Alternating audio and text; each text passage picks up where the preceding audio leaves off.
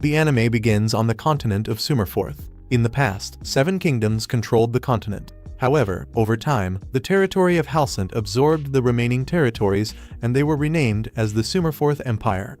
In the year 212, we observe how a group of people is standing before a funeral, saying goodbye to the patriarch of the Luvent family. And here we meet our Ars, who observes the farewell of his father with some sadness, but leaves his family and the servants knowing that from that moment on, he will be the lord of the house of Luvent. After that, we see how our Ars ended up in that world. He was an overworked office worker, who spent his free moments playing PlayStation video games, until one day while leaving his house he suffered a heart attack and ended up awakening in another world. However, he thought he was in a somewhat old hospital, and that the redhead who was before him was a nurse. But then he is surprised to see a flying dog, and the maid informs her lady that the coffee was already ready. And while observing Ars, she mentions that he is very handsome, while he is surprised to see his reflection on the tray. Ars was born in the year 200 and is located in the province of Mission. 3 years later, we observe that the boy is quite intelligent. Upon dying, he reincarnated as a boy named Ars and learned to read and write very quickly, which helped him greatly to get to know this new world better. Never before had he seen a map like that one. Therefore he feels that he is on another planet, and he noticed that in this world magic exists, with which one can conjure mysterious phenomena. He feels as if he were inside a video game, and to give even more advantage to his reincarnation. His family is aristocratic and governs the lands of Lamberg, a small region with thousands of inhabitants. While his house is so large that it resembles a castle, he has a large number of servants and an internal cook who prepares all the meals of the day. He has nothing to complain about regarding his new life, obviously because he possesses a power that apparently no one else possesses. And upon entering the training room, he asks the men if he can observe them training. They reply that there is no problem, and they are surprised, because their young lord is barely 3 years old and seems to be very interested in the training sessions. At that moment, Ars notices that a spearman knocks down his apprentice and reprimands him for being mediocre. Meanwhile, Ars uses his appraisal skill to see the spearman's statistics, his weaknesses, and his strengths, in addition to his name and his age. He approaches the young man and calls him by his name, while the man is impressed to see that he knows what he is called. However, Ars ignores his question and asks him if he has ever used a bow. But Miller replies that he would rather die than use a weapon like that, because true warriors do not fight their enemies from so far away. However, Ars insists that he should try, because he feels that he would be a great archer and asks if he could experiment and makes pleading eyes to convince him. The rest of the men encourage him to do it, since after all the young lord is asking, but they recommend that he move closer since it is his first time. However, Ars asks him to shoot from that same distance, and upon doing so everyone is surprised, and he himself is stunned to see that he hit the target. But thinking it was just luck, he tries again and hits all the shots. Everyone recommends that he should become an archer, because in truth he is terrible with a spear, and upon discovering that he has talent, he begins to speak very well of the bow after having disparaged it. The other warriors ask the young man how he knew that Miller had talent for the bow, and he replies that it was just his instinct, because he feels they would not believe him if he told the truth. His skill is truly useful, however for some reason he is unable to use it on himself, although he also feels afraid to know what his statistics are. At dinner, he praises the chef's food, while his father very seriously mentions that he heard about what happened with Miller and his talent with the bow. Ars replies that the truth is he thinks his father scares him,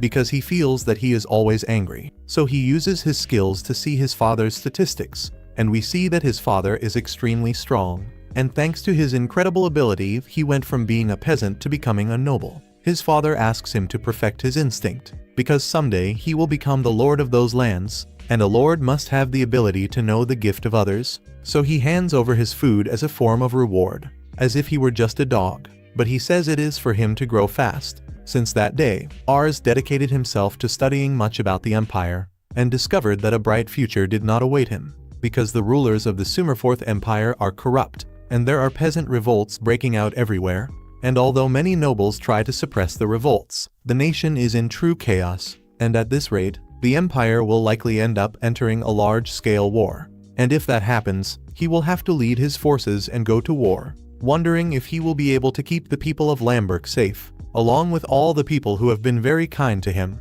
Regardless, he must protect them. For this reason, determined, he goes to the village in disguise to pass unnoticed. But it is not of much help since they discover him quickly while he is in the town. He takes the opportunity to appraise the skills of the people, and thus spends a long time without obtaining anything good, besides ending up exhausted, because his appraisal skill ends up tiring his vision greatly. While resting, he observes how a lady kicks a young man out of her house. He does not seem to be from that settlement, and a child mentions that he is a Maline. Everyone observes him with contempt because he is not a native of Sumerforth. His people arrived at this continent coming from the other side of the sea, and many of them arrived as slaves. Ars approaches him and offers him a piece of bread, while the villagers wonder why he is helping a disgusting Maline. However, they notice that it is the young Ars. The boy accepts the bread, and while eating, he begins to cry. Meanwhile, Ars is surprised to see that his statistics are extremely high, not to say that they are perfect, and imagines that he is like a character from his Nobunaga game, because he has no weak points and thinks that they must watch him closely. The boy thanks him for the bread and leaves. Meanwhile, Ars, marveled, follows him and asks him to become his servant. Ars's plan is to use his appraisal to gather the best people, and thus strengthen his domains. The boy asks if he is joking, but Ars, very serious, reveals who he is and shows the emblem of his family, making it clear that he perceives a great talent within him and wants him to become his servant. The boy asks how he can know that when they barely know each other, but Ars replies that it is just his instinct. However, he replies that he is very grateful for his kindness, but does not want to put him in trouble, because everyone would speak ill of him if he chose a Maline as a servant. Ars says that he does not need to worry about that, but he insists and leaves. However, Ars is determined not to let him depart, because perhaps he will never again find someone with his statistics. At that moment, the boy's stomach rumbles and Ars offers him more bread. In addition, he mentions that his family has a cook who will make all the delicacies that he wants. And speaking of food, the boy thinks better of it. The boy accepts to accompany him and, upon entering, a great banquet is served. But Ars becomes irritated and disappointed to see that they only serve him a plate with beans. The maid apologizes and explains that they cannot serve the same food as that of the young Lord Ars. The butler explains that they only let him enter at the request of the young lord, but asks that he leave when he finishes eating. Everyone looks at him with great contempt and Ars doubts that he will be able to convince them. But he does not intend to give up and moves his chair to the side of the boy and all the food so that they may eat together.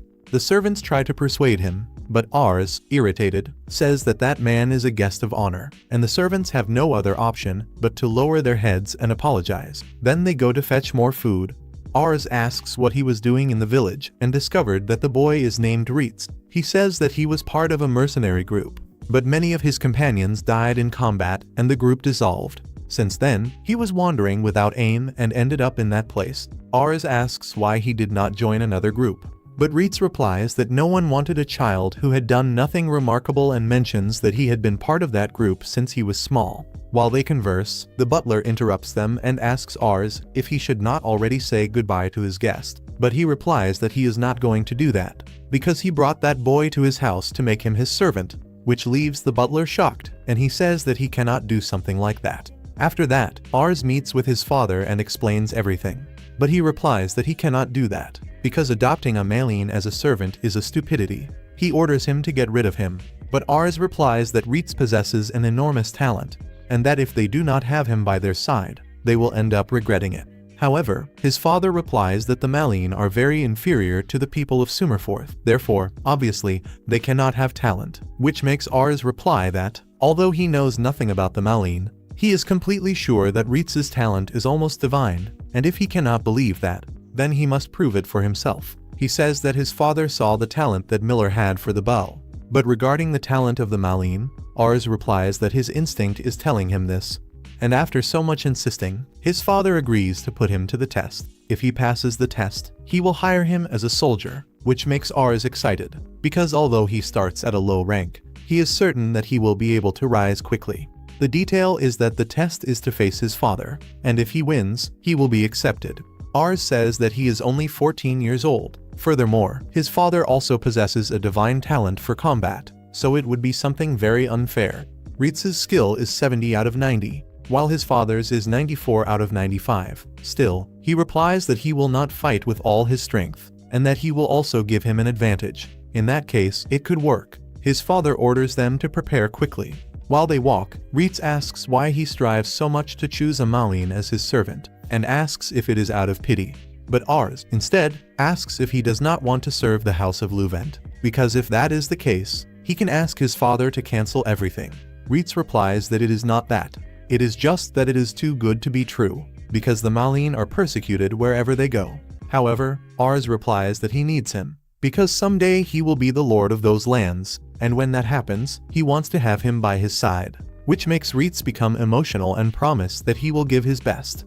In the training room, the soldiers observe him with contempt. While Raven orders Miller to bring the training swords and Gratz to bring an hourglass, he orders Reitz to take a sword, and if he lands a blow before the time runs out, he will have passed. Raven's skill is the highest in the entire territory, but Reitz has the chance to win if he manages just one blow. Raven asks his name, and he introduces himself as Reitz Muses. Raven also introduces himself and asks him to show what he is capable of. As they begin, Reitz manages to dodge the first attack, but realizes that even being a wooden sword, that blow would have been enough to split him in half. He blocks the second attack and realizes that Raven has enormous strength. Ars is frightened because his father is very strong, while the soldiers are surprised because when the Lord takes it easy, they are unable to even keep the swords in their hands. Imagine landing a blow, but that Malin did not retreat a single step. Furthermore, it seems that the Lord is truly exerting himself. At that moment, Raven lands a blow on his shoulder, and one of the men comments that despite having resisted a lot, it is very difficult to hit the best swordsman in the region. Reitz stands up again, and upon looking at Ars, he remembers his desire to be by his side, and then decides to fight seriously. His expression changes and he goes on the attack, dodging the first blow by blinding Raven with the sunlight, to take advantage and connect the second blow. But Raven blocks, saying it is over. Reitz notices that there is still time left in the hourglass, but in truth, his blow managed to graze him, counting as a hit. Raven concedes the victory and as promised, he is now a soldier. Meanwhile, Ars is thrilled because Reitz finally managed to pass. He thanks his father, but he replies that he was right. He managed to perceive a great potential in that boy, and knows that in the future he will become a great swordsman. His ability to discover talents is authentic, and it may be that he possesses an exceptional power. He was worried about not knowing what would become of his son in the future, but now he believes that he will be an excellent man, an exemplary noble, or even the emperor himself. Although after that he begins to laugh, because the throne is something unthinkable for such a local lord. But it is already enough that his son perpetuates the Luvent surname for one more generation. While the rest of the soldiers are surprised and fascinated by Reitz's talent. Some time later, Ars goes to look for him, who feels uncomfortable wearing those clothes, although Ars replies that he looks much more elegant, and mentions that he heard that he had asked to perform servant duties, so he asks him not to overwork himself. Although Reitz replies that in truth, it is a dream for him to have a lord to serve. If it were not for him, he would have died of hunger in the streets, and he has no words to thank him. Therefore, he wants to give his all to pay his debt. And now Ars is going to begin gathering more people, who have great talent in skill, leadership, ingenuity, ambition, and diplomacy. Ars is capable of seeing the talent of all people, and his father taught him that it is very important for a lord to see the talent of others, and if he wants to survive the approaching war, it is necessary to create a powerful army. Several months have passed since Reitz entered the Luvent family, and his intelligence has increased enormously, thanks to the education he received. He helps a lot in all the household tasks, and now thanks to his education he is one of the most intelligent in the mansion, both in the territory and in the mansion. Everyone began to like him very much as soon as they met him, and now those who previously looked at him with contempt admire him. Reitz goes to seek Ars to teach him about history and geography, and explains that the continent of Halcent was very close to another continent, which helped it accumulate wealth and power to expand its influence over the remaining territories. And once he conquered them all, the king of Halcent, Anates Bidoras, self-proclaimed himself emperor and changed the name of the kingdom to the Sumerforth Empire. This happened 203 years ago.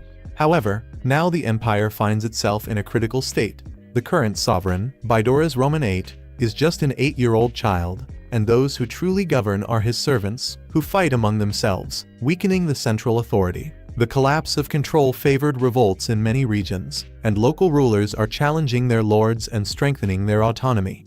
Ars believes that at the moment the conflicts are still small, But even so, his father needs to deal with them. Someday a great conflict will break out, and he needs to prepare to use his power and surround himself with people of great talent. Though sincerely he would prefer not to have to reach that point. He asks Ritz where he thinks a great conflict could break out, and he replies that probably in the province of Mission, since its governor, Salamakia, is an elderly man who is not in good health and will likely die in a few years.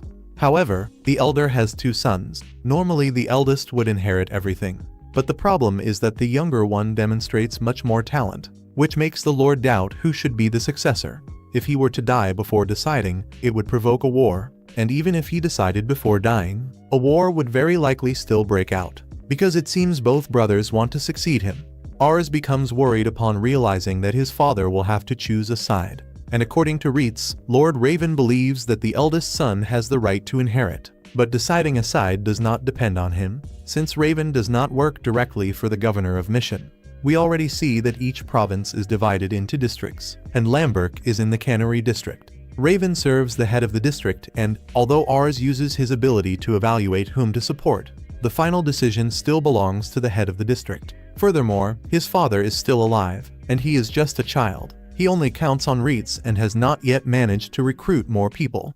However, Ritz mentions that this is a good opportunity, since a lord can rise in position if he stands out in an armed conflict, and they must strengthen themselves to achieve that result. He reassures Ars, saying that he will always be by his side to protect him. But it is time to start searching for suitable people for this job. The two set off, and, upon leaving the house, Ars notices that his father is training. Lately, he trains much more every day, and it is because he probably smells war. His father asks if he intends to go to the city again, and Ars replies that he intends to go in search of more people with talent. Practically, we could say that Ars is a little talent scout. His father recommends that he obtain someone specialized in magic, since magic is a crucial resource in the upcoming battles and he does not know how to use it correctly. And few of the servants who do know it are anything special. Mages can change the course of a battle, and for that reason, they play such an important role. Ars remembers that his father once asked him to use magic, and with the artifact, he could measure his performance. However, after shameful result, his father never asked again. His father expects good results, and both set off for the city on horseback. And Ars is surprised to see that Ritz also knows how to ride. He comments that having a mage in their forces would be very advantageous, and Ars thinks he is entirely right. It is crucial to find a perfect candidate for the future of his family and of Lamberk. Upon arriving at the Cannery district, Ars is impressed, as the place has about 50,000 inhabitants, so it will be a long task to find a perfect mage. And as they advance, Ritz mentions that the Cannery castle belongs to the Pease family, and they are the ones who govern that place. Ars perceives that the people of the district seem to have a lot of money and wishes the people of Lamberk could have that lifestyle. He loses no time in searching for his candidate, but upon observing around, he finds nothing decent.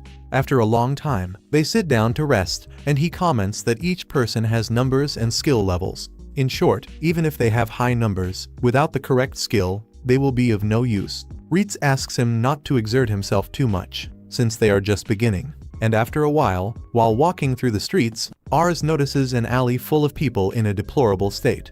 Upon approaching, Ritz comments that where there is wealth, there are people in this situation, for prosperity feeds imbalance. Rs wishes to help them, and Ritz understands perfectly. After all, he saved him from that very same situation. However, despite everything, it pains him to say this, but in his current state, Ars does not have the power to save these people. When he saw the superficial prosperity of the city, he thought it was something wonderful that in a city, even the less fortunate could live on their own, and he tells Ritz that he intends to build a kingdom with those ideals, and although it seems naive, he would love to find the talent he seeks among those people. Ritz replies that he feels proud to be at his service, and Ars becomes embarrassed, but soon we realize that they are being observed by someone hooded. Upon arriving at the largest market, one of the vendors tries to convince him to buy a dragon egg, and Ars imagines himself riding one. He marvels at the realization that dragons exist in that world and, desperate, tries to buy 3 eggs. The vendor says they are very rare and that he brought them from the northern trade. However, Ritz stops him, as he knows very well that the northern trade was suspended the previous year, and that the only form of importation is by smuggling. Furthermore, a dragon egg does not hatch if it does not receive heat, and most importantly, no one could have that many eggs. If he tries to deceive his lord with halcyon giant lizard eggs, he will send him to the next world. But Ars intervenes and asks him to stop, because he is no longer going to buy any eggs and apologizes, as it was his own fault for not being informed. Everyone in the market observes them in surprise, and upon leaving there, Reitz apologizes for having acted in that manner. Meanwhile, Ars realizes that Reitz would act like that again if someone tried to deceive him once more, so he needs to be smarter. Otherwise, he will end up killing someone. The two continue their search, and while eating a great quantity, Ars goes to look for some sweets. But the hooded individual from before bumps into him and runs away. Reitz warns that he stole the purse and carries him while they pursue the thief. They realize that he is very fast, but they manage to catch up to him and remove his hood, discovering that it is actually a girl. She leads them to an alley but ends up encountering 3 men who begin to beat her. They say she cannot escape, but then the boys arrive and Ars asks them to stop. One of the thugs advances against Ars, but Reitz stops him immediately. The other companions also attack, but they are no match for Reitz. The thugs flee in desperation, while Ars is impressed upon seeing the girl's statistics, and that her magic is at rank S. He notices that her name is Charlotte Rise, and that she has 92 in leadership, 116 in skill, and is only 11 years old. Her skill is at the same level as his father's, although the rest of her attributes are very low, so she probably would not be fit for combat without magic. However, the most important thing is her talent for magic. Reitz orders her to return his lord's purse, while Ars, desperate, asks the girl if she would like to serve him. However, Reitz refuses because she is a thief, but Ars makes it clear that the girl has a lot of talent for magic and that he has never seen such potential. Unfortunately, the girl replies that she prefers to die rather than serve a brat like him, and Ars tries to use his charm to persuade her, asking if there is no way she would serve him, since she possesses an enormous talent for magic. But she is quite confused, as she has never used magic. Ars replies that he is very certain of her potential.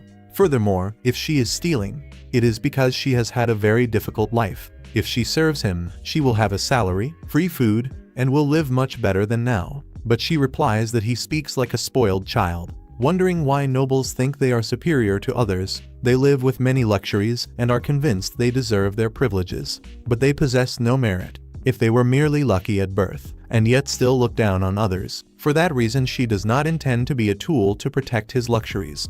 Ars says that he is different, and that someday he will build a city where people like her can live well. For that reason, he needs her help. She then asks when that day will come, since those who live surrounded by luxury do not understand reality. People like her spend the day in alleys, facing cold and heat, without knowing when they will eat again. She does not intend to serve him just so he can be seen as someone kind and grand. This leaves Ars frustrated, but Reitz intervenes saying that he understands her feelings very well. However, he does not tolerate her stealing, demanding that she return the purse, and she hands it over since, in the end, she is alive thanks to them.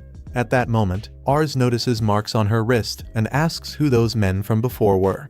She replies that they were henchmen of a slave trader. She was captured in a noble's warehouse and sold to a trader. She managed to free herself, but the henchmen began to pursue her. She says she believed they would receive a lot of money for her, but with a face like hers, anyone would think so. However, the two do not think the same. Ars asks why she did not leave the city after escaping, but then a group of children runs to her, saying they were worried and that they are very hungry. Ars and Reitz ask who those children are, and she replies that they are orphans like her, who survived on the streets as best they could, and that she cannot simply leave and abandon them. Ars replies that in that case he will not recruit her and asks Reitz for the purse and hands it to her. She, excited, accepts and asks if he is being serious, and he makes it clear that he expects nothing in return. Ars says she does not need to worry. She leaves with the children, while Ars thinks that in this way he will not be able to take her. Some time later he is pensive, and Reitz recommends that he go inside, as he might catch a cold, saying that he has already been in a very similar situation and understands her perfectly. The world does not treat the poorest well, and probably the nobles treated her even worse, which is why she sees everyone as bad people. But Ars is not like that, and he can guarantee it. Ars replies that he does not know at what moment he began to consider his privileges as something so natural, and he is not surprised that she became irritated with him. But he wants to build a better city, though he does not seem to take it very seriously. At that moment he sees the children from before running, while they shout Charlotte's name. The young men go down worried to find out what is happening, and the children, upon seeing them, say that those men took Charlotte. Now we see her past, as she observed from an alley other children living well with their parents, while she suffered on the streets being despised and mistreated whenever she approached people, receiving only inhumane treatment and lamenting her birth. Back in the present, the slave traders beat her for having escaped, while we notice that she, even being struck, shows no reaction. The leader of the thugs reminds them that they must not hit her face, as she has a buyer, and he would not want a degenerate like that to see it.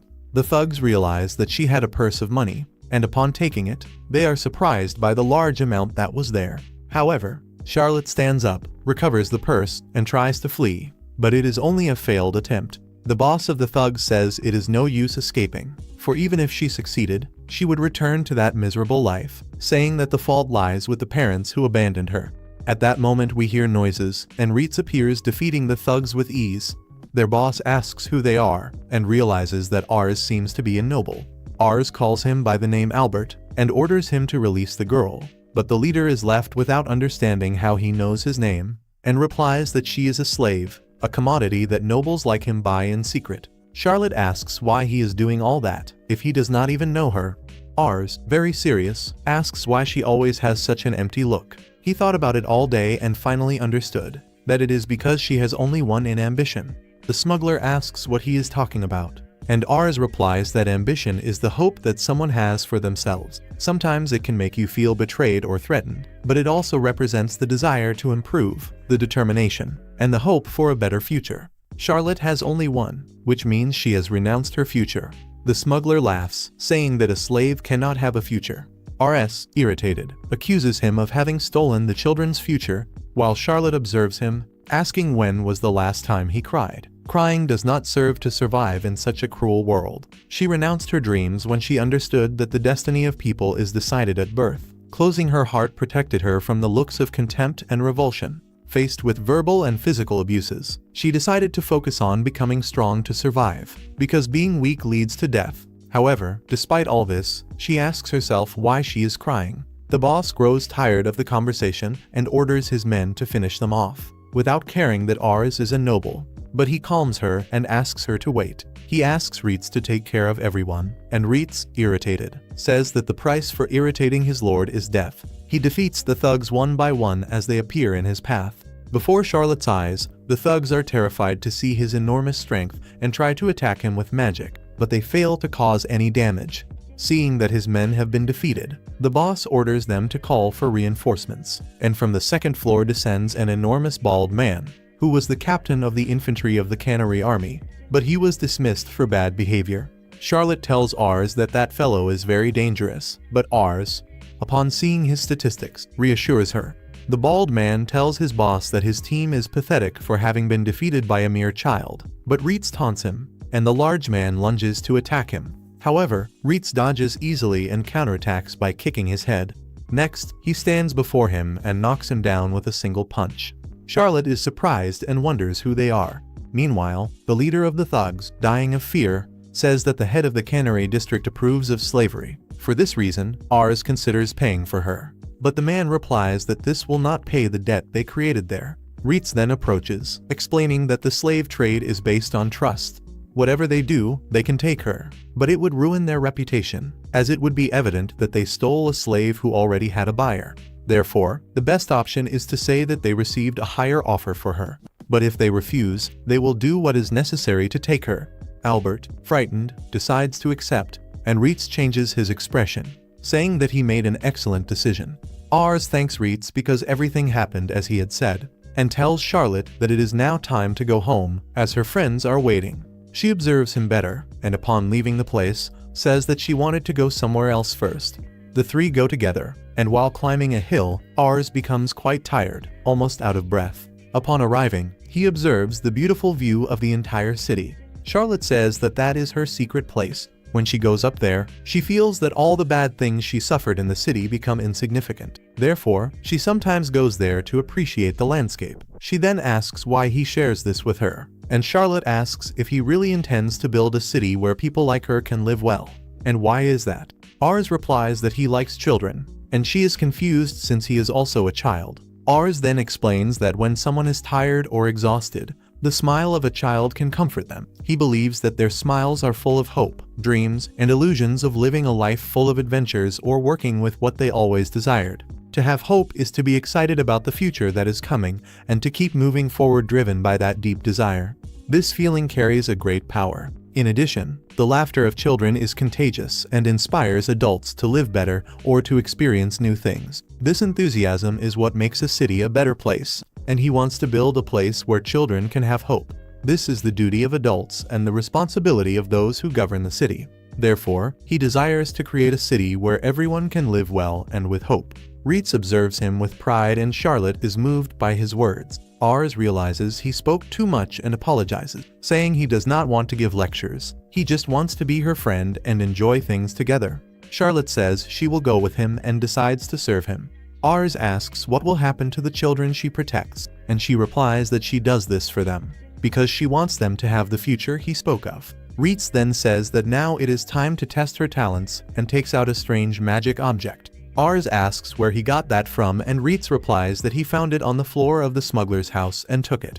He hands the artifact to Charlotte, because he wants to prove if she truly has talent for magic. It is not that he distrusts Ars, it is just that he will only consider her a comrade when he sees what she is truly capable of. Charlotte warns that it is her first time and he should not expect much, because she also does not know how to cast spells or anything of the sort. Reitz approaches her and explains. Ars observes them and mentions that he also knows nothing of magic, but he had never seen someone with such a high level in that attribute. He wonders how much power she could truly have, and Charlotte begins to conjure.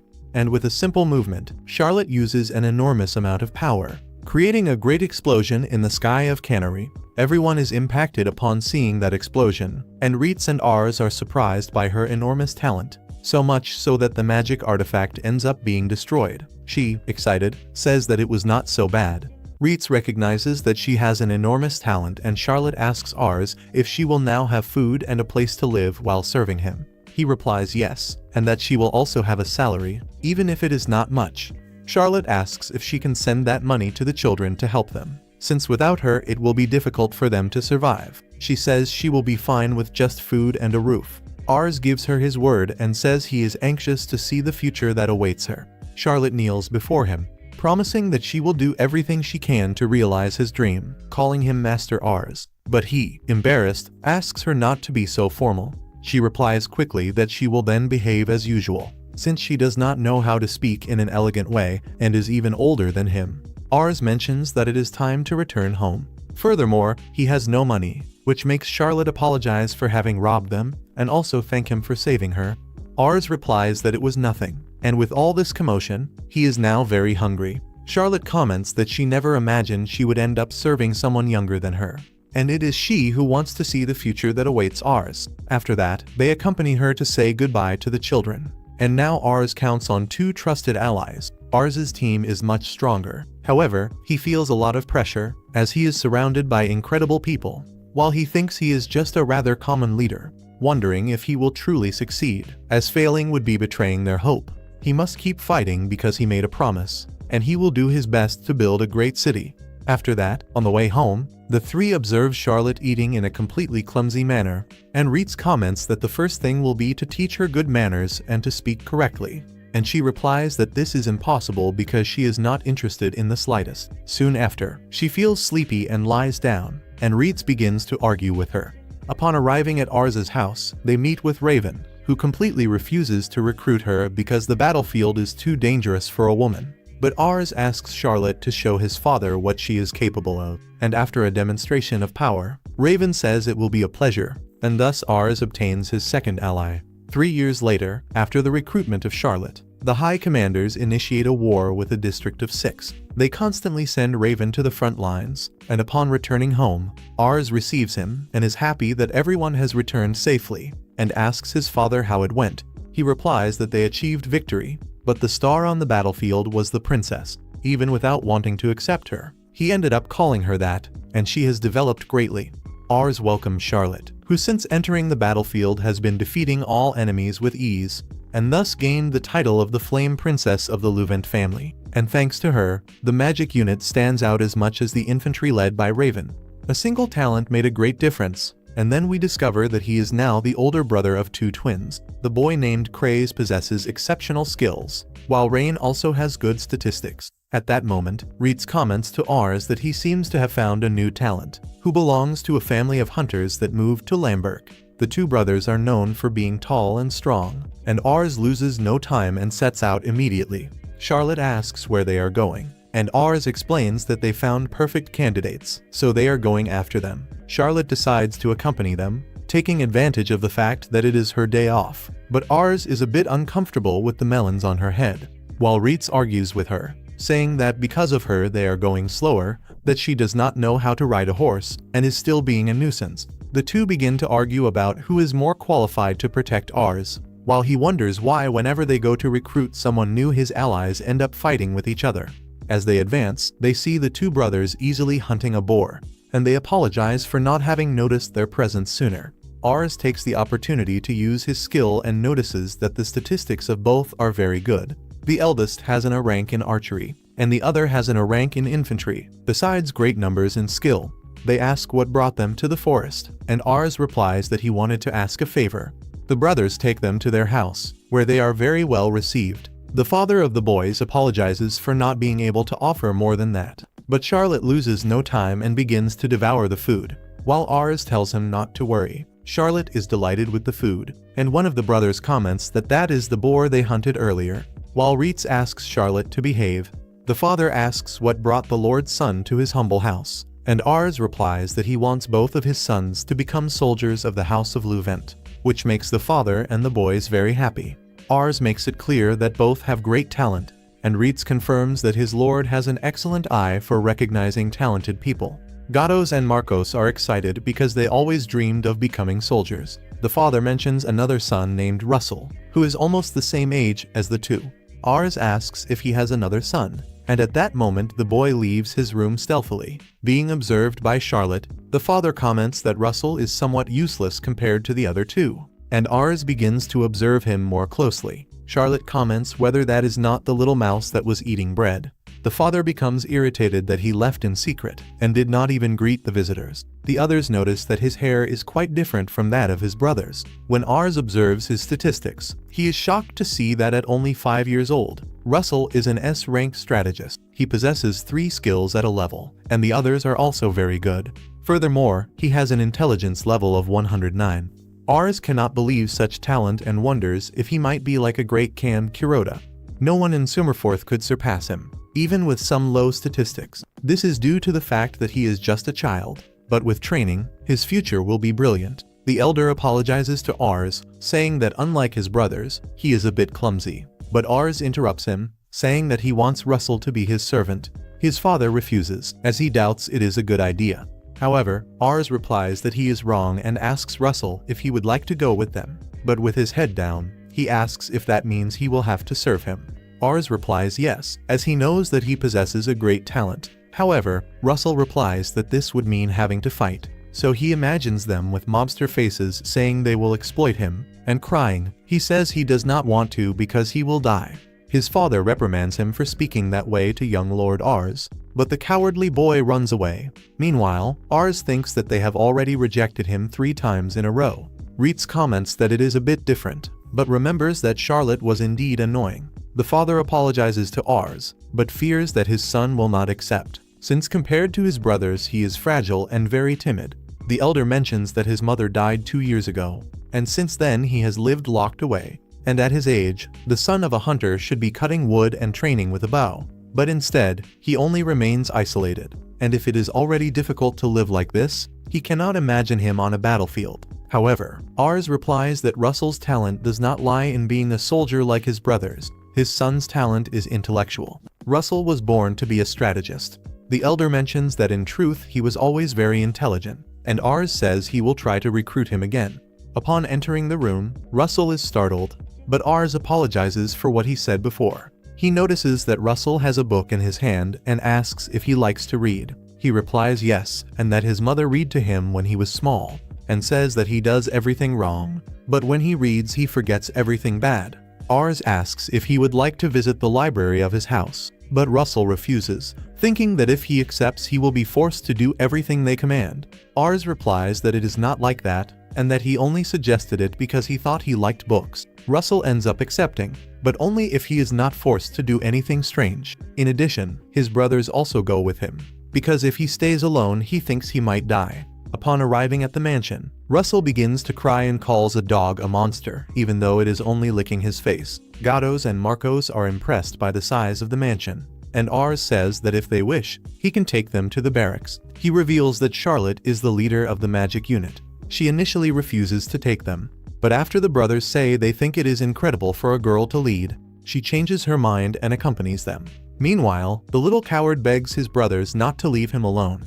Upon arriving at the library, Russell is fascinated, but Ars says goodbye and leaves him with Reitz, as he needs to go to his lessons. Some time later, Ars ends up sleeping and upon waking is startled, fearing that Russell has gone away. Upon entering the library, he asks Reitz, and he replies that Russell reads so many books that he ended up sleeping from exhaustion. He says that while he was teaching him words he did not know, Russell memorized them immediately and thought from them, deepening his understanding even further. Ars uses his skill and notices that his intelligence increases very rapidly, even though only a few hours have passed.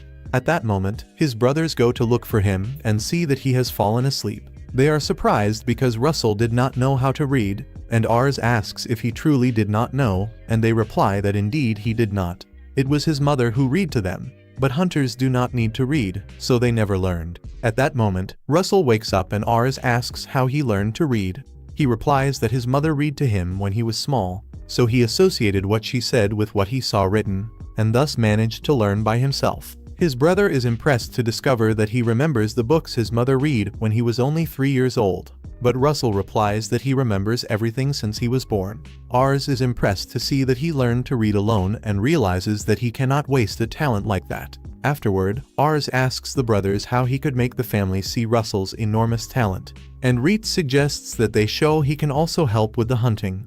And then they gather to explain that on other continents, traps are used to hunt. Marcos and Gatos say that the animals are fast and intelligent, so they cannot be captured with traps. However, Ars explains to Russell that strength and endurance are not a person's only weapons. The true weapon is the brain, and if he uses it to create a trap, his father will certainly value him more.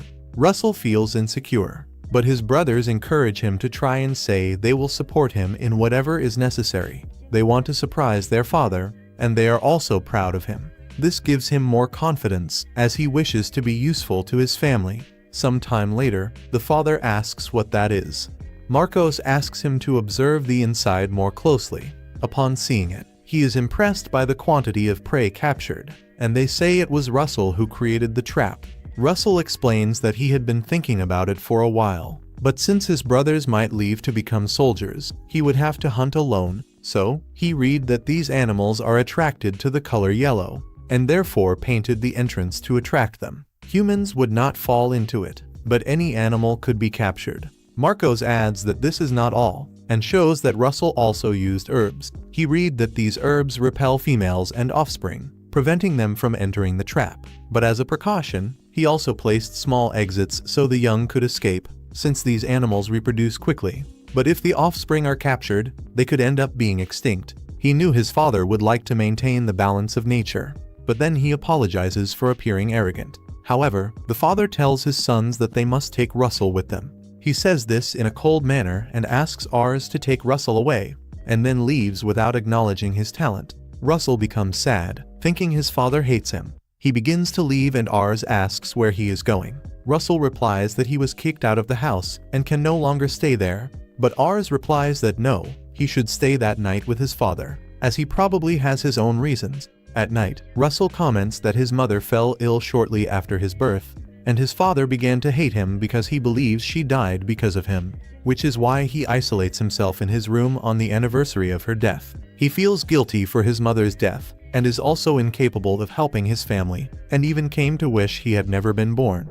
At that moment, he hears a noise and discovers that his father and his brothers are on the roof of the house. They tell the father that they will be great soldiers so that he can be proud of them. And after a toast, they ask why he spoke that way to Russell. since his trap was something brilliant. However, the father confesses that he knows this and that Russell should hate him. He admits that he was never able to see his son's talent and only focused on what he could not do, and regrets having treated him so poorly and not realizing the potential of his own son. He says he is a failure as a father and wants his son to spend the rest of his life somewhere else, where his talent can shine intensely, stating that Russell is as kind as his mother and always worried more about him than about himself. The only way to make him leave is by making him hate him, because only then can he redeem himself for everything he did.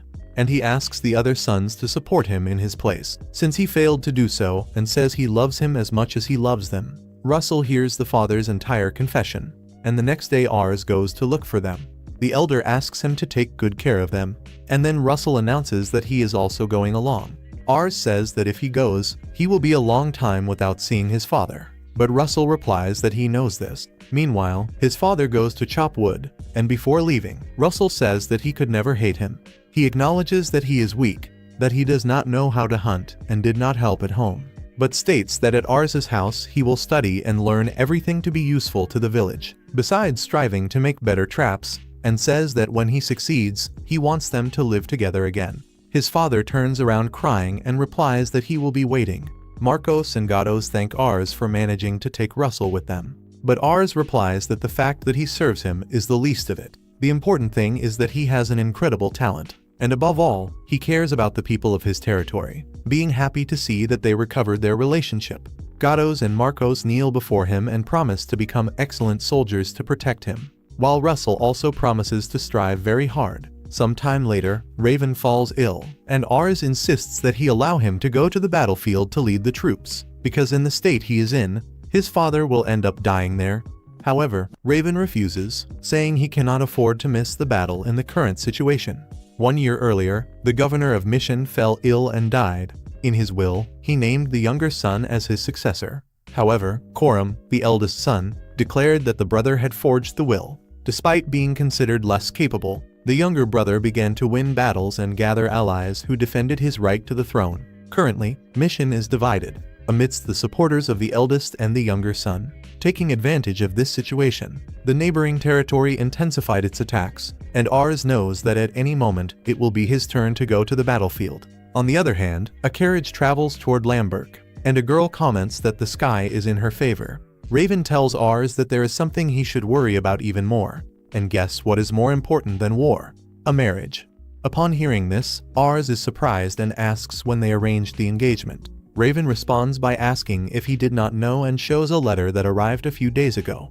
Ars runs to warn the others and tells them that his fiancée has sent him a letter. Charlotte asks if he was not going to marry her while she teases him, but Ars is not in the mood for jokes, as he just discovered he is engaged. And to make matters worse, one of the maids arrives announcing that the girl who claims to be his fiancée has just arrived. Ars goes to receive her and is very nervous. As in his previous life, he never even managed to get a girlfriend. He is curious to know what she is like. Then she removes the veil and presents herself radiantly as Alsha plead. Ars is marveled upon seeing his fiancée's statistics and realizes that she has 100 in diplomacy and 80 in ambition. He wonders why she has so much ambition. He notices she is very calm, but it might just be to cause a good impression, while he imagines her trying to kill everyone and take over the Louvent family. Therefore, he decides he will not let himself be deceived and invites her to enter and get to know the mansion.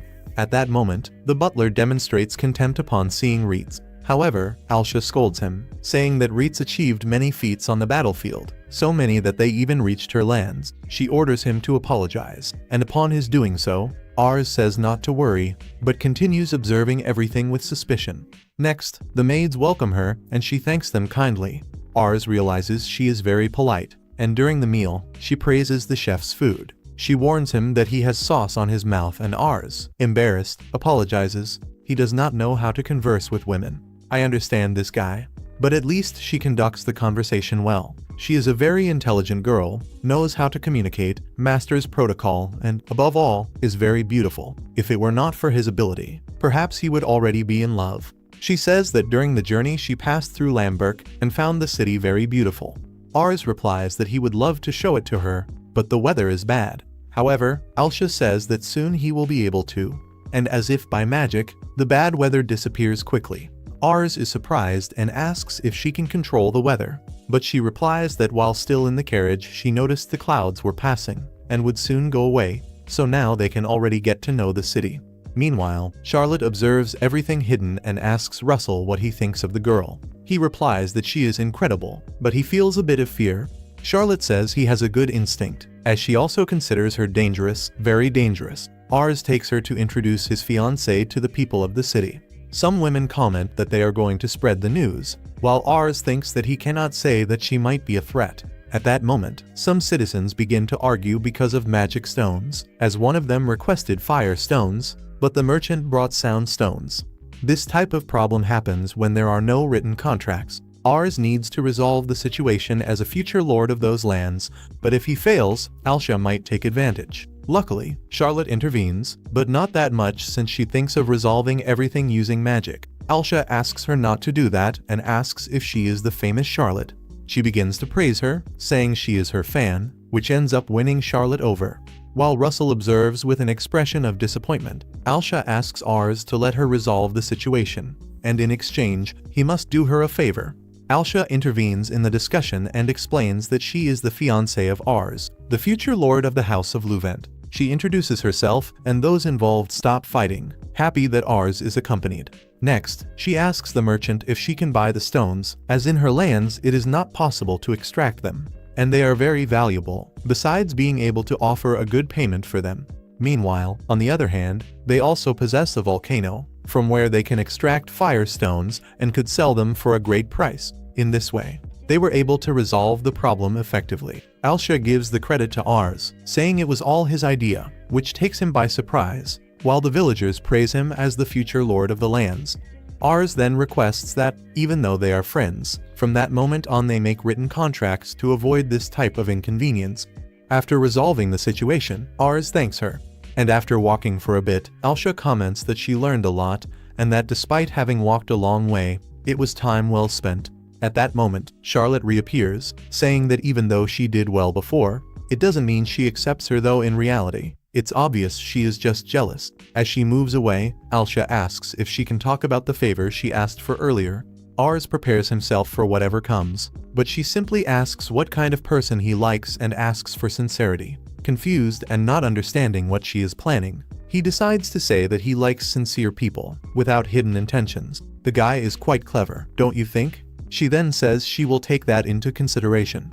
That night they dined on an exotic dish prepared by Reitz, and Charlotte gave a magic demonstration that enchanted everyone. Unfortunately, Ars couldn't figure out what Alsha was planning, but since she was staying the night, he might understand the next day. However, when he goes to bed, he finds Alsha lying in it. Embarrassed, he asks if she mistook the room, but she replies that she knows exactly where she is and that she snuck in just to see his reaction.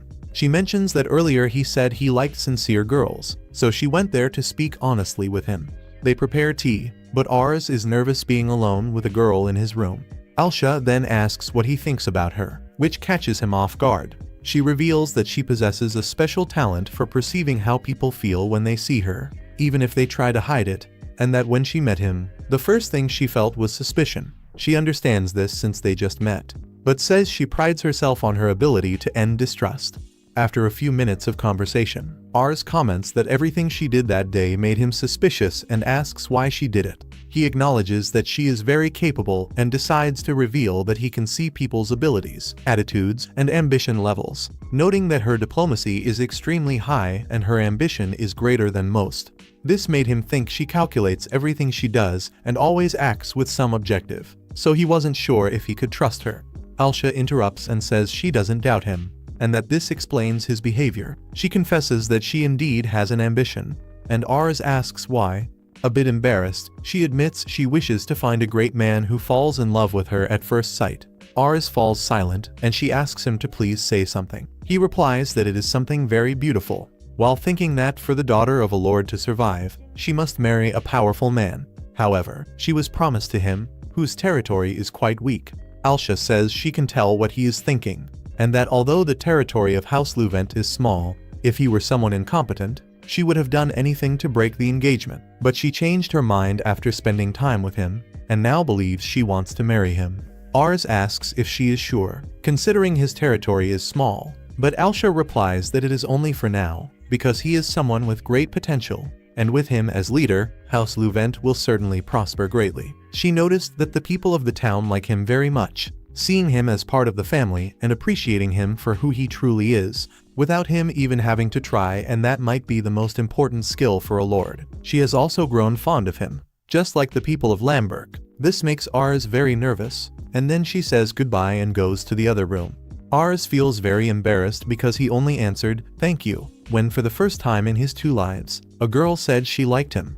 On the other hand, Alsha also feels embarrassed for having entered a man's room and running out afterward. However, for the first time, she told someone what she truly feels. The next day she returns to her lands thinking that the world of nobles is horrible. Everyone lies and never says what they think. They don't hesitate to eliminate someone if that person represents a threat to power. She always hated her ability to perceive this, but believes that if one day a strong man fell in love with her, she could escape this world full of conspiracies. Since then, she began to value her ability. She had already learned all the bad things, so she also learned to fake feelings. In the beginning, she wasn't interested in marrying into House Luvent. She wanted a marriage with a much more powerful family, but that was just to create a good impression and establish relations. However, upon arrival, he ended up generating suspicion despite his efforts. At one point, Luvent commented that the city streets were not very good, and that it would be difficult to walk in those shoes, so he went to fetch an ointment in case she hurt her feet. At that instant, she realized Luvent's kindness. His gentleness is limitless and does not depend on the status or position of people. His people treat him like a member of their own family, and she was enchanted by the world around him. She fell in love with him and expressed what she felt, and he accepted her as she truly is. Because of this, she is certain that Luvent is someone strong and very capable, but his kindness may bring him trouble. Therefore, she wants to be by his side, because if anyone tries to stop him from building such a beautiful world, she will eliminate whoever stands in his way. After she departed, they began to exchange letters, and Luvent remembers the moment they said goodbye. Lisha mentioned that he had not yet responded to her declaration of love, but that she would be waiting.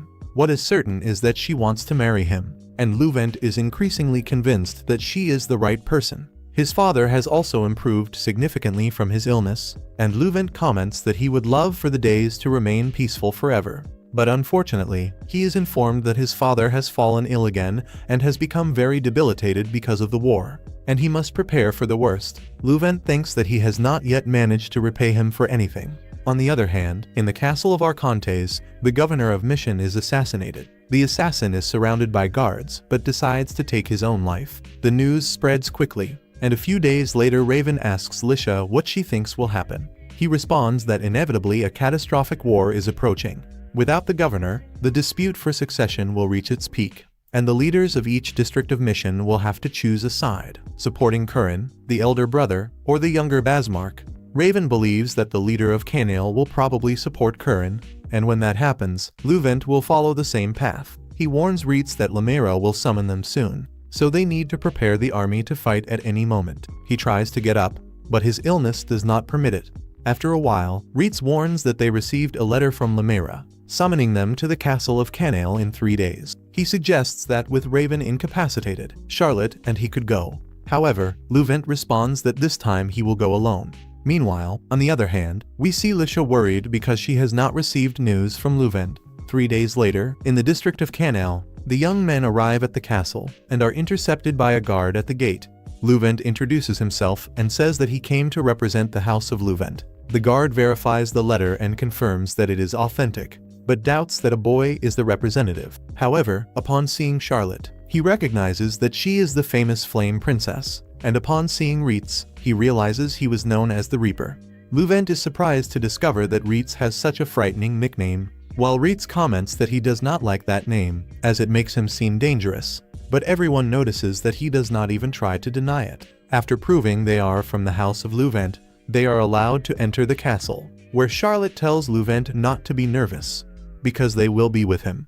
At that moment, they are received by the steward of Lord Lamera, named Mens Riene, and then Luvent introduces himself and announces that he goes in the name of his father.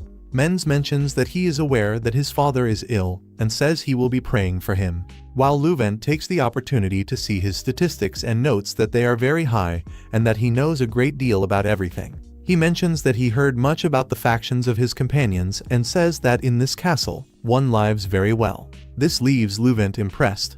However, both Reitz and Charlotte respond that they are grateful, but they swear loyalty to the House of Luvent. He only says that it is a pity and thinks that the House of Luvent must be a magnificent place. After that, he leads them to meet with other leaders, and upon entering, a nervous Luvent introduces himself to everyone and announces that he is there in the name of his father, Raven Luvent. The other two lords remain in silence, leaving him even more nervous, and like a robot, he walks to his chair. He might even be a robot, but I am not. So the bald man announces that it has been a long time since he last saw him, making Luvent realize that it is Carlo Orlo, the lord who used to play frequently with him when he was small. He mentions that he has grown a lot and offers him some biscuits so that he may relax, while on the other hand, the lord observes with great apprehension. But when Luvent tries to apologize, Lamera enters the room, causing everyone to stand up and lower their heads. He asks them to raise their heads and thanks everyone for having attended, despite having summoned them with short notice. Upon sitting down, Ars Luvent observes his statistics and notes that they are also very high, but nothing out of the ordinary. Even so, they are the statistics of a leader. However, when comparing him to Men's, he realizes that he complements Lamera's shortcomings, imagining that when they work together, they make the best decisions for their country.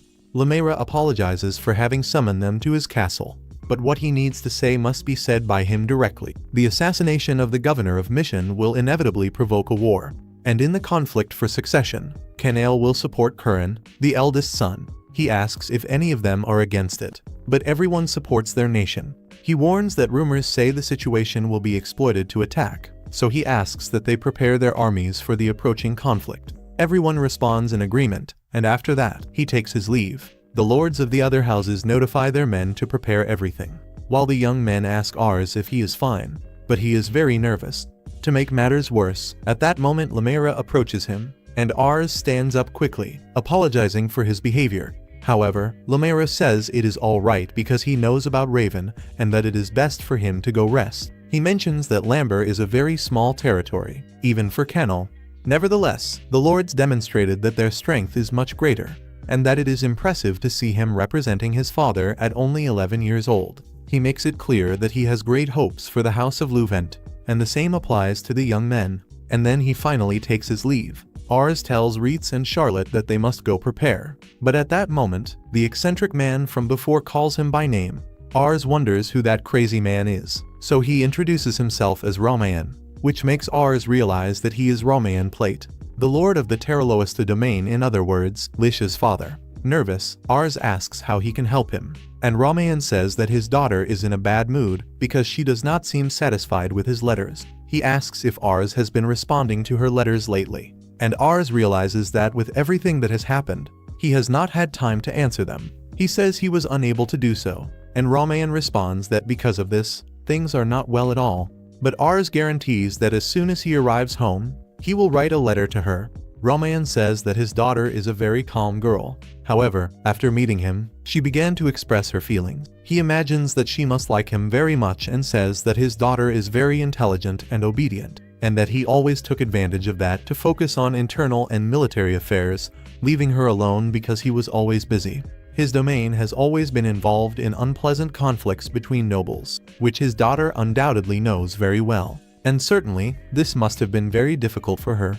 For this reason, he wants his daughter to find happiness, although he knows that this is largely his fault. She ended up taking it out on Ars. Despite being a domain lord, he is relentless regarding his daughter, so he asks Ars to forgive him. He knows Raven and knows he is a relentless warrior, so he thought his daughter would be safe with any of his sons. For this reason, he accepted the engagement and asks Ars to please take care of his daughter.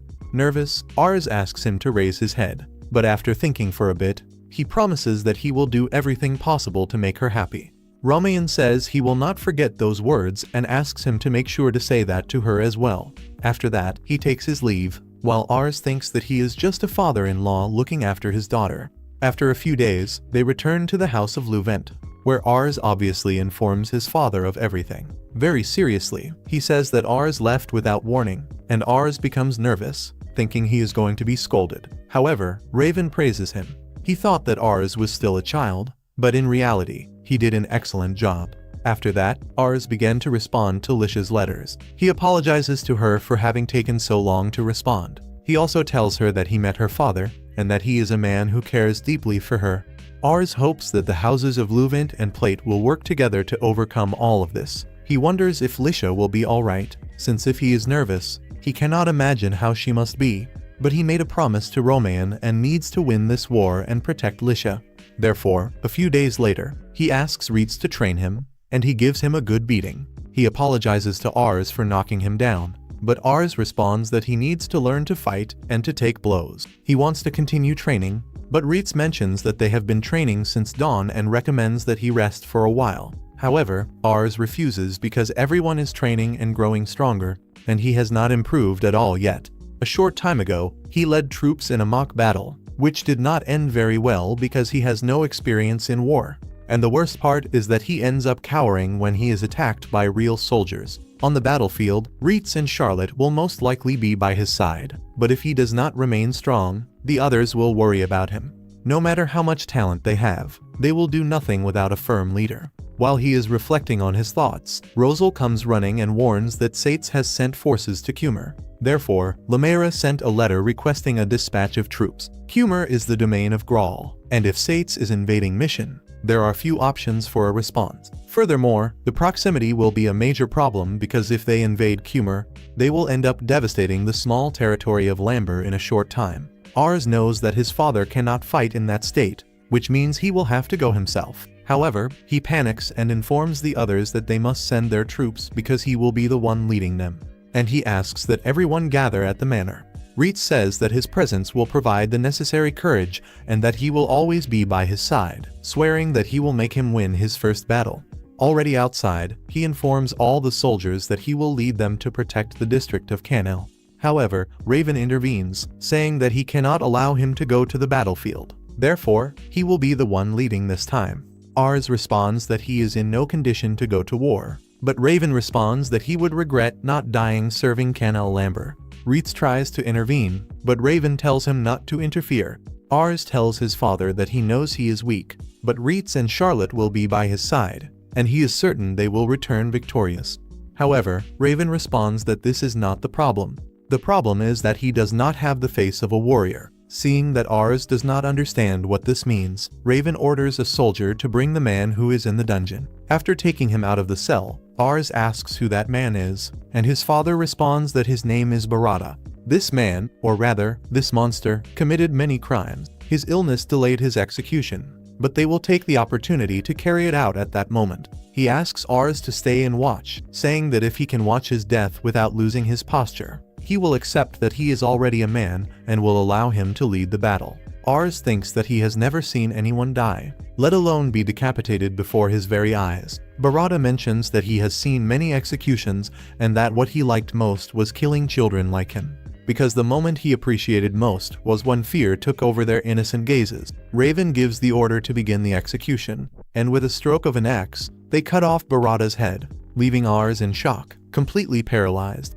Unable to say a word, he ends up vomiting, and his father tells him that there is no reason to be ashamed, because everyone reacts like that the first time, including himself. On the battlefield, deaths will be seen constantly, and if he is affected by one death, he will not be able to lead anything. For this reason, Raven says that he needs to go himself and orders all the soldiers to begin marching. While Ars remains on the ground processing what has just happened, his friends try to support him, but Raven says that they will go with him. And without saying a word, they follow behind Lord Raven. Ars finally understands that he understood nothing, that he was not prepared to go to war, because he still remains a child. After that, we see Raven engaging in an intense battle on the field of war. Rosal takes charge of organizing the army, while Raven and Reitz fight side by side. The archers eliminate a large group of enemies, and Charlotte, with a fireball, destroys the castle wall. Raven, despite his illness, fights intensely and does not think of surrendering to anyone. The enemy army is 50% larger than that of Canale.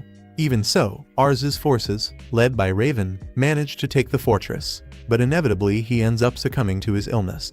The campaign lasted more than a month, and Raven returns 4 days after Ars's 12th birthday, lying on a stretcher. His young children are frightened at the thought that their father might die, while their mother can do no more than hug them. Ars welcomes the companions, who worry upon seeing him injured, but he reassures them, saying that it happened during training. Worried, Ars asks about his father's condition, and Reitz responds that he excelled in combat, but unfortunately collapsed at the end of the battle, and that this campaign inevitably aggravated his illness.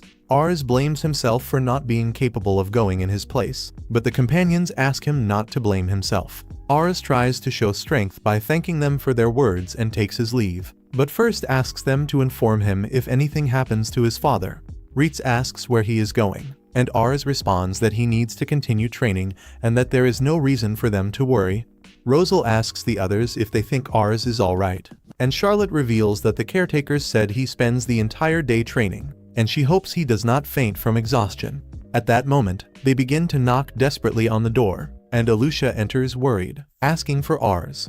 She apologizes for coming without warning, but she is very worried, and she says that she has sent several letters, but since the last conflict, she realized that something changed. Sometimes it is just in her head, but she feels him distant and no longer notices the same dedication he used to put into his letters. Reitz asks her not to take it the wrong way, but Ars has his reasons. She responds that she is just concerned and asks them to tell her what is happening. Charlotte and Rosal recommend that Reitz tell the whole truth, and he reveals that Ars witnessed an execution and is currently struggling with himself, because he feels useless by remaining at the house, in addition to the guilt he feels by holding himself responsible for the worsening of his father's health. Lisha laments and feels useless for not having done anything despite being his fiancé, and she asks where he is. Then they take her to the training hall, where they observe him training hard. However, Ars ends up falling, and the soldier recommends that he rest, as he no longer has the strength to continue fighting. Even so, Ars forces himself up because he wants to continue training. His father fought in worse conditions, and he needs to protect his people. Upon hearing this, Lisha decides not to enter, as she feels it is not the moment. At that instant, one of the maids announces that Lord Raven has regained consciousness. Rosal is happy and wants to go inform Ars, but the maid stops him, informing him that Lord Raven wishes to speak with them first. So everyone gathers with him, and he thanks them for having taken care of everything after he collapsed. Charlotte, in an imprudent manner, comments that she had never seen him that way, and the others tell her to be quiet. But Raven asks them to remain calm, because at that moment they are not speaking to him as if he were the Lord of Luvent. He asks if they like living there, and everyone responds that they love the place. Raven rejoices upon hearing this and reveals that he will soon die. He knows his body better than anyone, and therefore he wants to speak with them while he still can. What happened is that when Ars brought them, he did not know what to do with them. Reitz is a Malquian, Charlotte is a woman, and Rosal is just a child, and he still remains one. But despite everything, they became pillars of that domain, and for that reason, he thanks them for having come to that house, saying he is very proud of them, and he makes a great request, obviously related to Ars. He is still not strong enough to go to war, and being forced to lead would be something cruel. Now that he is about to die, he realizes all the things he did not do, and he believes he should have taken Ars to the battlefield when he was still well, to show him the harsh reality while he could protect him. But now it is too late, and for that reason, he asks that they support him, not as the Lord of Luvent, but as a father worried about his son. He says that Ars is a very good boy and beloved by all the people, and that they are the proof that he can see the potential in others. He is proud that Ars is his son, and for that reason, he asks them to protect him. Rosal, crying, says that if it were not for Ars, he would still be criticized as always, and that he will study more to be able to help him, because Ars taught him to trust in himself. Reitz states that he will not allow anyone to stand in Ars's way, and that he will fight until his last breath, vowing to always fight for him, even if it costs him his life. Charlotte says she does not understand much about domains, but Ars gave meaning to her life, and she wishes to see the future he wants to create. Therefore, he does not even need to ask, as she does not intend to serve anyone other than Ars. Raven says they must not die for him, but rather live to protect him. The companions bow their heads, thanking him for having welcomed them. Reitz asks if he can make a request, and changing the scene, Lisha is informed that Lord Raven wishes to speak with her. She presents herself before Raven, regretting appearing under these circumstances. But Raven is the one who apologizes for his state and asks if she does not remember when they first met. Lisha is surprised, as she did not know she already knew him, and Raven reveals that he was the one who asked for her to be betrothed to Ars. When he saw her for the first time, he thought she was very small, but he realized she possessed an enormous kindness, and he wanted someone like her by his son's side. His words move Lisha. Raven says that Ars's territory is small, and that perhaps he is not very reliable. However, Lisha interrupts him, responding that it is true that Ars's kindness may leave him vulnerable, but he is doing everything he can to overcome that and become someone better. Raven realizes that Lisha is very much in love with his son, and she confesses that she is completely. He thanks her for that and asks them to call his son. Upon leaving, the companions thank Alusha for also speaking well of their lord, and she informs them that Lord Raven wishes to see Ars. Before departing, Alusha thanks Reitz for being so kind. As he walks away, he remembers the day he was put to the test by Raven, and he feels frustrated and very sad for being unable to prevent his death. After a while, Ars enters his father's room excitedly, carrying several medicines, and says that he has been researching his illness and would like to test some herbs. Furthermore, he also knows a very famous doctor in the neighboring city. However, Raven interrupts him, saying that he has grown a lot, and tells him that when he was his age, he decided to become a warrior. He did not grow up in Lamber, but in a remote agricultural village in Mission. The lord of that place was a tyrant who collected many taxes, forcing the people to live in poverty. He could not bear it, and at 10 years old, he ran away from home and went to another city. By coincidence, upon his arrival, the governor of Mission was visiting, and for some reason, the local lord had organized a celebration. He does not remember it very well, but the stature and grandeur of the governor remained marked in his mind. From that moment on, he decided to become a man capable of governing and leading many soldiers. He studied swordsmanship on his own, became a soldier, and fought with all his soul. He had his deeds recognized until the Lord of Canal promoted him. Before he realized it, he possessed his own domain. Time passes very quickly, and his followers, his people, his family, and everyone living in Lamber are worth a great deal to him, and he dedicated his life to protecting them. At that moment, he begins to cough and mentions to Ars that he heard he feels guilty about his condition. So he asks him not to feel that way, because he was the one who chose to live this way, and there is no reason to feel responsible for anything. Ars feels very frustrated, but Raven asks him to take care of everything. He tries to hold back his tears and responds that he will do his best. His father sees him now as much more prepared and imagines that it must have been a great burden for him to be his son. Ars responds that it is exactly the opposite, and that he rejoices greatly in being his son. His father feels pride in Ars and asks how things are going with Lisha. He mentions that she is a very strong girl, and that this probably comes more from her mother than from Romain. Then Ars asks if he is very close to Romain, and Raven begins to tell more about his past throughout the entire night. They spend more time together and with the rest of the family until, the following morning, Raven inevitably passes away. Ars, his family, and all his followers hold a funeral, and upon placing a flower, he tells everyone that his father taught him many things. He was a wonderful man and left Lamber and all of them under his care. And although he is not as strong as his father, just as his father did, he vows to care for everyone more than anything else in the world. Therefore, he asks them to lend him their strength, and all the citizens begin to shout that they would do anything for him. Charlotte remembers Raven and recalls that on the battlefield he gave her his hat and asked her to save that effort for when Ars was on the battlefield. Referring to him as his father, she said she would take care of everything. Lisha remembers the moment before saying goodbye to Raven, when he asked her to stay by Ars's side and support him. She apologizes for her inadequate feelings, but says she is happy to be there at that moment. Rosal recalls when Raven would worry about him upon seeing him study late. After covering him with a blanket, Raven said that he was still a child, so he should not pressure himself and needed to grow at his own pace alongside Ars. Ars thanks everyone and asks his father to watch over them forever. He gathers his courage and, with unshakable determination, declares to everyone that from that day forward, he will be the head of the House of Louvain. And everyone kneels before the one who would become the legend of the House of Louvain. Meanwhile, in a tavern, A mysterious woman hears the news of the assassination of the governor of Mission and approaches the men, asking them to tell her more about the matter. 3 months after Raven's death, Ars has still not grown accustomed to his new position, but he manages to get by with the help of everyone who supports him. He feels that he will never be able to be like his father, but he will do his best in his own way, and thus he sets out on a new journey. He meets with Lord Canail, where he informs him of his father's death, and he says that Raven was someone extraordinary and his best weapon.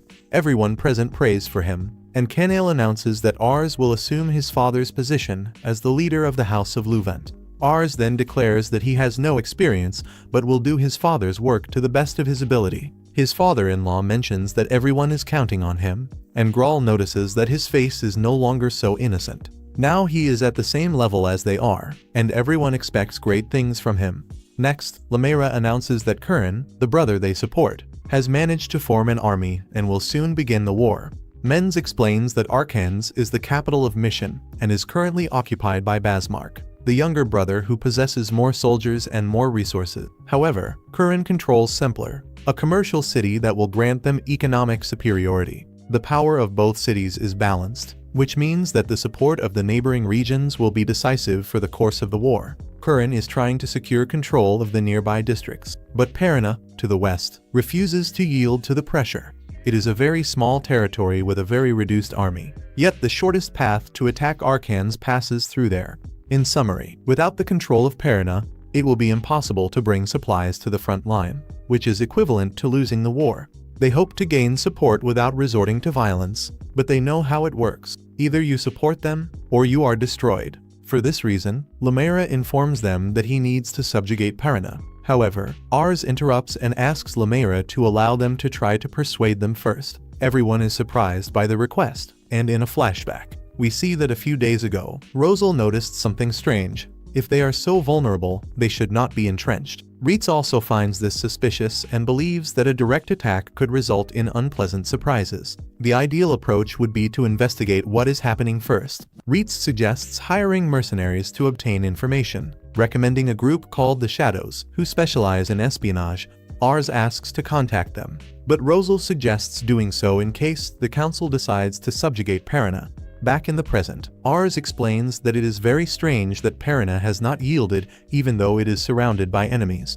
If they discover the reason beforehand, they will be able to act more effectively. Lemera accepts the request and grants them some time to investigate. After the meeting, Reitz congratulates him on the excellent work, and while they walk, Charlotte finds the children she used to care for. She notices they have grown quite a bit and gives them meat to share among themselves. At that moment, the person in charge of the orphanage greets Ars, and we discover that he built an orphanage and asked trustworthy women to care for the children Charlotte protected, in addition to taking in orphans found on the streets.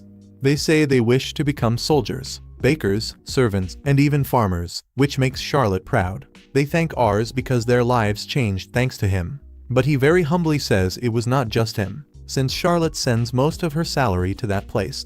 The children thank her and then say goodbye. She initially thought about taking them with her to Lambert, but leaving them there was the correct decision, as they will have even more opportunities in a large city and can choose how to live their lives. At that moment, Lisha appears and approaches Ars, mentioning that she was going with her father to the castle of Canail, but upon learning he was there, she came quickly to see him. Ars becomes nervous because he was not mentally prepared to meet her, while she observes the orphanage and comments that happiness follows him wherever he goes.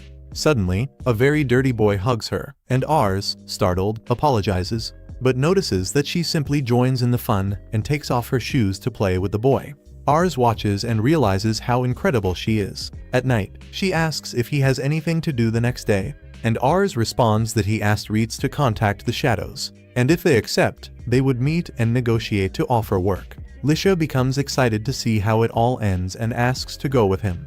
Ars refuses, saying it could be dangerous, but she responds by saying that he will be accompanied by his group, so nothing will happen. He says it is not certain that the Shadows will accept, but Lisha states that she trusts Reitz completely. Without further arguments, Ars agrees to take her if they manage the meeting and tells her he will pick her up where she is staying. She reveals that she is staying right there, at the orphanage, and gives him a persistent look to convince him.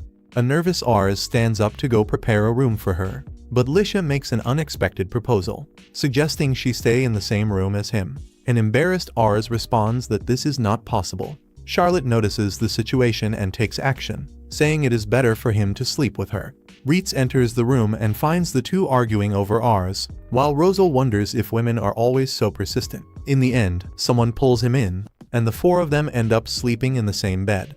The next morning, the two women, very animated, ask how the night was, while Ars and Rosal, completely exhausted, remember that they were unable to sleep at all. At that moment, Reitz warns that he has received a response from the shadows. After that, they say goodbye to the children, who express their gratitude and say they will work hard. Charlotte continues unhappily, and Ars asks Reitz where the meeting with the shadows will take place. He responds that it will be at a bar on the outskirts of the city. Ars comments that he is surprised they managed to establish contact with them, and Reitz explains that he has an acquaintance and was glad it worked out. He also mentions that each group of mercenaries specializes in something different. For example, Reitz's group fought mainly on the front lines, while the shadows specialize in secret work. There is only one thing that concerns him. His former leader retired, and the current one is very young. Ars asks if he thinks they will not be as good as before, but Reitz responds that it is quite the opposite. The new leader is very talented, and the group is better than ever. Lisha comments that this is very exciting, but Reitz explains that the real problem is that the new leader only accepts jobs that interest him, and not even large rewards influence his decision. Ars becomes a bit worried, since Lamira and the others are relying on the success of the mission. After a while, they finally arrive at the bar, where they are greeted by a group of charismatic girls. However, the man says there are no tables available and suggests they leave, but Ars responds that they came to meet someone. Reitz calms him and tells the man that soon the light will end and give way to the sun. Curiously, the man responds that he has just cleared a table, while Ars wonders if that was some kind of code. Upon sitting down, everyone in the bar begins to stare at them in a hostile manner, leaving Rosal and Ars nervous. Charlotte wants to start a fight, but Reitz stops her. At that moment, Ars tries to use his ability to find the leader of the shadows, but he is interrupted by Charlotte, who asks him not to keep that beautiful waitress waiting. He takes the menu, but upon looking at the waitress, he is quite surprised. He tries to maintain his posture and, when she leaves, tells the others he needs to go to the bathroom. Lisha observes him closely, while a startled Ars wonders what that was. He uses his ability on Reitz and confirms it is functioning normally, which means the waitress is actually a man, with 92 in ability and 90 in intelligence. Suddenly, he is grabbed and threatened with a knife, while the individual asks how he discovered he was the leader of the shadows. Before the worst can happen, Reitz intervenes, grabbing his arm, and with a cold look, asks if he knows what he is doing and who he is dealing with. The leader of the shadows comments that he thought Ars was just a rich boy, but realizes he called out to his companion somehow. At that moment, Lisha enters the place and says not to underestimate Ars, especially after having threatened him with a knife. The least he can do is accept their job. He asks what happens if he refuses, saying he does not like to work when his identity is discovered, stating that he could use a few tricks to kill the boy and escape.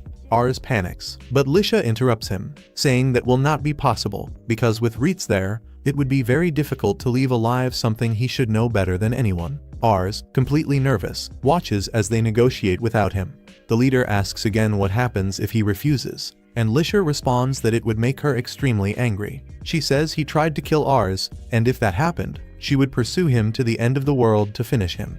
The leader of the shadows begins to laugh and comments that she is terrifying. He apologizes for his rudeness, but Lisha responds that he will not have another opportunity. Before giving a final answer, he asks Ars to explain how he discovered his identity, and Ars reveals that he possesses an ability that allows him to see the capacity of people. The leader finds it difficult to believe and asks for proof. Ars then calls him Fam and asks what he can do to convince him. The man is surprised and says he no longer uses that name, as he abandoned it a long time ago.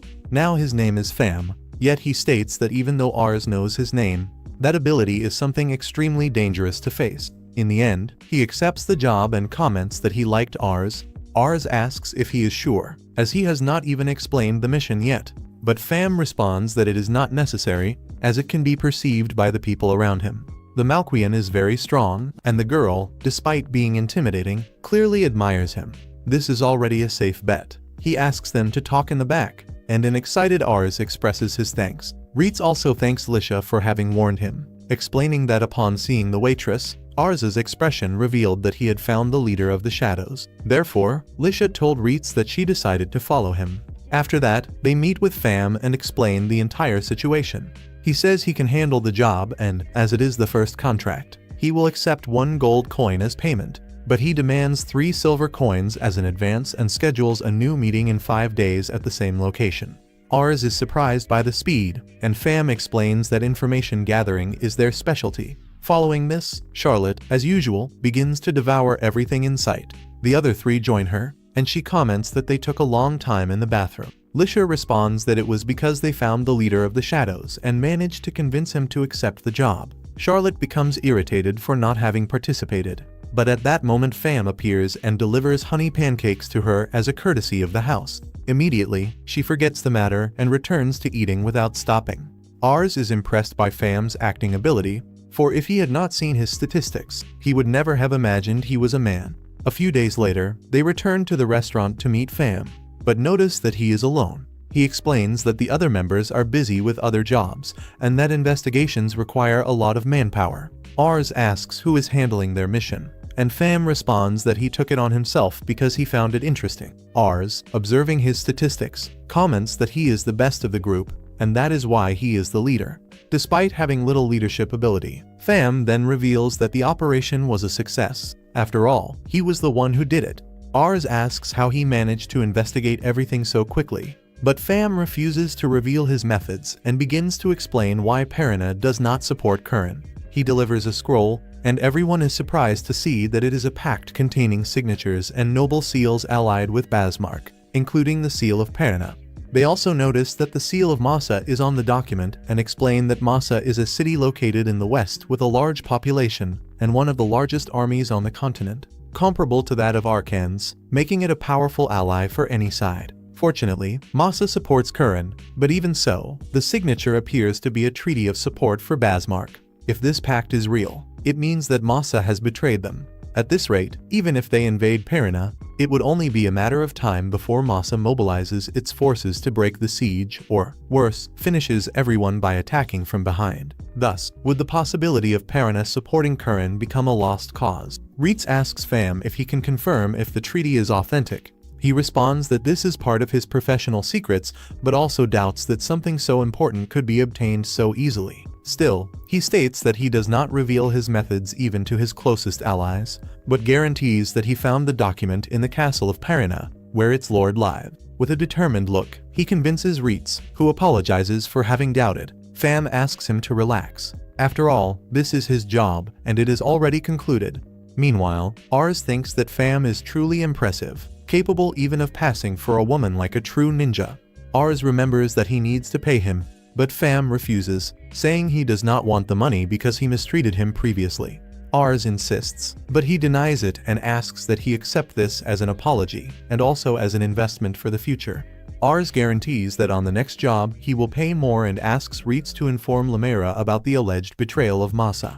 That night, they report everything to Lamera, who comments that the Lord of Masa has great respect for Curran. However, if the document is real, it will not be easy to convince Perina to join them. He orders Menz to take the document to the Tuberquiza district, and he departs quickly. Next, Lamera thanks Ars, saying that if it were not for him, they would have faced a major problem. Ars responds that he only hired a mercenary, but Lamera thanks him anyway, stating that Perina is now the least of their problems. He comments that he needs to speak with Curran and asks Ars for help with this. At that moment, Menz, who was listening to the entire conversation, asks to speak and says there is something suspicious about the document, as the signature and seal of Masa seem quite strange. He asks that they accompany him and shows the original seal and signature. A circle inside a hexagon with 1 star and 5 points inside the circle. Upon comparing them, at first glance they appear the same, but observing more closely, they realize they are not identical. They then reach the conclusion that Perina was deceived, being led to believe that Masa had betrayed them and allied with Basmark. Lamera comments that Menz has a very sharp eye and that they can trust him. Ars is surprised, because with his ability he can see people's statistics but not their special skills. Ars asks why someone would lie like this, since the truth would eventually be discovered. Reitz and Rosal suggest that perhaps it is to gain time. they would attack Parana, which would react but ultimately fall before their superiority. Thus, everything indicates that the objective was to keep Parana occupied for a time. If Parana is considered expendable, then the true objective lies within its territory, because those resources only exist in Parana and 3 other districts across the entire continent. When they are refined, they allow the user to perform powerful magic, in addition to being used to manufacture extremely strong weapons. In summary, Basmark intends to use Parana to obtain these magic stones. If that is the case, they cannot attack now, because under normal conditions Parana would be on their side. But if they enter into conflict, they will be falling directly into Basmark's plan. Therefore, the only option is to tell the truth and convince them to join them. Lamera understands this, but they have already sent many messengers and none were received, so he does not understand how they could react. Some time later, at the castle of Parana, Ars meets with its lord and attempts to persuade him through a bluff, saying that the House of Luvent will join Basmark. As with Masa on his side, victory would be more guaranteed. The Lord of Parana finds it strange that Ars has a copy of the pact, but decides to hear what he has to say. Ars states that Lamera, upon seeing the document, also intends to support Basmark, because for a small territory like theirs, the important thing is to support the winning side. The Lord of Parana comments that he heard the House of Luvent has a new leader, and that despite his youth, he seems to be quite competent. Now that he knows his secret, he says he will need to speak personally with Basmark, and that they will accept the House of Luvent with pleasure as an ally. He extends his hand to seal the agreement, but Ars asks to confirm one last piece of information. Asking if the documents are authentic, the Lord responds that Basmark delivered them personally and guarantees their authenticity. However, Ars asks a question, wanting to know why the Lord of Masa betrayed Curran, given that he was always loyal to him. The man responds that in war, betrayals are common when seeking victory. Even so, Ars insists that Masa knows that by betraying Curran, he would end up surrounded, so he wants to know why he would take that risk by allying with Basmark. It is quite dangerous to ignore this type of question. Upon noticing Ars's insistence, the Lord of Parana understands that it might be a trap and concludes that Ars only pretended to be an ally to get close, and he orders them to capture him. At that moment, Reitz enters the scene and blocks the enemy. Ars declares that they did not come to fight, only to convey a message. Then another man removes his hood, revealing himself as the Lord of Masa, and says it is better to ask him directly. At that instant, we see a flashback where Rosal had suggested creating proof of the forgery by meeting with the Lord of Masa and showing him the false document. He was surprised because he never signed it. Ars then explains that he believes Basmark forged the treaty to deceive Parana. He revealed the plan to pretend to change sides to expose the truth and asked the Lord of Masa to write a letter confirming the treaty was false. Furious, the Lord of Masa said he would not tolerate something as dishonest as forging the seal of his territory and decided to go personally to clarify everything.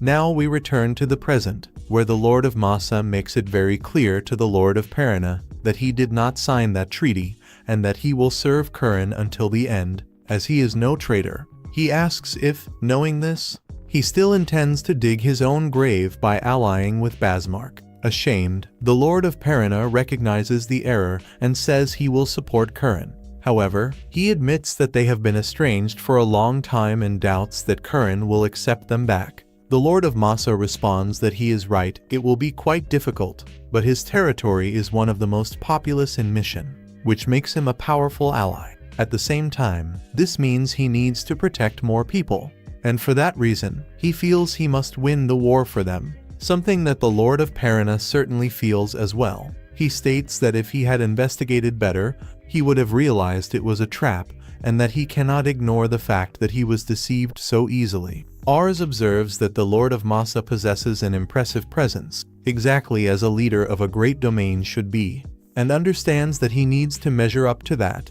At that moment, the Lord of Masa comments that all of this was possible thanks to Ars and leaves the final decision in his hands. Nervous, Ars says that the Lord of Parana was imprudent, but that everyone makes mistakes and that he would not like to condemn someone for just one error. He prefers to resolve everything without fighting and hopes they can return to being allies. Grateful, the Lord of Perina accepts and promises to serve in the best way possible. With the situation resolved, the Lord of Masa takes his leave and asks Ars to inform Lamera about everything. Before he departs, Ars asks him to wait and thanks him for coming. But the Lord of Masa responds that he is the one who should be grateful, as they discovered the enemy's plan and resolved everything without shedding blood. He comments that Kanale has good people and says he will remember this. But he also advises Ars to improve his acting, leaving him quite embarrassed. Afterward, Ars goes to his father's grave to tell him what happened, mentioning that Basmark managed to obtain a large quantity of explosive rocks from Perina. At that moment, the others arrive and ask if everything is alright, commenting that it is very cold. Ars realizes that winter is approaching. Therefore, he turns and thanks everyone, because thanks to them, they managed to resolve everything without casualties. Ars knows what he needs to do, but he understands it will be difficult. The lords of Perina and Masa protect their territories and their people, and he needs to become a leader as strong as they are. He recognizes that without Reitz and Rosal, he would have achieved nothing. Reitz responds that he will always have their support, and that, regardless of the enemy, he will do the impossible to protect him. Ars only needs to do what he believes is right, just as he did by forgiving the Lord of Perina. At that moment, a maid runs toward Ars, informing him that a carriage has just arrived. Shortly after, we see Lamera before Raven's grave, apologizing for taking so long to visit him.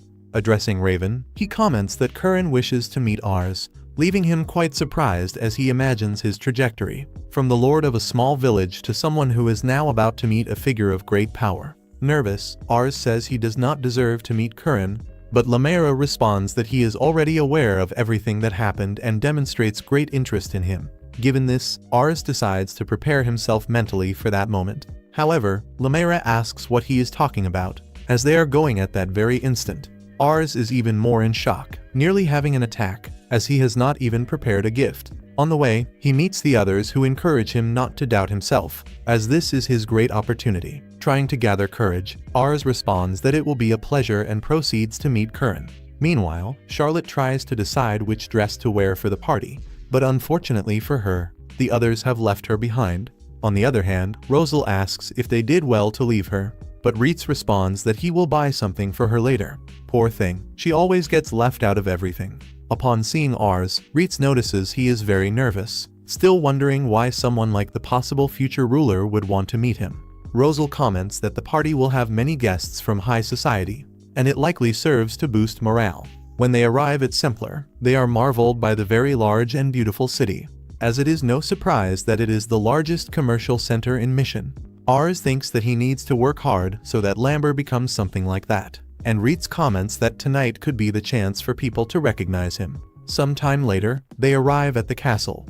Ars tries to walk with posture, but he notices everyone is looking at him, wondering who that boy is, which makes him even more nervous. At that moment, several people approach Lamera, and he asks that Ars also approach, reminding him that he too is a lord, and that he must keep his head held high. Lamera introduces himself to the others, but then the trumpets sound, announcing the arrival of Curran. Upon appearing, he asks everyone to raise their heads. Ars observes his statistics and is surprised, as they are perfect for governing those lands. It is no wonder that Lamera supports him. Still, Ars remembers that many say Basmark is even better, and he begins to wonder if he is truly as impressive as they say. Perhaps there is something beyond statistics, or perhaps someone is trying to weaken Curran, and surely there must be something dark behind all of this. Curran then announces that the death of his father put Mission in great danger, and that the origin of this danger is his own brother, who seeks war to take his place as the legitimate heir. He also states that the Summerforth Empire will hardly intervene,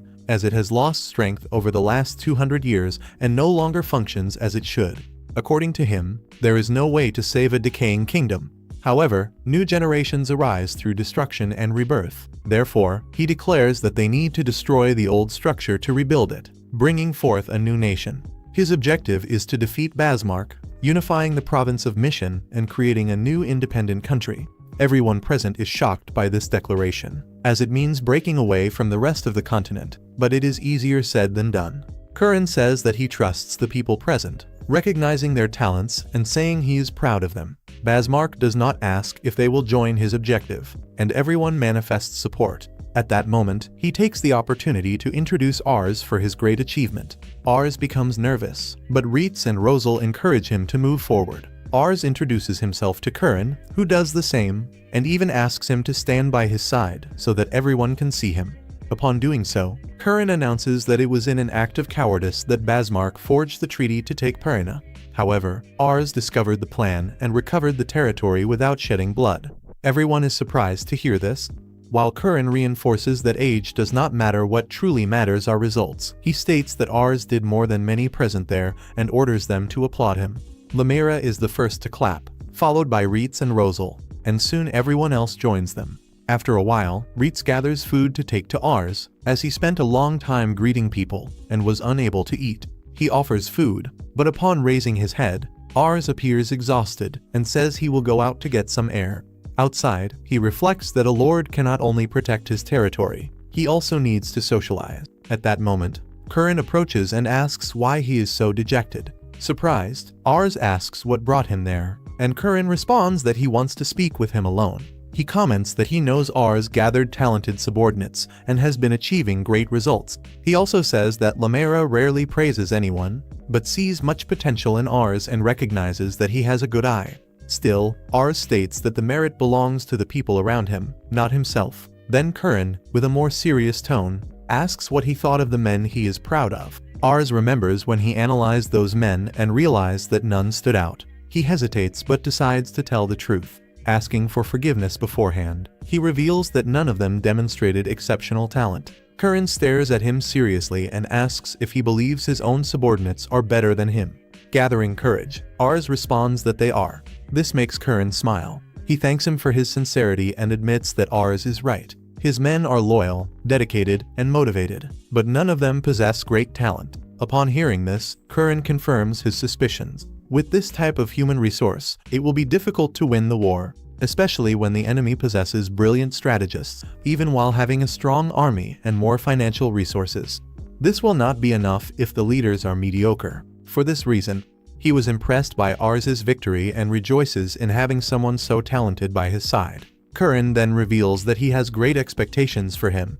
If Ars does a good job and wins in the war, he intends to name him as the Lord of Kano. Confused, Ars asks what will happen to Lamera.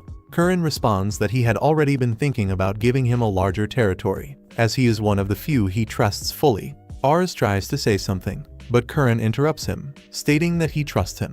After that, Curran leaves, but before doing so, he asks Ars if he would yield his subordinate. Ars responds that he cannot do that, as they are very valuable to him, and he cannot give them up, not even to Curran. Curran laughs and says he already knew he would respond that way, revealing what awaits him at the next war council. He wants Ars and his subordinates to attend, as he wishes to hear his opinion. Furthermore, he asks that he use his good eye to find talented people. Then he finally takes his leave. Ars is happy that Curran trusts him and thinks that he needs to measure up to that expectation. Meanwhile, at the castle of Arcans, Thomas Grion informs them that the plan involving Perina failed and unfortunately they did not manage to weaken Curran. Still, they say it is not a major problem. Remus Ives believes they managed to extract more rocks than they expected in Perina, and that if the war began that very day, the enemy would have no chance at all. Aside from Curran, they do not seem to have prominent leaders, while the other side possesses more officers and infantry, making it difficult to imagine a defeat. Basmark then questions this doubt, making it clear that he does not intend to enter a war without a total guarantee of victory. He wants 100% certainty, and his followers understand this. Next, Basmark asks where Myril is. Thomas, nervous, responds that he does not know, and that she is probably drunk. Basmark orders him to forget the past, as he would like to have her by his side. However, Thomas insists that he cannot accept someone like that as a subordinate, saying that she only knows how to drink and that no noble would hire her. Basmark responds that she still possesses good qualities, but Thomas continues trying to convince him otherwise. On the other hand, the youths return to the house of Luvent and share the news with Charlotte. Ars asks Reitz if he knows of a more efficient way to find talented people, and he suggests contacting the Shadows, as they may have valuable information. Sometime later, they meet with Pham, who asks Ars if he intends to punish him for having presented someone useless. Ars responds that he will not do that, but says that if he finds someone talented, he will pay 20 extra gold coins. Pham jokes, saying that then there is no problem if he fails, and a nervous Ars asks him to make an effort. Therefore, the leader promises to find the best ones. Upon leaving the bar, Ars ends up bumping into the drunk woman from before, who apologizes for knocking him down. Reitz comments that he cannot forgive her for bumping into his lord, but she simply goes on her way and enters Pham's restaurant. Pham warns that the place is not yet open, but she responds that she did not come to eat but rather to ask for work. One of Pham's men, upon seeing her, asks what Myril is doing there. Pham, still disguised as a woman, asks if they know each other. The subordinate responds that they used to meet at the bar when they lived in the outskirts. And Myril confirms, saying they were drinking companions. She then asks for a job, saying she is without a home and without money. A man tells her to leave, reminding her that she still owes for several drinks. When he tries to expel her, Pham intervenes, saying she seems interesting, and that it would be useful to have a helper. The subordinate warns in a low voice that dealing with that woman will only bring trouble, but Pham reassures him and introduces himself as Lin, saying he expects her to work hard. At night, Myril begins working at the restaurant, but she causes several problems serving the wrong dishes, confusing orders, and acting in a clumsy manner in addition to continuing to behave like a drunkard, generating complaints from customers. Upon finishing the shift, Myril demands her free meal. The large man responds that he will not give her anything, as she did not do a decent job. However, Pham comments that he is also hungry and makes a cute face to convince the large man to prepare something for them. After a while, as they eat, Pham asks how she has been living, and Myril reveals that while traveling, she performed unusual jobs. Pham asks what kind of jobs, but she responds that it is not a good idea to ask a lady about her past and calls him a brat. Pham remembers that she had already called him that before and, curious, asks if he seems very young. Myril responds that he does, but says that does not matter and decides to tell him what she used to do, as she found him a handsome boy. She reveals that she has a younger brother who is considered an idiot and that both used to serve an old man. Later, they heard rumors that this old man had died, saying that he always seemed distracted but was someone very funny. Despite being poor, he trusted them deeply. Then she reveals his name, Salamaquin, the late governor. The large man calls her a liar and leaves, but Pham continues observing her closely and asks what she would do if she received a better job proposal. After that, Pham sends a letter to Ars, who is surprised to receive news so quickly. To make matters worse, while they read the letter, a servant informs them that there is a visitor claiming to work for him. Upon going outside, Ars meets with them, and Pham says that she is precisely the one he wanted to introduce. Everyone is surprised by Myril's imposing size, and Ars remembers that she was the one who bumped into him previously. Some comment that she smells bad, and Reitz approaches Pham, asking if he is trying to push a problematic woman onto them. Pham responds that he believes she is at the same level as they are. Myril is surprised to see that the Lord of Luvent is just a boy, but she does not care, asking directly if she is going to be hired. Ars analyzes her statistics and is shocked by how absurdly high they are. Calling her a true monster, he notices that she possesses extremely high levels in almost every attribute, including leadership, ability, and even an intelligence level superior to Rosal's. Surprisingly, her ambition reaches 100 points, even surpassing that of Lisha. Next, they ask if she is truly Myril Grangen, and Pham confirms that she was the assistant to Salamaquin. This leaves Ars even more surprised, unable to understand how someone so important ended up in that situation. Rosal becomes nervous while Reitz states that they cannot hire her because of her bad reputation, even having been an assistant to the former governor. There are rumors that she was expelled from the castle, in addition to having a younger brother named Thomas, who is the right hand of Basmark. According to rumors, Thomas is extremely powerful, and perhaps even more talented than she is, which raises the possibility that Myril might leak information. She, however, denies everything, stating that she has a complicated relationship with her brother and that she didn't even know he was on Basmark's side. Reitz's posture makes her feel unwelcome, and she begins to doubt whether she will be hired at all. Pham then asks what they intend to do, and Reitz suggests to Ars that he expel her, a sentiment supported by Rosal. Nevertheless, Ars decides to hire her, asserting that although it is risky, they cannot ignore the enormous talent she possesses. However, he still does not fully understand what her ambition signifies. Ars knows he cannot guarantee she won't betray them, but even with the risk, he decides to have her by his side and asks everyone to understand his decision. Afterward, Reitz approaches Ars, demonstrating his frustration with Myril, even recognizing that it might sound inappropriate. He believes she is not fit to serve him. Once again, she was found sleeping instead of working. Furthermore, at the training grounds, the recruits complain that she shows no interest in learning. When Reitz asks her to change her behavior, Myril simply responds that she doesn't feel like doing anything while drinking a beer. To Reitz, she could damage the reputation of the House of Luvent in every aspect. At that moment, Rosal appears to complain as well, saying he doesn't want to receive lessons from Myril.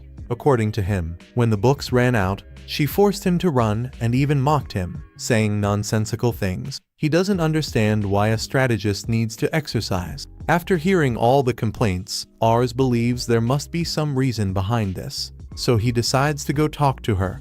However, suddenly, a large explosion occurs, causing a tremor and putting everyone on alert for a possible ambush. Upon arriving at the site, they discover that everything was caused by Myril's imprudence, as she asked Charlotte to show her destructive power. She even brags, saying that a real battle would be even more powerful. Irritated, Ars approaches and asks what they are doing. Charlotte, completely unconcerned, responds that Myril wanted to test her skills, so she gave a small demonstration of strength. Ars asks that next time, they don't destroy his house. After the situation begins to calm down, Ars scolds Myril for wasting time and demands that she take things seriously. The maids also approach, complaining that she is causing more work than they can handle. Myril responds that she acts this way naturally and that it's hard to change habits at her age. She then asks Ars what he intends to do. While everyone pressures him for an answer, Ars simply says he wants everyone to work together, and that he will take action if things continue this way. This does not please Myril, who states that she also doesn't want to leave. Ars is surprised to hear this, seeing as she wants to stay despite so much criticism and hostility. He asks the reason, and she explains that since she worked for that old man, no one has welcomed her as well as he did.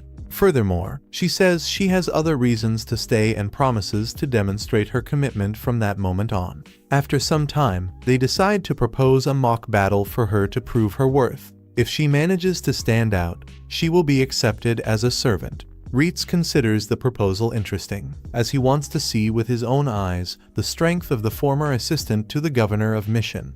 Meanwhile, Ars wonders what he should do now that the situation is spiraling out of control. Still, everyone continues preparing for the combat. At that moment, Lisha appears at the event. Since Myril affirmed she would participate, she finally meets Ars's fiancé and comments that people speak very highly of her.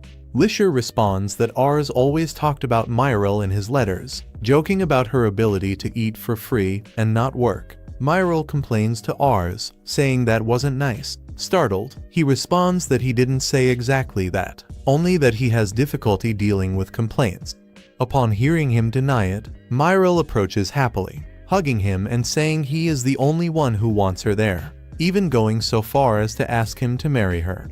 Ars responds that this won't be possible and further comments that she is quite drunk, all while feeling Lisha's penetrating gaze at that moment. Wasting no time, Ars explains the rules of the event. 2 teams of 50 people will participate in a combat in the middle of the forest. The dispute will last until nightfall, and the team that eliminates the most soldiers and enemies will win. However, eliminating the opposing leader or defeating the entire unit guarantees automatic victory. They will use blunt wooden swords, and anyone who takes a blow to the head or chest will be considered eliminated. Charlotte asks if the use of magic will be permitted, and Ars responds that fire spells are strictly prohibited, as she would end the battle immediately. Then, they distribute flasks containing magical abilities. While they are discussing this matter, one of Charlotte's flasks suddenly explodes, which startles Russell. She defends herself by claiming that it occurred because she squeezed the container with too much force.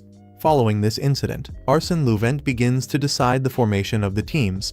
He wants Myril on his side so he can analyze her more thoroughly, but he realizes that absolutely no one desires to be on the same team as her. Even Charlotte opposes the idea, not out of rejection, but because she wishes to fight against Myril.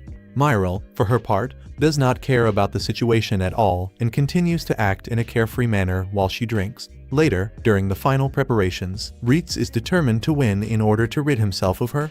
Russell, on the other hand, thinks that Charlotte and Myril are already dominant and frightening on their own.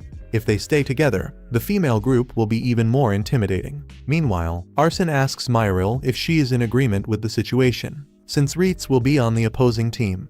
Myril responds that she knows how strong Reitz is, as she has seen him train a few times, and she expresses surprise at seeing him so far from the city. She also comments that Charlotte is on an entirely different level, likely capable of defeating an entire legion alone. She then asks Arsène how he managed to gather such skilled individuals, and he responds that he merely asked politely for them to join him. Myril praises this as good work, but points out that they are at a great disadvantage because they placed all the novices on the same team, which would make it impossible to win. This statement discourages the soldiers, but nevertheless, Myril guarantees that although they are at a great disadvantage, the enemy also possesses weak points. With the right strategy, they can still win.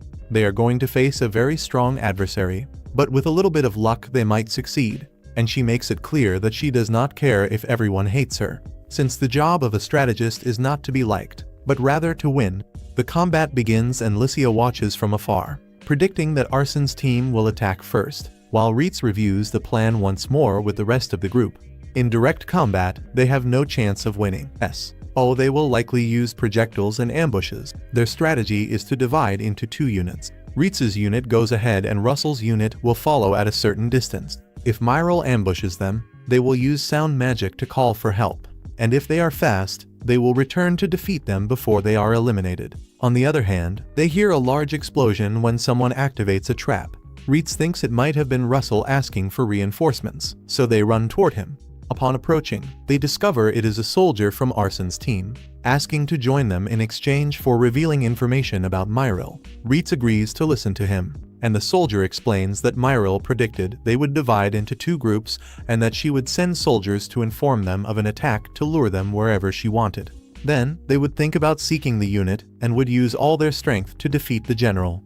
Reitz says that this is impossible because even if Myril is convincing, Arsène would never accept such a plan. He asks the soldier if he is underestimating Arsène, and he responds that he would never do that, confessing then that everything he said was a lie. Shortly after, he reveals that Myril sent him to pretend he was abandoning her so he could attack them. He explains that he hates Myril because she always arrived late to training and overburdened everyone with her tasks, without demonstrating seriousness in her own work. Reitz and the soldiers agree with him, and the soldier admits that it is not right to hate his companions. But he swore loyalty to Arsène and cannot stand Myril's behavior. For that reason, he decided to betray her and share the true plan with them. After hearing him, Reitz understands that Myril wants to lure them to that location to attack them, having designated them as one of her targets. The soldier advises them to pretend they have fallen for the plan, so that he can use sound magic and attack them. Otherwise, Myril's plan would fail. Reitz then orders him to hand over his staff as a security measure, and after that, he orders his soldier to apprehend him. Commenting that the soldier's flashy staff made him very suspicious, he quickly finds a second, smaller staff hidden with him. Reitz sighs in disappointment, deducing that the soldier intended to lead them to the location. That way, he would use the other staff to activate the sound magic when they arrived there. The young man tries to deny everything, but Reitz's threatening gaze convinces him to confess. Thanks to this, Reitz realizes that they would not send the soldiers to the sound signal, but instead would hide behind them to attack. Thus, they continue advancing and soon spot enemy soldiers from afar. Reitz signals for his men to surround them while he moves forward, and when they are in a good position, he gives the order to attack. However, they are surprised to realize that they are merely decoys. Moments later, Myril and Arsène appear, and she congratulates them on their good work. Upon hearing her, Reitz comments that he does not understand her intentions, but everything will end when they defeat the general, guaranteeing that he does not intend to let her escape. The piercing gaze of Reitz leaves Arsène Lupin terrified, making his fury evident. Myril remains calm and confident in her speed and endurance. She places Arsène on her back and begins to flee. initiating a pursuit with an enraged Ritz and all his soldiers right behind them. While Arsene observes in mortal fear as the situation unfolds, Ritz and the other soldiers were about to catch Myril. Suddenly, traps are triggered, and Arsene is surprised to realize that everything happened exactly as Myril had planned. However, Ritz is different. Even after falling into the trap, he leaps and manages to emerge unshaken, dodging the remaining traps with enormous ease. As he draws closer and closer to Myril, she realizes that he is someone admirable. Myril tells Arsene that it is time to use the bombs from before, and without a second thought, Arsene throws 3 bombs. When Ritz loses sight of them, he soon realizes their location and begins to pursue them rapidly with a threatening look, as he does not intend to let them escape again. On the other hand, Arsene becomes more terrified upon seeing him, since Ritz has no intention of stopping and is even more nervous. Myril observes that he continues after them even after everything they did, while she wonders why those idiot novices have not sent the signal yet. Lycia watches the entire pursuit attentively and comments that Myril is quite strong for being able to carry Arsene and run so calmly. Out of jealousy, she yells for Ritz to give Myril a good beating.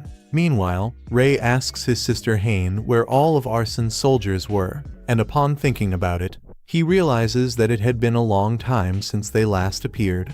Meanwhile, Charlotte comments to Russell that they have moved too far away and asks if they should not return to the others. But he refuses, saying there might be an emergency, and that for now, it is better to maintain a distance from Ritz's group. Suddenly, they are ambushed by the novices, who were very well hidden. However, Russell perceives that it was only half of them and wonders if the other half was dealing with Ritz, believing there would be no more reinforcements. Therefore, he orders the counterattack to begin.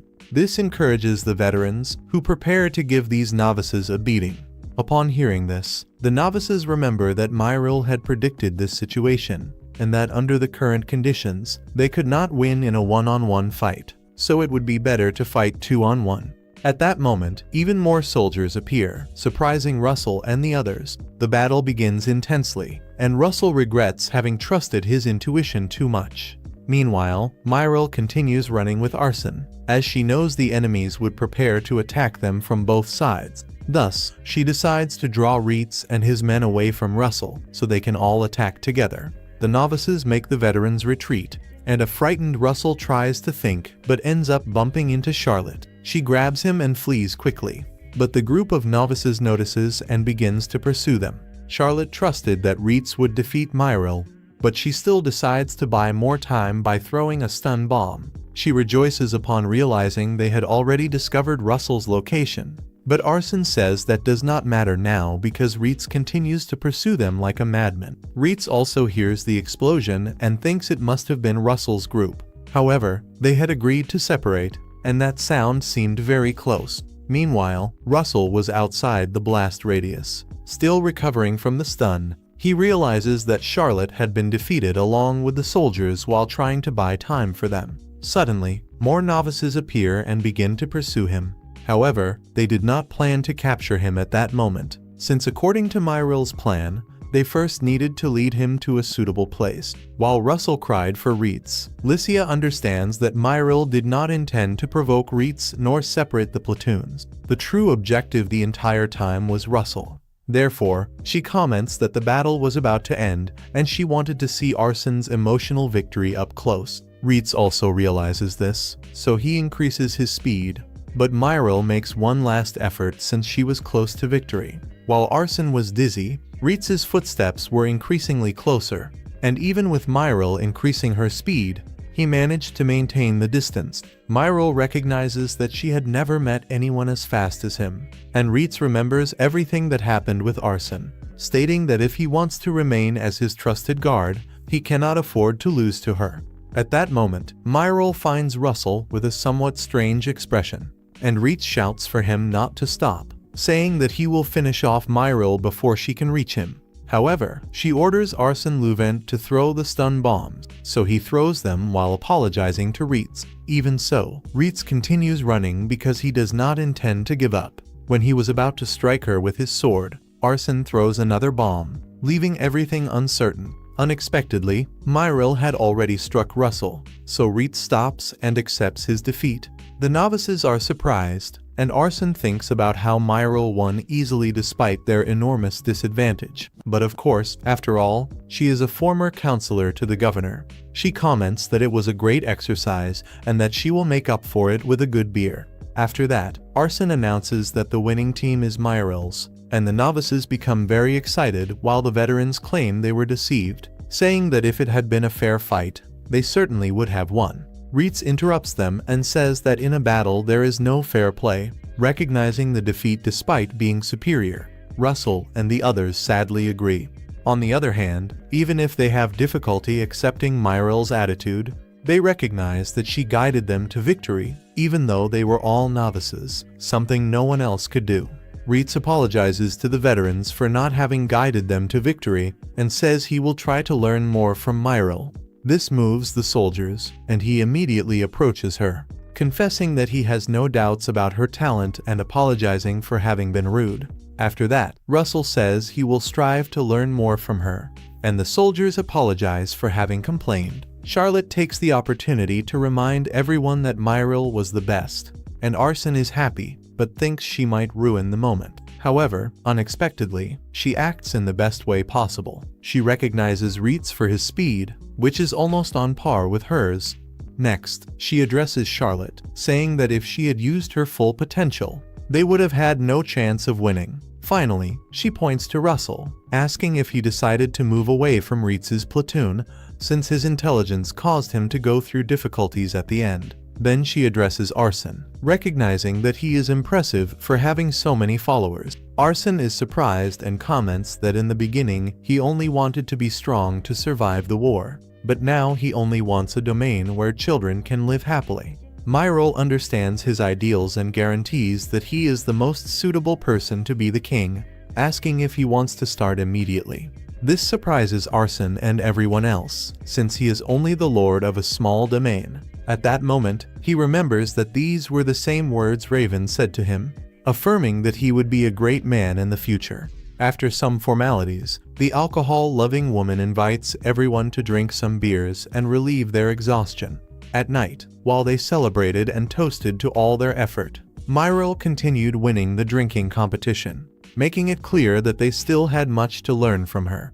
One of the novices approaches her asking for help with training, as he wanted to become much stronger. She responds that there is not much to do, as she has already seen the techniques and training that Reitz was applying, admitting that they are already stronger than any ordinary soldier. At that moment, Russell interrupts, realizing the reason Myril made him run, since if he had more endurance or were a little faster, they could have won the combat, guaranteeing that the battlefield demands much more. She responds that if the strategist dies, more soldiers will die. Therefore, in reality, he does not need to fight directly, as he will not be able to create strategies if he does not survive. Because of this, Russell promises that he will run more. However, he is interrupted by Charlotte, who throws herself at him.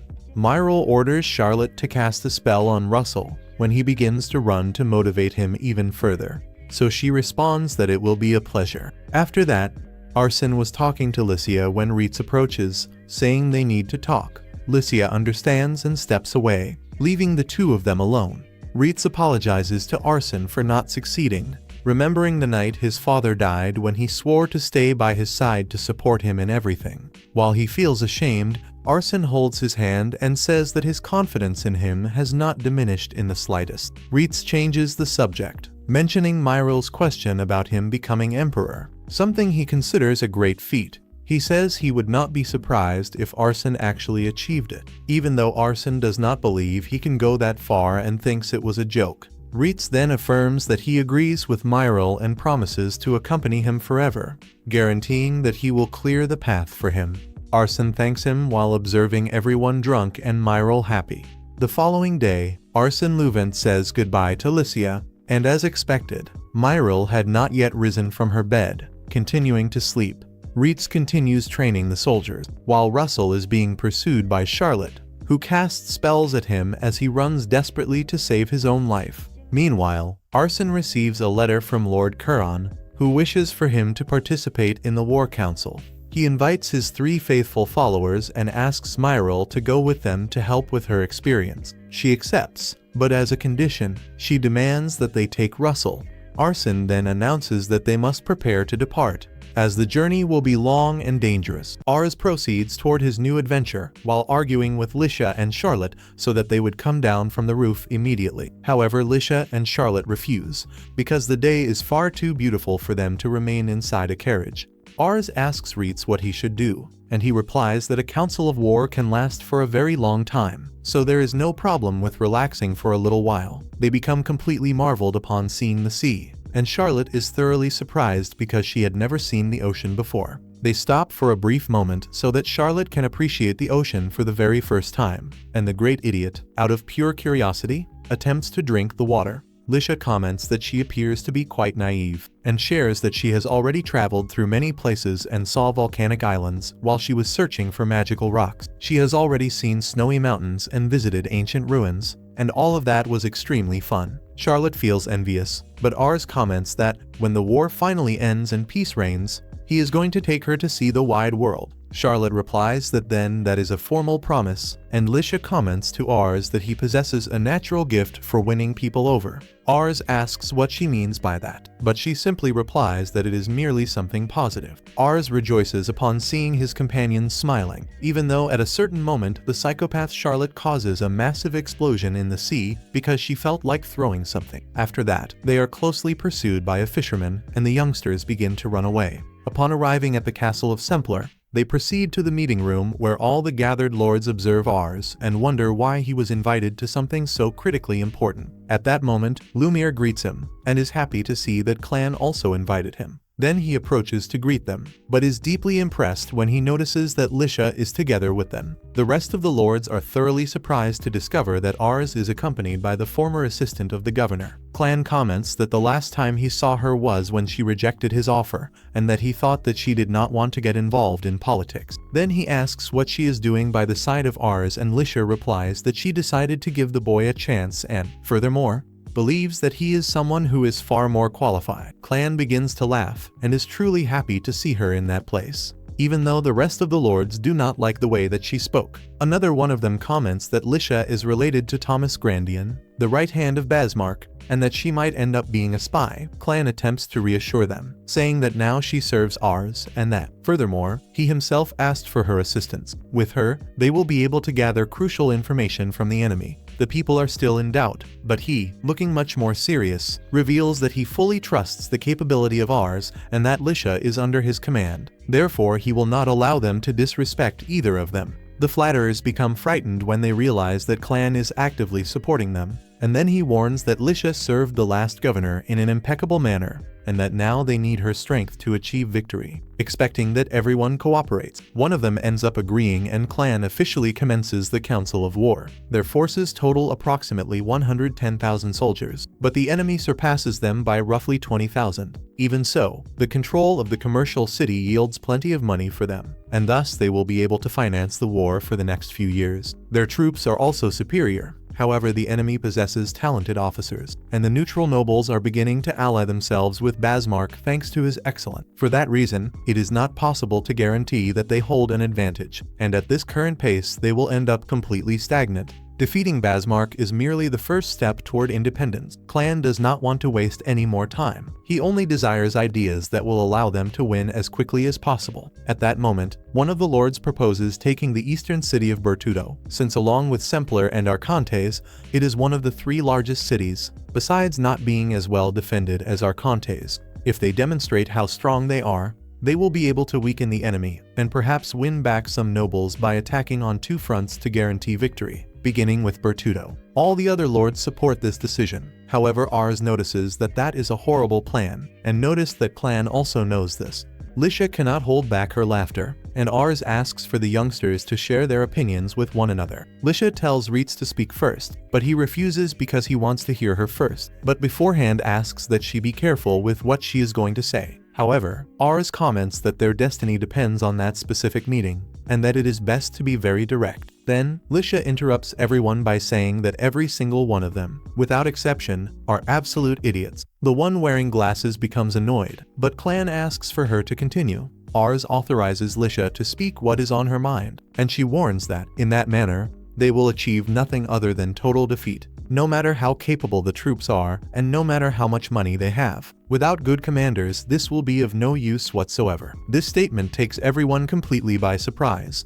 Lisha comments that Basmark appears to be a perfectionist, but deep down he is merely a coward and will not move a single finger unless he is absolutely certain of victory. She herself had thought about invading Bertudo, but to dominate it, a vast number of troops would be required. Then she asks what they think will happen while they are carrying this out. If the enemy notices the movement, everything will be completely lost, and if she were Basmark, she would attack immediately as soon as they left Sempler. In that case, they would have to return to defend it and would end up failing in the conquest of Bertudo. Meanwhile, the enemy would have attacked during their absence. It is more than clear that the nobles would end up joining Basmark. Everyone becomes frightened by her words, while she comments that their problem lies in the inability to correctly analyze the enemy, and that they are nothing more than a bunch of arrogant, useless people. The men become deeply irritated, but Clan interrupts them, clarifying that he agrees with Lisha. Even so, he wants to win that war no matter what it takes, and he asks if she has something specific in mind. She then asks Rosal what he thinks of the entire situation, but the other lords become highly indignant to see that a simple brat is there.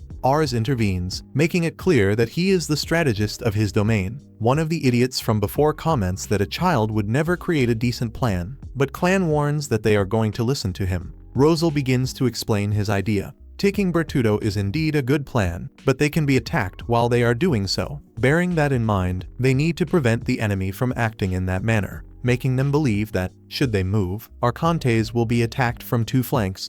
But Rosal gives him the idea of placing Paradil in the north of the conflict. Thus, they will make the enemy believe that Arcantes will be attacked from the north. Clan is thoroughly surprised, but the rest of the lords state that this is completely impossible. Paradil swore loyalty to the imperial family, and they probably know that Mission desires independence. For that reason, they would never cooperate with them. Rosal already expected this response, and precisely because of that, they are going to ask someone to intermediate the situation. That person is the Emperor of Summerforth. They intend to bribe the Emperor. However, some doubt that he would accept a bribe, despite the fact that he no longer possesses much power within the empire itself. Reitz comments that the Emperor is only 17 years old and that those who truly possess the power are his servant. They are the reason why Summerforth is so deeply plunged into corruption, and they can probably be bribed to make Paradil cooperate with them. Lisha comments that this is an excellent plan, and Clan decides to follow it. They are going to request the Imperial intervention so that Paradil cooperates.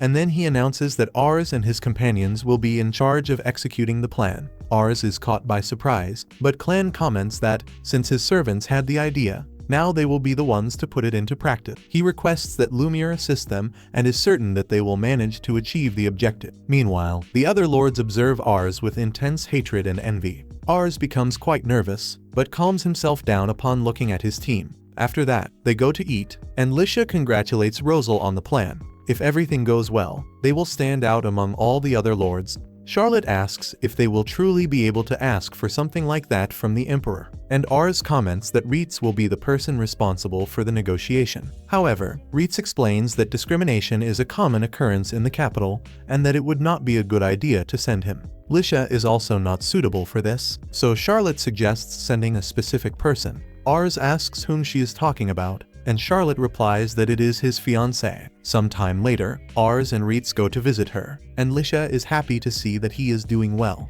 Raymond comes out to greet them, and comments that he heard that Clan held another military council. Ars replies that, as he explained in his letter, he needs to ask a massive favor of Lisha. However, before he finishes speaking, she interrupts him and drags him away to receive him in the proper manner. After a while, Reitz apologizes to Raymond, because they also needed to give him food, but Raymond replies that he must not say such foolish things, because he is also very welcome there. Ars and Lisha respect him a great deal. Even so, Reitz comments that he is a Malkaz and does not deserve this type of treatment. But Raymond replies that he should not worry about his origins, at least not in Lamberg nor in Plade. Meanwhile, Lisha takes Ars to see the town and comments that, until recently, she spent most of her time locked inside the house. But now she has begun to interact more with the people of her village, and that made her appreciate even more the way Ars protects his domain. Her father tells her everything that Ars has done, and she believes that he even feels a little bit of envy toward him.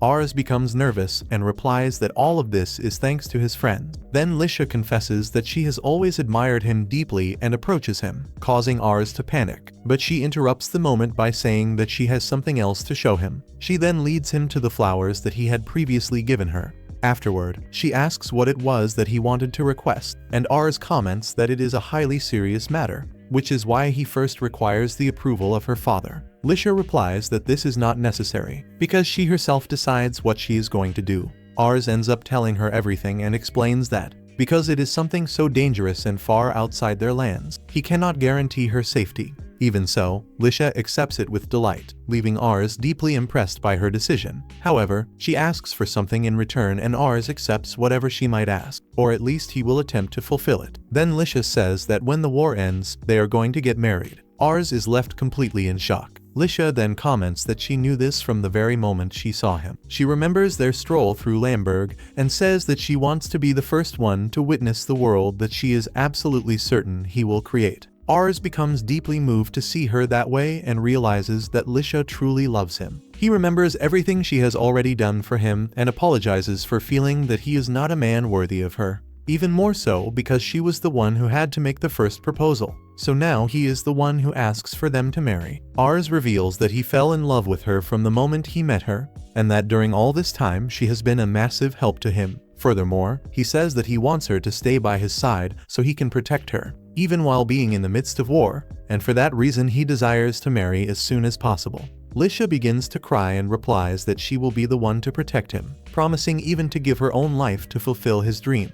Ars becomes deeply emotional upon hearing her, and the two exchange a passionate look before kissing. But when her father finds out, he nearly explodes with rage. Raymond, completely altered, says that it is still far too early. Even so, Lisha demonstrates all of her determination and her father ends up accepting, hoping that she will support Ars in everything she possibly can. After that, he embraces them and orders a banquet to be prepared. Some time later, they gather with Pham, who informs them that he investigated the imperial family and discovered that the person who truly possesses the authority of the emperor is Minister Shakma. He comments that, despite his youth, Shakma conceals a grand ambition and feels no shame whatsoever in favoring policies that benefit himself. Lisha affirms that she is prepared, but Pham comments that he will be a difficult adversary, recommending that Ars take extreme care. Next, Ars explains to the youngsters how the negotiations will be conducted. They must take a ship from Sempler to go speak with Shakma, and request that he act as the mediator for the meeting with Paradil. After that, the negotiations with Paradil will begin, and Lisha will be the person responsible for conducting them. Lisha comments that everything sounds very good. The problem is that they are merely children, so nobody is going to take them seriously. However, Lisha informs them that Lumiere will accompany them in the negotiations, because indeed, the adults would not take them seriously. However, by having Lumiere by their side, who is Clan's highly trusted man, everyone will treat the negotiations with the proper importance. Upon hearing this, Lisha understands why Ars decided to marry her. At that moment, Charlotte appears highly irritated, saying that she has not yet approved this marriage. Furthermore, she thinks it is a terrible idea to get married right before a war. However, Lisha begins to provoke her on purpose, making Charlotte unable to resist her cuteness, and she ends up offering to help her whenever she needs it. The youngsters realize, then, that Lisha possesses an enormous diplomatic talent. Right after, Ars invites Charlotte to accompany them in the negotiations, because it will be highly useful to count on one of his strongest companions. In addition, they will go by ship, and Ars wants her to broaden her horizons and get to know the sea. Charlotte becomes excited and begins to prepare for the journey. Later, already during the night, Charlotte is snoring inside the carriage, while Ars worries because his guardian fell asleep right after the departure. At that moment, he notices another presence and, looking closer, discovers that it is Pham, who came to warn them that Basmark is working together with the province of Sates. As soon as he obtains more information, he promises to let them know. Ars becomes worried because, in this manner, Clan will end up fighting on two fronts. If Sates invades Mission, the territory of Lamberg will be the very first one affected. However, Lisha reassures him, saying that if Paradil stands on their side, both sides will be on equal terms. Sates will believe that the alliance with Basmark will facilitate their invasion, but if Paradil joins them, any attempt at invasion will end in a literal bloodbath. In this manner, neither of the sides will attack without having absolute certainty of victory. However, this only increases the importance of making the negotiations with Paradil succeed. Ars is surprised to realize that Lisha had already thought of all this. However, at that exact instant, the carriage passes over a rock and Lisha ends up falling on top of him. Her bag opens and Ars discovers that she is carrying a massive amount of books regarding diplomacy. Blushing, she confesses that she has been studying a great deal. Ars then replies that she is an incredible woman. Lisha comments that, now that she is his wife, she wants to be extremely useful to him. The passion begins to flow, until Charlotte appears to ruin the moment. On the following day, the youngsters arrive at the castle of Sempler, where Clan delivers bad news before the departure, commenting about the alliance between Basmark and Sates. However, the youngsters reply that they already knew about this, and precisely for that reason, it is extremely important that the negotiations with Paradil succeed. Furthermore, Lisha intends to negotiate with Sates as soon as they finish the negotiations with Paradil. Clan congratulates Ars, saying that he possesses highly reliable allies and that he chose an excellent wife. Besides having surprised him with the story of the marriage,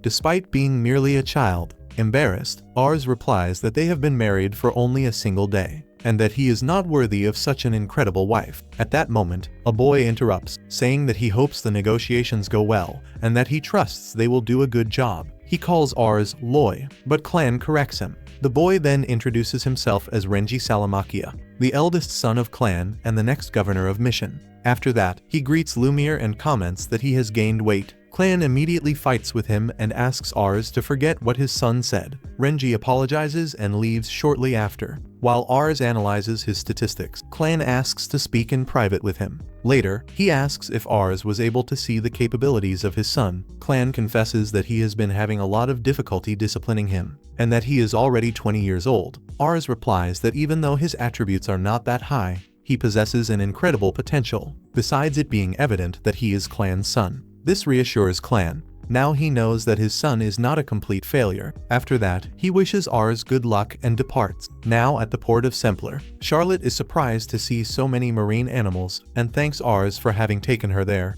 because she intends to buy several souvenirs for the children of the orphanage. Since they live very far from the sea, at least Charlotte will bring something so that they understand just how vast the world is.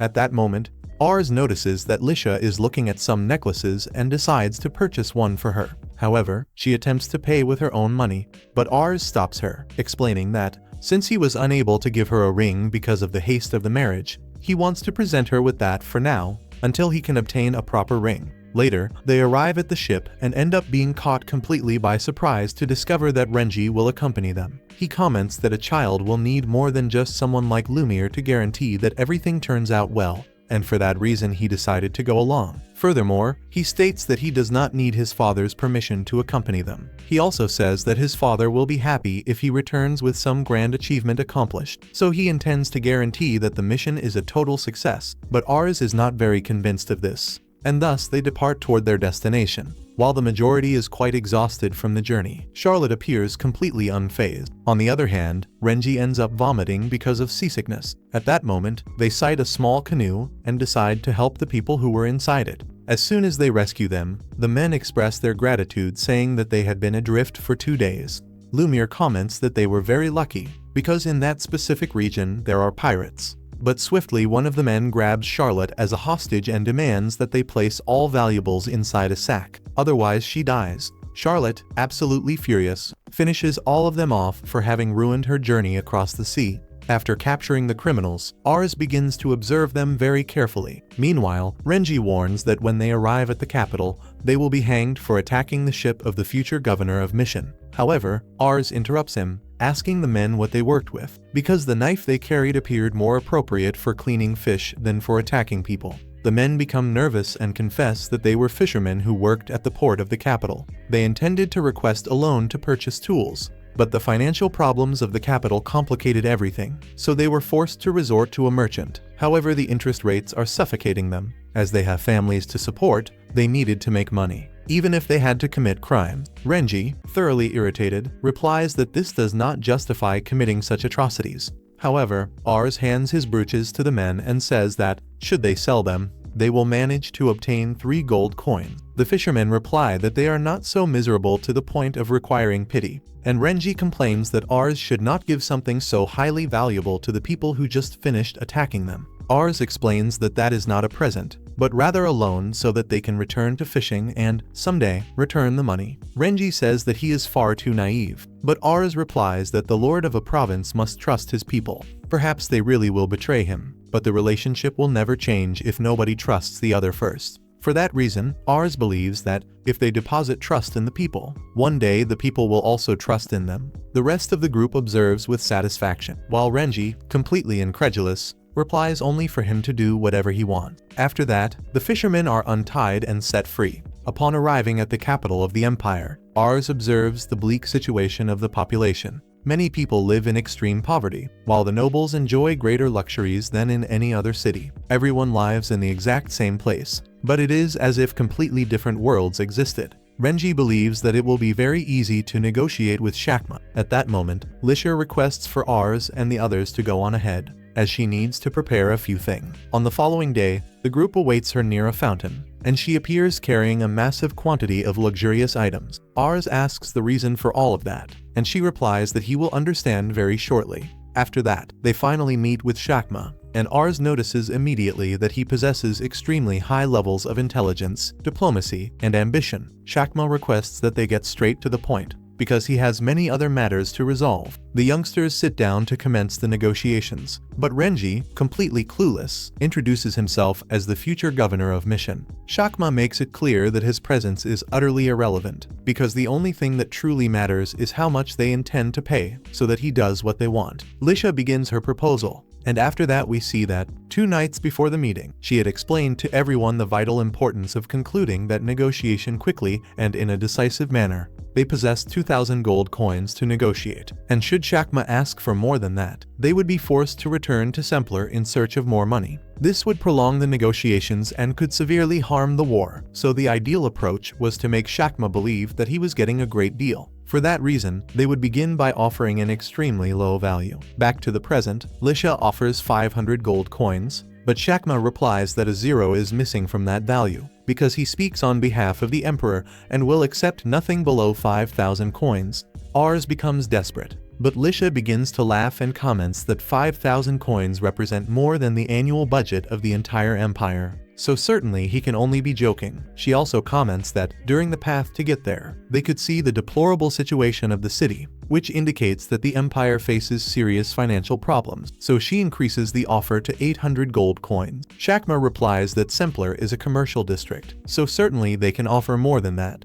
Lisha feigns vulnerability and asks if he could accept 900 coins. Shakma stands up highly indignant, so Lisha reacts and affirms that 1,000 coins is the maximum value they can possibly pay. Shakma ends up accepting the proposal. Ars remembers that Lisha had explained that, if they made Shakma believe that he was tearing from them all the money they possessed, he would be satisfied with whatever value was offered and would end up accepting. Ars realizes that she truly is a clever woman. Thanks to this, Shakma agrees to make the emperor help them, but as there is always an idiot to ruin things, Renji comments that they possess 2,000 coins and that it would be better to pay everything at once so that nobody underestimates their economy. Ars enters a complete panic, while Shakma, because he realized that they attempted to deceive him, suspends the negotiations immediately. Ars attempts to stop him, but Shakma replies that he was insulted. Even so, he says that he can forget everything that happened should they deliver 2,000 coins to the empire and a few extra ones directly to him as an apology.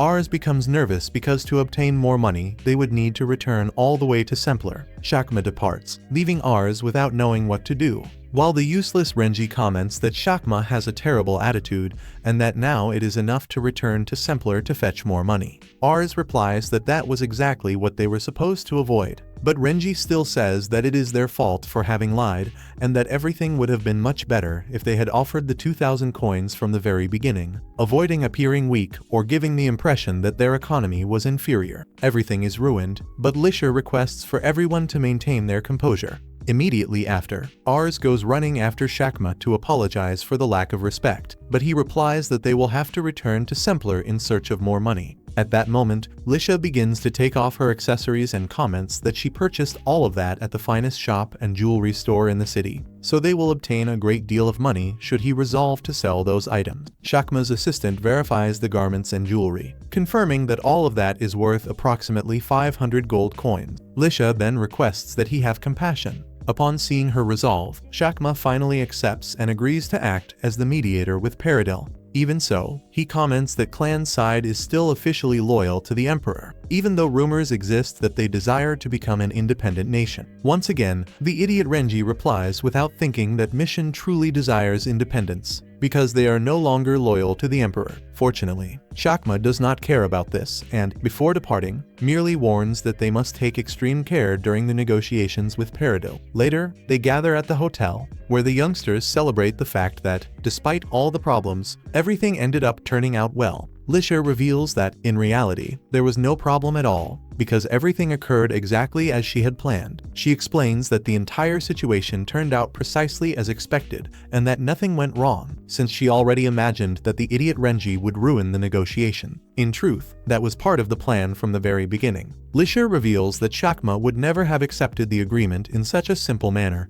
and that afterward he would search for any possible excuse to tear even more money from them. However, thanks to Renji's intervention, it ended up appearing as though they were delivering absolutely everything they possessed. This left Shakma even more satisfied, because he believed that they truly had nothing else to offer. They become happy upon realizing just how prepared she is. Even so, Renji departs thoroughly irritated, saying that what they did is not right. Ars attempts to go after him, but Lumiere informs him that he will speak with him personally. Then we see Renji commenting that those people are not trustworthy for Mission, because even if the negotiations were a success, lies are not the correct path. Lumiere corrects him, saying that he was born surrounded by authority and never needed to face the necessary difficulties to protect his own people. People like them, who do not possess high status or great influence, many times need to deceive and lie to achieve their objectives, which at the end of the day are to protect those who depend on them, and that is also a way of loving Mission. Even so, Renji runs away irritated, while Ars observes him through the window. Lumiere remembers when Renji was still small and requests for Ars not to hate him. He explains that Renji is merely extremely honest,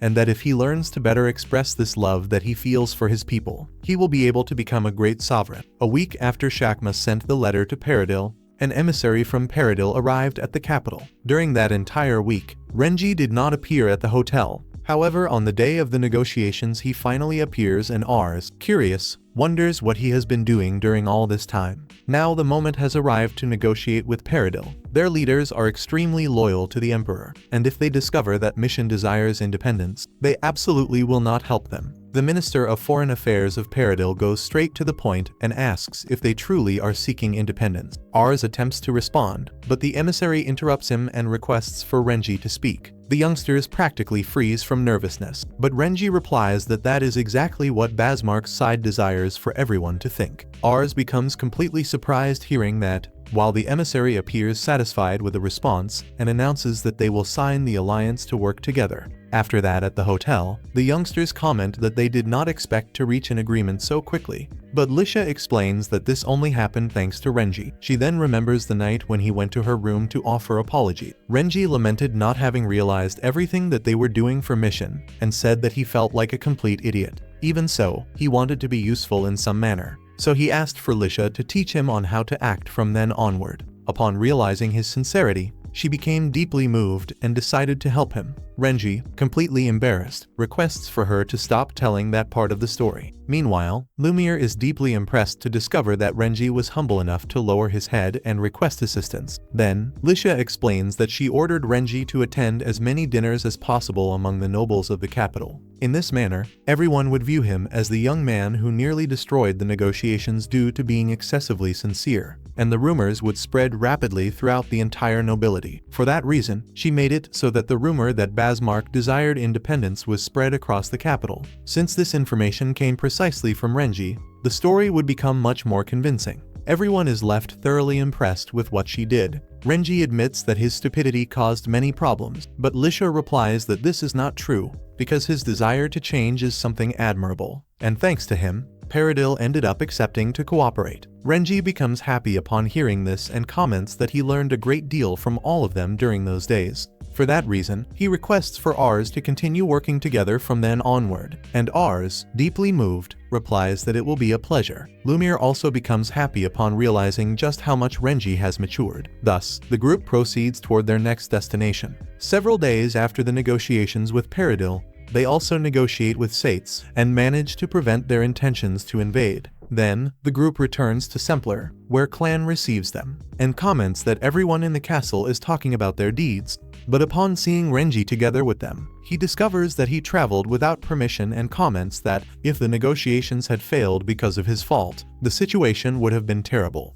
Renji offers apologies for having gone without authorization, explaining that he merely wanted to help mission. Then Clan asks how he felt upon witnessing them negotiating. Renji replies that he realized his own limitation, and that, from now on, he will begin to train seriously, because he still has much to learn before becoming the next governor. Clan then comments that the most important thing for a governor is to love his own land. Renji departs full of excitement, and at that moment, Ars observes his statistics, becoming thoroughly surprised to notice that they increased in an exceptional manner. Clan realizes that Ars ended up serving as an example for his son, and as a father, he thanks him sincerely for that. After that, he decides to reward them with 100 gold coins for each one, because his wife is extremely talented and managed to save a great deal of money for him, so now he can afford the luxury of rewarding them better. Ars comments that, with this money, they will be able to repair the outposts and increase the salary of the soldiers, so he expresses his gratitude to Clan. But he shortly apologizes because they have barely just arrived and are already going to receive a new mission. He reveals that he intends to invade the district of Alphalata, and since all of them possess an enormous talent, he desires to place them at the forefront of this mission. Clan informs that Lumiere and Ars are going to lead the army of Canary, and wants them to act before the enemy manages to increase their forces. For that reason, he orders all of his soldiers to be in Sempler within a month. Charlotte becomes pensive and later talks with Ars. She suggests that he remain at the mansion while the others go to the battle, because that war might end up being far too harsh for him. Ars confesses that he is trembling with fear, but that if he loses the courage he has conquered up until now, he would never be able to face his father again. He affirms that he is fully prepared for that. Charlotte becomes happy upon realizing that Ars truly believes in himself, and promises that she will do everything possible to support him. Meanwhile, Lisha is spying on everything from afar and thinks to herself that she will also do everything she can to help him. On the other hand, Rosal appears training, running nearly out of breath. When he finishes, Lisha orders him to go for another lap. Rosal complains, saying that she had promised to teach him strategies. At that moment, Reitz appears and encourages Rosal to continue training. Rosal comments that Lisha was going to teach him strategies, but Reitz notices that she is intoxicated and immediately takes her drink away. Lisha complains, saying that Ars never fights with her for drinking. Rosal swiftly interrupts her and requests for her not to mention Ars in front of Reitz. Reitz immediately becomes desperate and sorrowful because his beloved lord has already been away from them for 2 weeks. He says that he wants to go out to look for him, but Rosal requests for him to calm down. Lisha then reminds Reitz that Ars requested him to look after the mansion, so the best course of action is to continue protecting the place until his return. Reitz recovers his posture, but at that exact moment his beloved Lord Ars appears, making Reitz explode with happiness upon seeing him once again. After that, everyone participates in a grand banquet where Ars updates everyone about everything that happened and announces that they will depart for battle in 2 days with all their forces. He also informs that he will grant a day of rest so that all the soldiers can depart renewed for the war. Later, Ars goes out together with Lisha to eat something. She asks if Ars truly thinks it is a good idea to go out at that moment, because she believes that it would have been much better for him to rest. But since Ars knows that he will go for a long time without seeing her, he wants to enjoy that day by her side. Meanwhile, everyone in the village becomes worried upon discovering that Ars will go to a war. The people are frightened and Lisha attempts to reassure them, saying that Ars will protect all of them. The residents reply that they are worried precisely about Ars and the others, because if they lose their lords, they will feel completely alone. Then they begin to hand over fruits and vegetables so that they can feed themselves well before departing. After that, the youngsters return to the mansion. On the way, Ars informs Lisha that he is going to stop by another place. Then he proceeds to the grave of his father, where he begins to relate all the adventures that he has lived through up until now. Ars comments that this time he will go to war and asks his father if he believes that he already possesses the face of a warrior. At that moment, the other youngsters appear at the grave. Everyone had the exact same desire to visit the burial site of Raven before departing. Each one of them makes it clear that they are doing the absolute best possible to protect Ars. On the following day, everyone begins the preparations for the departure. Lisha informs Ars that she will remain at the mansion to protect it. Therefore, he must solely concentrate on the battlefield. After that, they say their goodbyes. Following this, we see the other lords of the remaining provinces also gathering their armies. Torbequist with 350 soldiers, Lumiere with 250, Lamberg with 200, and Canary with 4,000 men. Clan extends a welcome to all the soldiers and thanks them for having responded to his call. He explains that to recover Arcontes, first they need to take Bertudo, the third largest city after Arcontes and Sempler. But for that, it will be necessary to cross Alphalata and Sam. Before they were unable to execute this plan. But now with the help of Paradil, they will be able to send the entire army to conquer Bertudo. Clan makes it clear to all the soldiers that all of this was only possible thanks to the actions of Ars. Now the time has arrived to put the soldiers of Mission to the test and see just how much they learned during the training to assist him in achieving victory. Ars thinks that before he did not understand why people went to wars where they could die, but now he comprehends that he possesses many people by his side, ready to give their lives for the exact same objective. And this ends up being extremely comforting to him. And thus the youngsters depart for the war. Ars finally proceeds to his very first battle, determined to give his absolute all for the people of Lamberg. Rosal comments that he drafted diverse strategies for the army of Canary and that no matter what the enemy does, he will always have a plan to face them. Reitz warns Ars that he can remain at ease because he trained the soldiers so that they deliver the maximum performance possible. Charlotte also comments that no matter how many enemies appear, because she will defeat all of them using her powerful magic. The other soldiers also attempt to motivate their lord, and Ars feels highly fortunate to receive so much support in his first battle. Lumiere and his assistant notice that the soldiers of Lamberg are much more animated and understand that everyone desires to conquer an absolute victory in the first battle of their lord. After several days of travel, the group arrives at the territory of Alphalata, where everyone is prepared to wage a magnificent battle. Clan gives the order to attack, but suddenly at the castle of Alphalata, a white flag is raised, leaving everyone surprised by that. After that, Clan informs Ars that his first battle will have to wait, seeing that the enemies, upon seeing that they were outnumbered, decided to surrender, because knowing how to avoid a battle is also part of war. Apparently, they will not encounter resistance until reaching Bertudo, but he alerts them that they must not lower their guard. Meanwhile, at the castle of Sam, Thomas is found, who is there to guarantee a victory for his Lord Basmark. He mentions to the leader of the district of Sam, Lord Fredor, that he is certain that their enemies are thinking that the battle against Sam will be very easy, but they do not know that the right hand of Basmark is located right there, willing to emerge victorious, even if that means losing. Fredor does not understand what he means by that, but the bald man replies that he must not worry because he will look after everything. Upon withdrawing, Fredor's daughter, named Selena, says to her father that even if that bald man possesses a superior post to his, he should not lower himself so much. He is the governor of Sam and should not be so mediocre to the point of leaving the lives of all his people in the hands of others. Her father replies that they do not perform a major role in that war, and it is better to leave everything to Thomas. He warns that he will follow his plan and will defend the strategic fort of Vamakro, but Selena continues arguing, warning that if someone has to defend the fort, then she will do it in his place. On the other hand, at the castle of Alphalata, Clan warns everyone that he desires the lowest possible number of casualties. For that reason, Rosal takes charge of explaining one of the strategies he conceived. He assumes that 3 forts exist around the castle of Sam, and given the size of their forces, they should not have more than 1,000 soldiers in each one. Therefore, if they create 3 groups with 4,000 soldiers and attack the forts at the same time, Sam will have no other option but to surrender. Clan thinks that it is a very good plan, so he announces that his forces will wait near the castle of Sam, and when the 3 forts fall, all units will gather to take the castle. Canary and Ars realize that the fort of Vamakro is the most important of the 3, for which reason he will send the army of Canary there.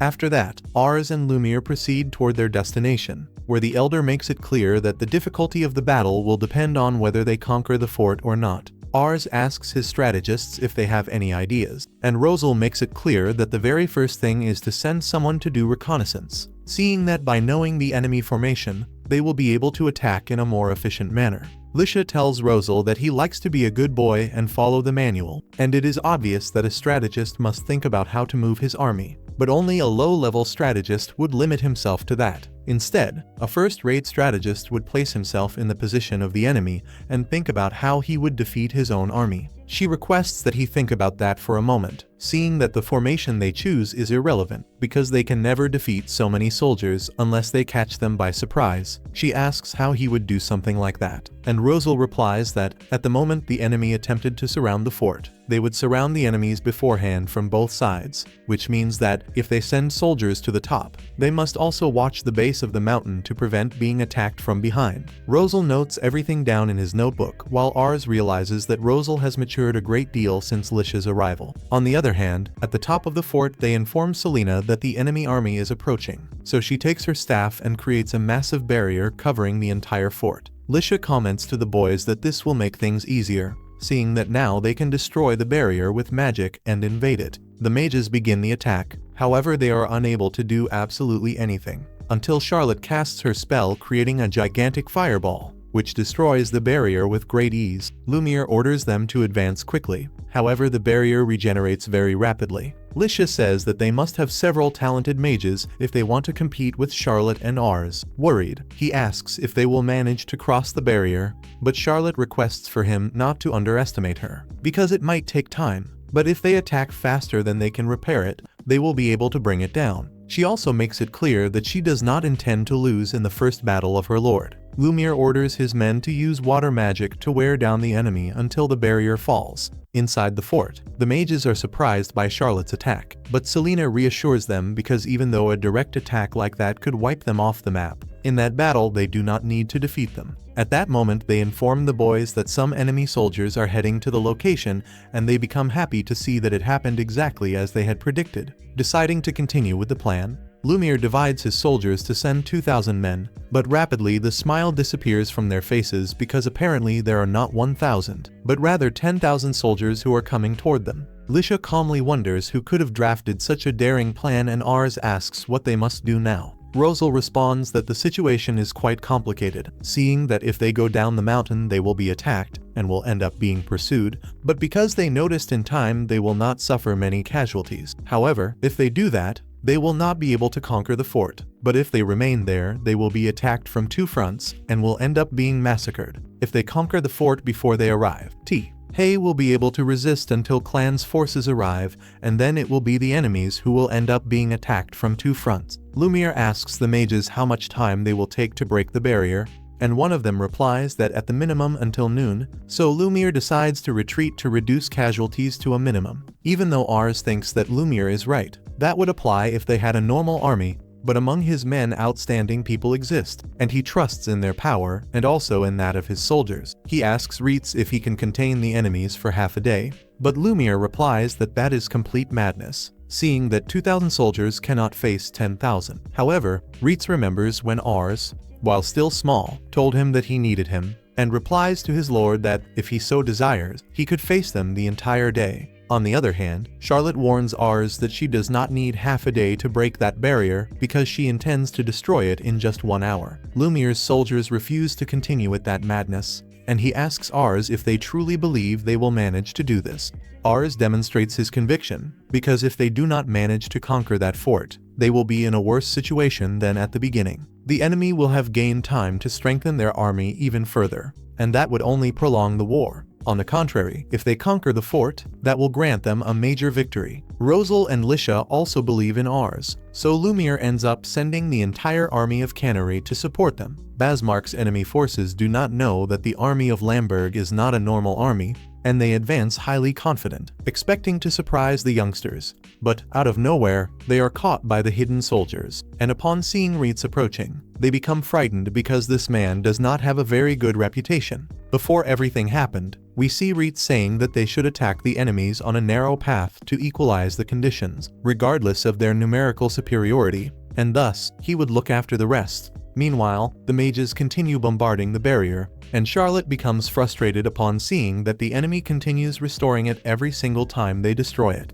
Every time they use magic, it is necessary to utilize magic water, and in this war of attrition, whoever runs out of magic water first will lose. The worst part is that they are in enemy territory, so it is certain that they must have prepared themselves for this. However, if they manage to destroy the enemy's magic reserves, they will no longer be able to use magic to restore the barrier. But for that, they need to attack faster so that the enemy team becomes overwhelmed until they cannot take it anymore. Unfortunately, we see that, inside the fort, Selena had prepared herself with a massive quantity of magic water. She thinks that her father is an idiot, seeing that it is as though he had asked for her to defend that fort completely alone. Irritated, she decides to demonstrate her strength, creating an even more powerful layer of defense. Meanwhile, Reitz easily finishes off his enemies, but they continue attacking without stopping until Reitz becomes exhausted. As for Charlotte, Lisha realizes that they are strengthening the barrier, and to make matters worse, they no longer have much magic water remaining. For that reason, Charlotte requests that they deliver all the magic water to her,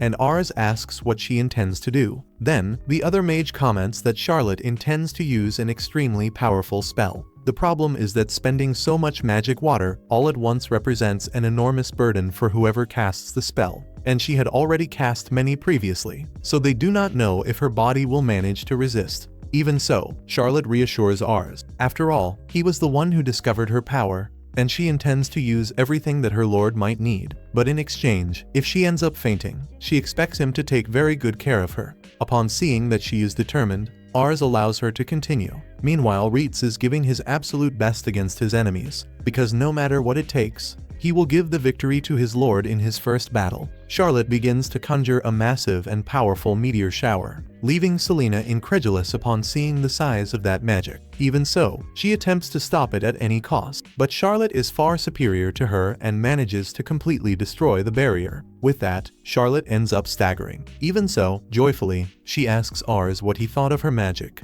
and he replies that she is the finest mage in the world. Charlotte embraces him and ends up fainting in his arms, while Reitz and the rest of the lords also return to Ars to inform him that his first battle was a grand success. Everyone celebrates the victory while Lisha thinks that Ars possesses true monsters under his command. One possesses an absurd combat capacity, while the other is an extremely powerful mage, and accompanying their development will be highly entertaining. Thomas is surprised to see that the fort of Vimakro ended up falling. Meanwhile, we see Clan congratulating Ars and Lumiere on the excellent work. Ars asks Clan what he intends to do with all those prisoners, and he makes it clear that they are going to execute everyone, seeing that keeping so many hostages alive until the end of the conflict would be nothing more than a waste of resources besides delaying their path. And more importantly still, they could rebel. Ars is against this idea, but at this moment, Selena clarifies that she does not care, and requests that they finish them off right now, seeing that they need to assume responsibility, and as warriors they are prepared to die. Ars realizes that everyone is prepared both to kill and to die, realizing that this is the harsh reality of war. Curran orders them to take everyone outside, but at this moment, Ars interrupts them, saying that they would be deeply cruel if they executed an enemy who has surrendered. He then asks Curran what the true objective of this war is, as he considers that this war exists to unify Mission.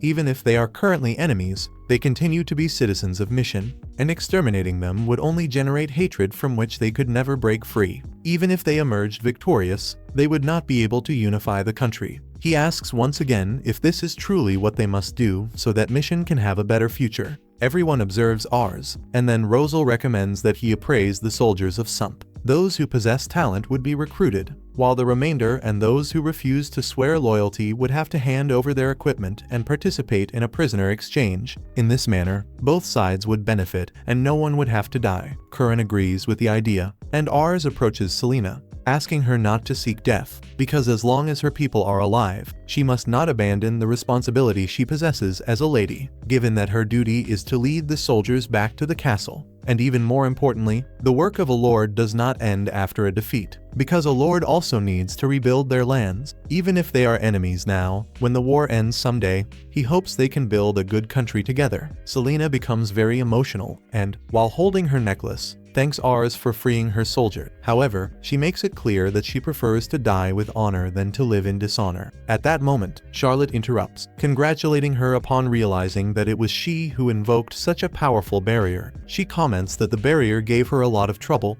but that she was much stronger and managed to destroy it. Even so, she reveals that she feels a bit of envy, since she can only use attack magic, which serves only to destroy things. This is unlike Selena, who uses defensive magic, capable of protecting her allies without anyone hurting them, and in her opinion, this is the perfect magic for a lady. At that moment, Curren asks Selena to return to the castle and ask her father if he will remain on Basmark's side, or if he will join him. They expect an answer by tomorrow, because this is their last opportunity. Selena accepts it, and after that, Ars finishes analyzing all the soldiers. Higgs thanks him for his effort, since thanks to this, their forces will improve. Upon entering the room, the boys notice that they have received a visit from Pham, and he says that he possesses very recent information. The first piece of information is that their next objective, the Castle of Sump, possesses extreme confidence in its defenses, and it will be complicated to invade it unless they manage to break through the impenetrable gate. He also reveals that Thomas is helping the governor of Sump to command his forces.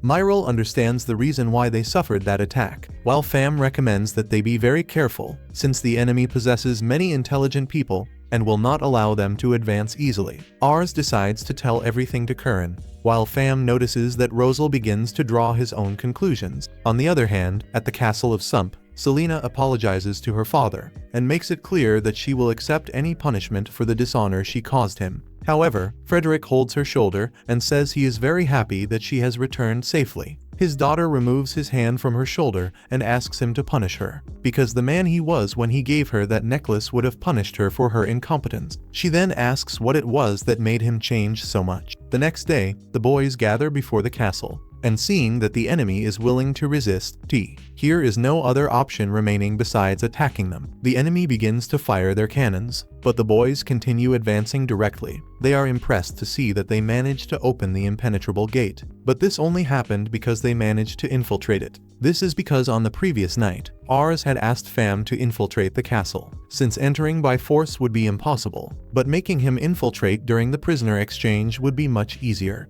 One of the soldiers goes to inform Selena that they have managed to enter the castle, but she makes it clear that they will fight until the end, even while being surprised to discover that her father gave the order to surrender. In Memories, we see Frederick at 40 years old, being received by a 13-year-old little Selena. At that time, Frederick was a powerful lord who grew wealthy thanks to war. Selena loved to listen to her father's stories, and one day he presented her with her necklace, saying that it was a symbol of bravery, and that this was the most important thing in war. However, ever since the conflict for the succession of mission began, her father changed, and when they discovered that the war would affect them directly, he became someone who was very reserved. He was no longer the same person. Returning to the present, Selena runs up to him and asks why he intends to surrender without fighting, making it clear that she intends to die fighting in that place. At that moment, Thomas enters the room and congratulates her on the time she managed to gain at Fort Famacro. Frederick apologizes to him for not meeting expectations, but Thomas responds that he still possesses a plan to win, even if they lose now. Selena and Frederick cannot understand what he means, so Thomas shows an explosive catalyst and reveals that he placed explosive spells all over the castle, all linked to that catalyst. The plan is to pretend they have surrendered to make Curren and the others enter the castle and, once they are inside, blow all of them up. Frederick warns that he will fulfill the orders, but first he needs to evacuate everyone. However, Thomas makes it clear that they need to sacrifice themselves. Frederick is left in disbelief, but Thomas responds that if the enemy notices the castle is empty, they will begin to suspect and, obviously, will not enter. And even if the catalyst could be activated from the outside, it would be much more reliable to activate it in the presence of Curren. Selena clarifies that she would not mind dying in a fair fight, but that was a cowardly act. Yet Thomas responds that the losers do not have the right to choose and explains to Frederick that Basmark will not accept a defeat. Furthermore, if their small fiefdom eliminated the rival commander, the name of Sump would remain engraved in history, and instead of living in shame, it would be better to sacrifice themselves for an eternal glory. At that moment, Ars remembers the words of Ars and observes how all of her people are afraid. Frederick ends up accepting the mission, even though Selena begs him to stop. She is quickly surprised to see her father break the catalyst and say to Thomas that all this time he had been obeying for the sake of his lands, but that he does not care in the slightest about honor or earning the admiration of Basmark. because he will not allow them to harm his people under any circumstances. Selena is impressed while Thomas, before leaving, warns that he will regret having betrayed Basmark. One of Thomas's men becomes infuriated by the disrespect and moves to attack them. But Frederick, with a single movement, knocks him to the ground and tells his daughter that he is not yet so old as to need to be protected by her. During the night, Curran enters the castle, where Frederick says that they have surrendered and that he can do whatever he wishes with his life, but he only wants him to forgive his soldiers, since they were merely following his orders and all the responsibility falls upon him, since he is grateful for them having surrendered without offering resistance, as this prevented many deaths. He clarifies that he would like to count on his ability as a general, and also on all of his men. For this reason, he asks that he join his army. Ars observes him with satisfaction. Meanwhile, Selena approaches him and comments that, even though they have lost, she will make their lands become much more powerful, because that is her duty as a lady. Ars becomes happy, but outside the castle, we see Thomas observing everything from afar, revealing that he did not possess only one catalyst. He then activates it, thinking that he will finish off everyone, but the explosion does not happen in the castle. Ars is startled when he hears it, but at that moment, Pham appears and informs Rosal that he did the work exactly as he had requested. Rosal reveals that he asked Pham to move the explosive devices. Selena asks how they knew that they had filled the entire castle with bombs, since not even they knew about this a few hours ago. Rosal responds that they had already planned the taking of the castle well in advance, and he noticed something suspicious, because since they possess a great difference between the armies, the logical thing would be to surrender and hand over the fort. It was then that he thought they wanted to delay them for some reason. So the battle for the fort served only to gain enough time to fill the castle with bombs. And this is nothing surprising coming from Thomas, the right hand of Basmark, since his plan was to achieve victory at any cost, even eliminating his own allies by blowing everyone up together inside the castle. For this reason, he asked Pham to investigate and move the explosives, and he apologizes to him because this mission put him in great danger. But Pham responds that there is no problem at all as long as he is paid. Ars says that this is more than guaranteed, but asks Rosal why he did not comment on anything earlier. Rosal apologizes, and at that moment, Myril enters the conversation, commenting that perhaps he did not want to distract them from the attack with his theories without first confirming anything. He put himself in the place of the enemy, even though this was a plan that he himself would never have executed or even been able to imagine. Still, Myril is happy because, in the short period he had,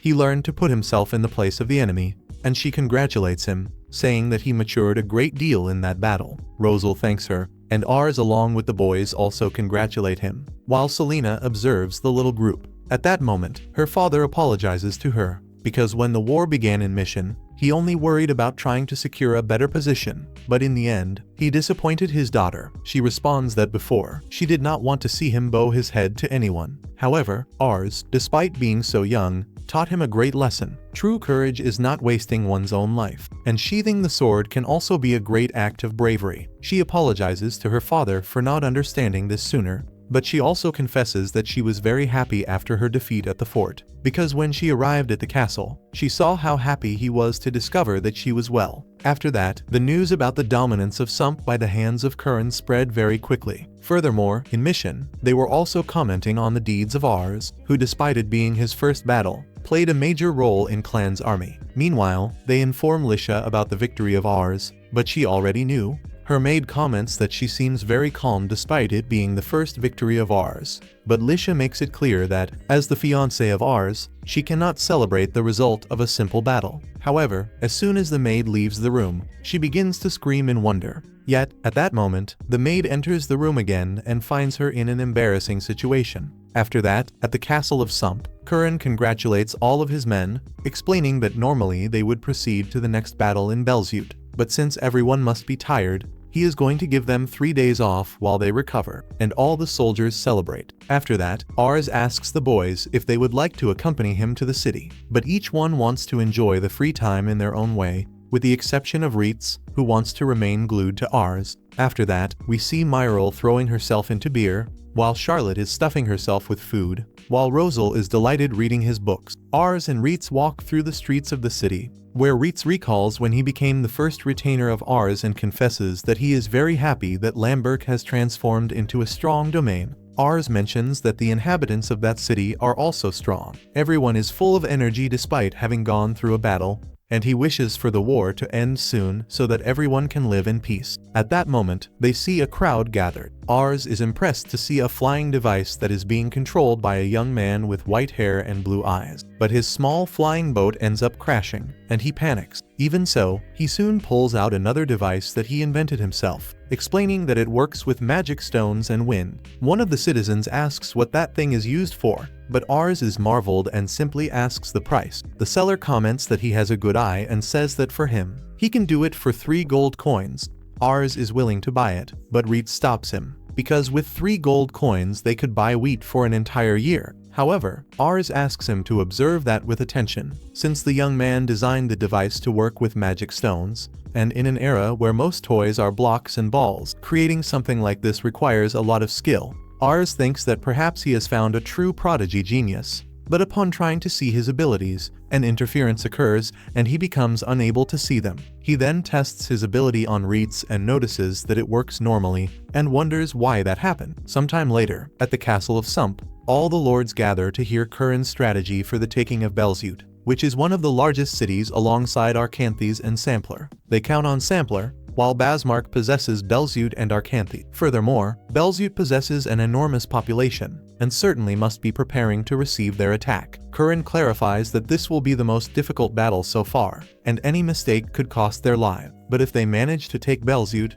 the war will be totally in their favor. He reminds them that Belzoot is a snowy region, and crossing it during the winter would be extremely dangerous. For this reason, he recommends that they conquer Belzoot before the arrival of winter. Curran responds that, precisely for this reason, he will divide his forces, sending troops to the castle of Stats, the largest in Belzoot, while the others will attack the castle of Holtal, located to the northwest. And once both are conquered, they will march toward Belzoot. He announces that Ars and Myril will be in charge of the castle of Holtal, and they depart. Rosal comments that it would be better to conquer them with a strategy instead of using force, so the first option should be to hold a dialogue with them. Or at least that was the plan, because everyone refused, and if they do not even want to negotiate, they are much less going to think about surrendering. Myril says that the castle of Holtal is at a strategic point, so Basmark certainly keeps it under tight control. At that moment a messenger arrives, and upon reading the letter, Ars becomes excited, because they are willing to hold a dialogue, but they are asking to send a high-ranking emissary. Upon seeing the letter, Myril notices that it concerns the fort of Bardozen,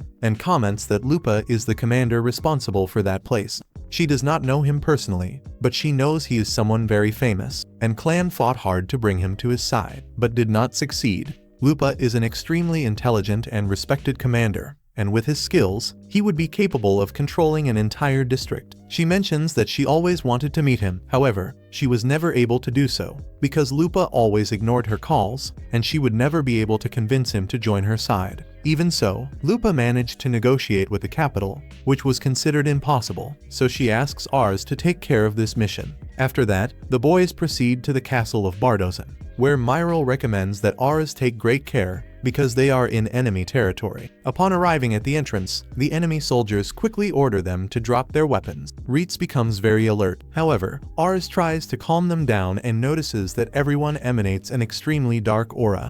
Even so, Ars asks Reitz to back down for now, but Myril refuses, because she believes they can still negotiate in that place. Reitz warns that the moment they drop their weapons, they will attack Ars, and Myril responds that this would not be advantageous for them, because if they kill Ars, Clan will attack with all his forces seeking vengeance, and will destroy that place in the blink of an eye. Furthermore, killing a negotiator is something unthinkable for an officer with such a good reputation. Among all the forts, that one was the closest to their location, but they were the last to send a letter, so there is certainly some reason for them having taken so long to make a decision. Furthermore, they are too hostile for that to simply be a trap, and even though she cannot understand it clearly, she senses that something strange is happening there. Reitz tries to reason with Ars that, in a negotiation, the most important thing is to understand the motivations of the other party, and entering without weapons is extremely dangerous, so he asks what they should do. Ars decides to gamble everything on that opportunity,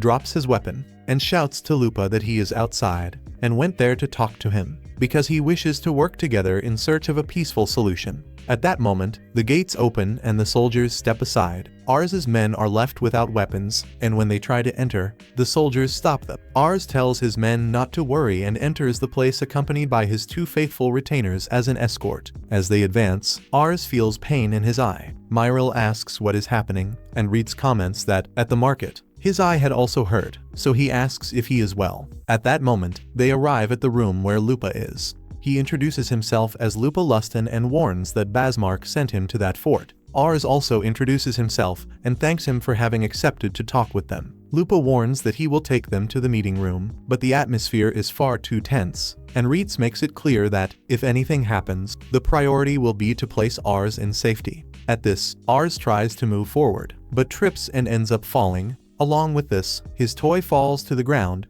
ends up being activated, and goes flying all over the place. Upon landing, Lupa asks what that is, and Ars responds that it is a magic object for children. Seeing that Lupa is quite curious, he says that, if he wants, he can keep it. But Lupa refuses and returns the toy. While they continue advancing, Ars tries to use his appraisal again, but just like before, an interference occurs. Even so, he tries once more, and is startled to realize that never before had he seen so much information. He discovers that Lupa is the eldest son of the Lustin family of Belzute, his date of birth, that he is very affectionate, and that he is married. Ars is startled because he is seeing information about his life, but he soon thinks that, despite saying that he is married, there is no indication of the presence of any woman in the fort. At a certain moment, Lupa interrupts them and asks them to wait for him in that room. Reitz asks Ars if he managed to see Lupa's abilities. Ars responds yes, and that all of them are very high, exactly as expected from a general like him. Reitz laments because he hoped to be able to take advantage of some weakness. Ars takes the opportunity to comment that his appraisal ability possesses something new, but he notices a toy behind the sofa and, suddenly, remembers everything that had happened. In addition to how they were the last to send the letter, he also recalls when Lisha had said that a negotiation begins even before sitting down to negotiate. At that moment, Lupa enters the room and the negotiations begin. Lupa clarifies that he will not accept anything that could harm them, and Ars asks how his wife is at the castle of Holtal, leaving Lupa startled. He questions how Ars knows about this, and his soldiers immediately point their weapons at Ars. Ars asks if, by chance, they invited them only to finish them off using the negotiations as an excuse, since he found it very strange for Lupa to be married, but his wife did not appear anywhere. For this reason, he concludes that she is being held as a hostage at the castle of Holtal. Myril understands that, in this manner, they are ensuring that they defend the fort with their own lives, because, if they abandon the fort and join the other side, his wife will be killed, leaving Lupa with no other choice besides fighting. The negotiations were useless, and perhaps the same was happening at the other forts. Lupa mentions that his lookouts did not see the castle of Holtal send reinforcements to that place, and that, even though he needs to defend the fort, the lord of the castle does not trust him.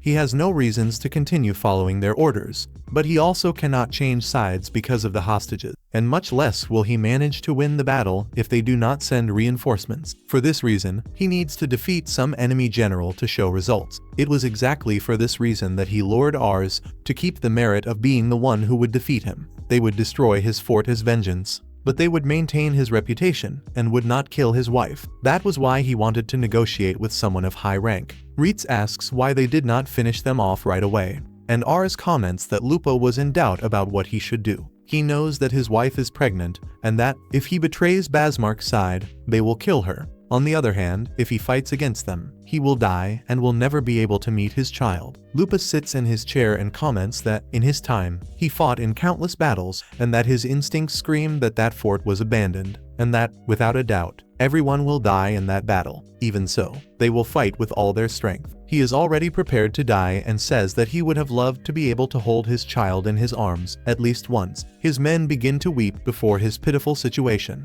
However, Ars says that he knows Kurin wanted Lupa to serve under his command and would like to help him. For this reason, he intends to infiltrate the castle of Holtal to save his wife. As soon as she is in safety, he will be able to meet his child, and in case they fail to save her, then Lupa will have permission to cut off his head. But if they manage to save her, he hopes that he joins their side. Ars asks if he will give them that opportunity, and Lupa, after thinking for a moment, begs for them to save his wife. Meanwhile, at the castle of Holtal, they ask the lord of the castle, Jan Tandri, if it really was necessary to take the wives of the generals as hostages. He responds to the soldier that he merely chose the most effective method to motivate the generals to fight with more strength. After that, the boys return to Myril and report the entire situation. Ars comments that Lupa is going through a very painful moment. For this reason, they proposed a plan to save his wife and allow him to meet his child. With his appraisal, they manage to discover his interests. But now, Ars asks the others what they can do to rescue the hostage, and everyone begins to argue with him, because they thought he already had some plan prepared. At that moment, a soldier enters the room carrying another man and tells Myril that his men are suffering from many difficulties. Ars is impressed upon seeing his stats, since he possesses several attributes above average and a dexterity of 110. Myril introduces them as Clement and explains that he is the leader of the Maitreya company. Reitz is surprised to hear that surname, since the Maitreya are a group of mercenaries who always complete their job. Clement asks who that child is and Ars introduces himself while thanking him for being his companion. But Clement makes it very clear that he works only for money. Reitz becomes irritated upon seeing the way he treats his lord, but Clement comments that he knows very well who Reitz is. He says that he is a great commander. However, his men are not prepared to die and are very innocent. It is evident that they have never experienced the fear of being annihilated, and perhaps they have an excellent strategist. However, to avoid annihilation, they might consider fleeing or surrendering,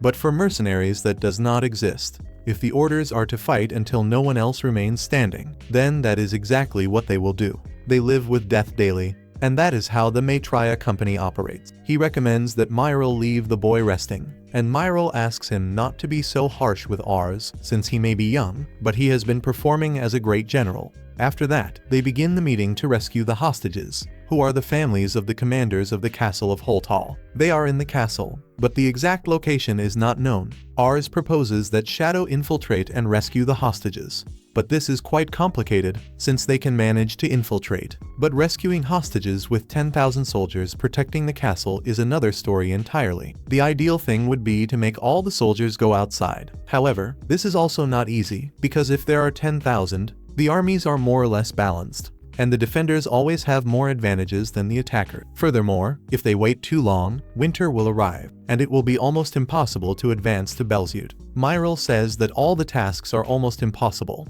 yet she asks Rosal what they could do, and he, excited, creates a plan that might perhaps work. On the other hand, at the castle of Holtal, they inform Tandri that Lupa did not eliminate the emissaries, and that currently the fort of Bardozen is surrounded by Clan's army. Tandri comments that if the situation continues like this, winter will arrive, and when that happens, they will have won. At that moment, another soldier arrives to deliver a message from Lupa. Upon reading the letter, he discovers that the enemy army has about 5,000 soldiers, and that, to end the battle quickly, they will use a very powerful mage and 5,000 men led by their commander to attack the castle of Holtal. He mentions that it was not easy to make that letter arrive there, and hopes that everything goes very well. The soldier informs his lord that the messenger arrived wounded at the entrance and fainted. And indeed, the handwriting of the letter belongs to Lupa. Tandri thinks that, if they are attacked, the enemies might manage to enter. However, if they are only 5,000 soldiers, they can fight on the battlefield, since, even though mages are annoying in close combat, they will not be able to do anything, in addition to having difficulty replenishing their reserves of magic water. He asks his trusted warrior, Dan, if he can take care of this, and he, with a lot of confidence, announces that he will return with the head of the commander. Meanwhile, we see that Lupa sent that letter at the request of Ars, and asked the remainder of the forts not to interfere. He wants to fight alongside Ars to rescue his wife. However, Ars refuses, because, if he goes, they will discover his betrayal. Lupa comments that, if they take only 5,000 soldiers, there will be nothing they can do. But Ars says that, in case they lose, he simply must continue fighting alongside Basmark, just as he has been doing until now. But, if they win, he will join them. With great conviction, Ars says that he will save his wife and hands over a toy as a sign that she must await his return. Sometime later, Rosal explains that they will send 5,000 soldiers to draw the enemy out of the castle. Then, they are going to pretend they lost, and will retreat to reunite with another 5,000 hidden soldiers and attack with all their strength, while Shadow infiltrates the empty castle to save the hostages. The only detail is that, in order to be able to fake a retreat, they will have to evade the attacks and remain safe while fleeing, and this is quite difficult. To top it off, the enemy has double the men, and it is very possible that they will crush them before they manage to flee. At that moment, Kuren announces that he will make his men serve as bait. Rosal refuses, since the enemy will only move their forces if their general enters the battle. For this reason, the dangerous task of serving as bait falls upon Ars and Myril. After that, on the battlefield, Ars motivates his men before the combat, and once it begins, Dan starts a massacre. Ars observes that his stats are on the same level as those of Reitz, and not only that, but the entire cavalry possesses extremely high stats, and half of the enemy forces are formed by cavalry. At that moment, Reitz organizes his men, while at the castle of Holtal, the enemies prepare to move the hostages. But Shadow appears to save them, and they panic. However, he makes it clear that his mission is to take them to their families, and Lupa's wife expresses her gratitude. On the other hand, the boys begin the retreat, and Dan tells his men to go after them. But Tandri stops them, because that retreat is nothing more than bait, since the faces of the enemies do not show fear. Tandri decides to join the battle, and orders Dan to advance first to divide the enemy forces. One of Dan's soldiers asks if he is sure about leaving Tandri in the lead, since he does not seem to have experience. However, Dan makes it clear that Tandri is much more terrifying than he is. Then we see that both were born in the house of the leader of a gang of riders. They used to destroy villages without leaving women or children alive. Even the governor of Mission himself was afraid of them. However, there was a reward for the head of Dan's father, and Dan himself killed his father and delivered his head to the governor, causing him to be named a noble. Returning to the present, Dan and Tandri manage to divide the army of the boys and begin to massacre everyone in their path. Charlotte warns Reitz that she will stop that idiot and asks him to take Ars away. Ars manages to see the entrance to the forest, but the enemy quickly eliminates his forces. One of his men sacrifices himself for Ars and asks him to keep advancing while they hold back the enemies. Clement observes that they are losing and tells his men to be prepared for when they are called. The boys are closer and closer to failing their plan, and Myril recommends that Ars ask Clement for help. Ars notices that his men are motivated and still have hope in the plan, so he tells Myril that he does not intend to surrender, and even if Clement arrived to help them, they would not be able to do anything against the cavalry. Ars, determined, warns his men that it will be a complicated battle, but that if they resist, they will be able to win. He then asks his people if they will trust him and follow him. This motivates all of his men to follow him with faith. However, the enemy disappears, and out of nowhere Dan charges against Ars. Fortunately, Reitz arrives just in time to block the attack, raising the morale of his men. Unfortunately, when they are about to reach the forest, they spot enemy reinforcement. Ars wonders if that will be his end, but those soldiers are Lupa's men, and he makes it clear to Ars that they came to help them. The soldiers begin to follow Lupa, changing the course of the battle. However, when the army of Holtal is about to retreat, Dan fires an arrow that hits Lupa. Startled, Ars asks why he came to help them, since by doing so he only revealed his betrayal, and now, if they lose, his family will also be lost.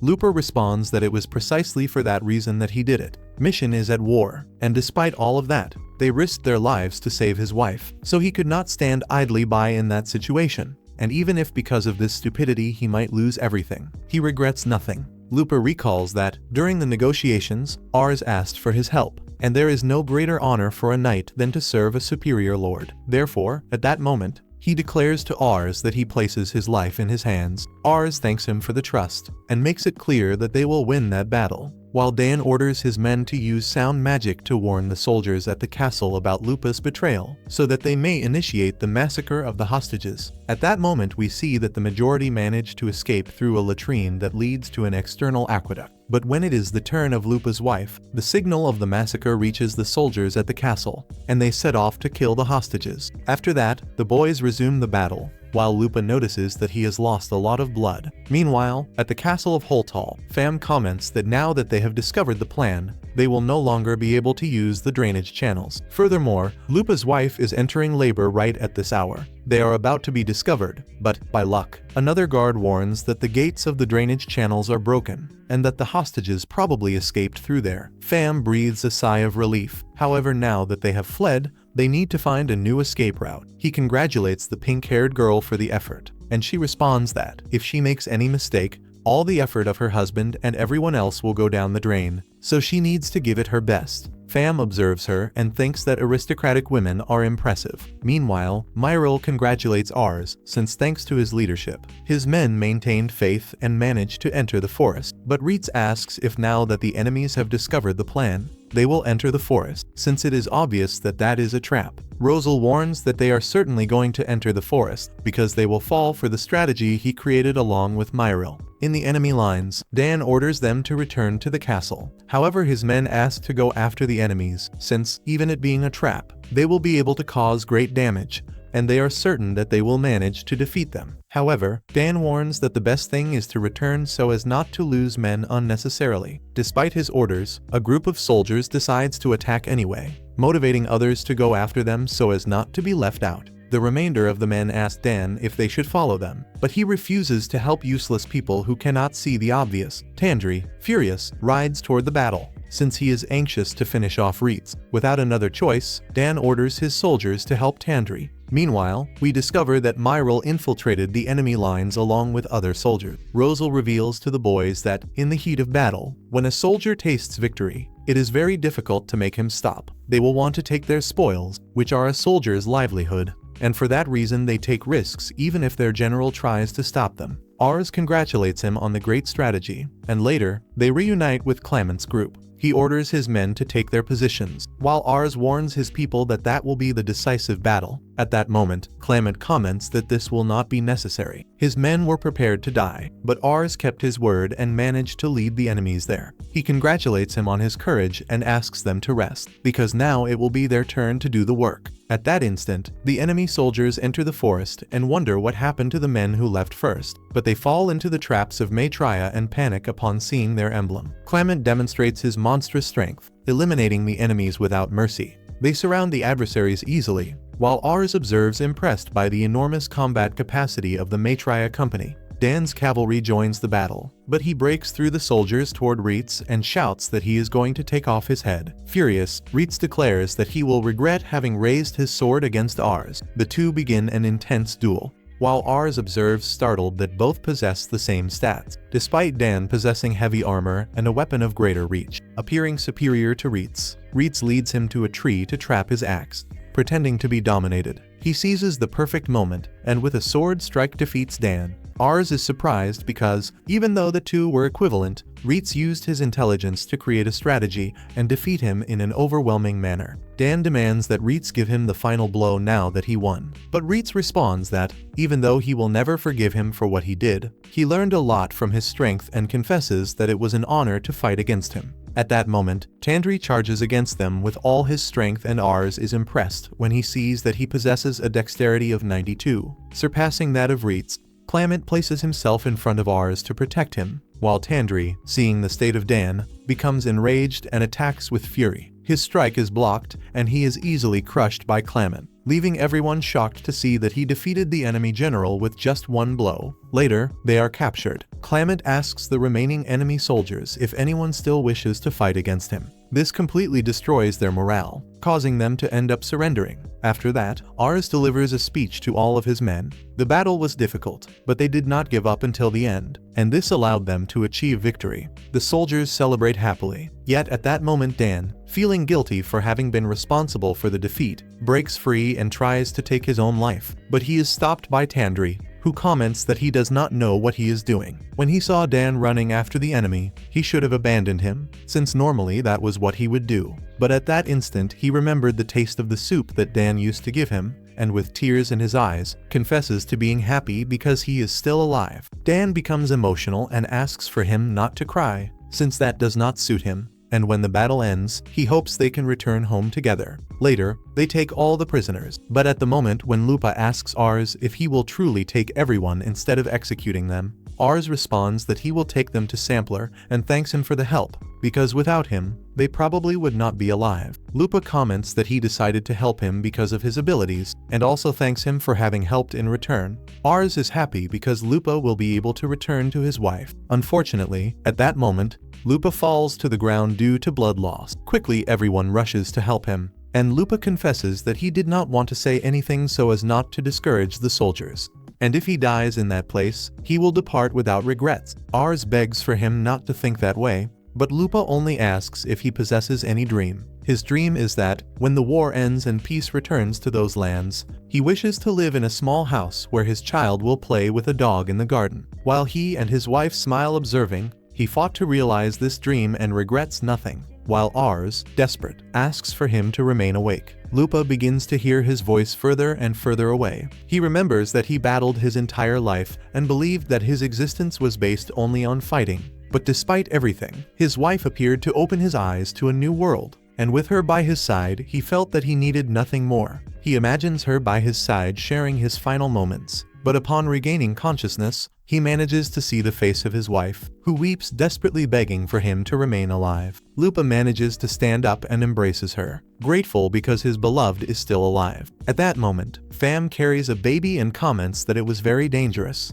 but they managed to arrive in time, and that was his first time acting as a midwife. Maria asks Lupa to hold his child, and when he takes him in his arms, he begins to weep. Ars tells Fam that he has no idea how to thank him. Fam responds that just seeing that scene already serves as payment for him. Later, the soldiers finish burying the dead and Ars comments to everyone that that was the most ferocious battle so far. The danger they faced made them stronger than before. But to end that war, many soldiers lost their lives. It is normal for deaths to exist in a war. That is expected. However, both his men and the enemy soldiers had families they loved and things they wanted to protect. For this reason, they must create a better future, so that those who fell have not sacrificed themselves in vain. Even if they belong to different sides, everyone shares the same desire to protect the important people to them and create a world at peace. Therefore, Ars declares that they will continue winning until they create a future in which everyone can be happy. The soldiers shout in celebration, while Myril notices that Ars possesses the presence of a great general. During the night, while they finish preparing the camps, Ars writes letters and Reitz enters his tent asking how he is. Ars responds that he is writing letters to the families of the soldiers who died,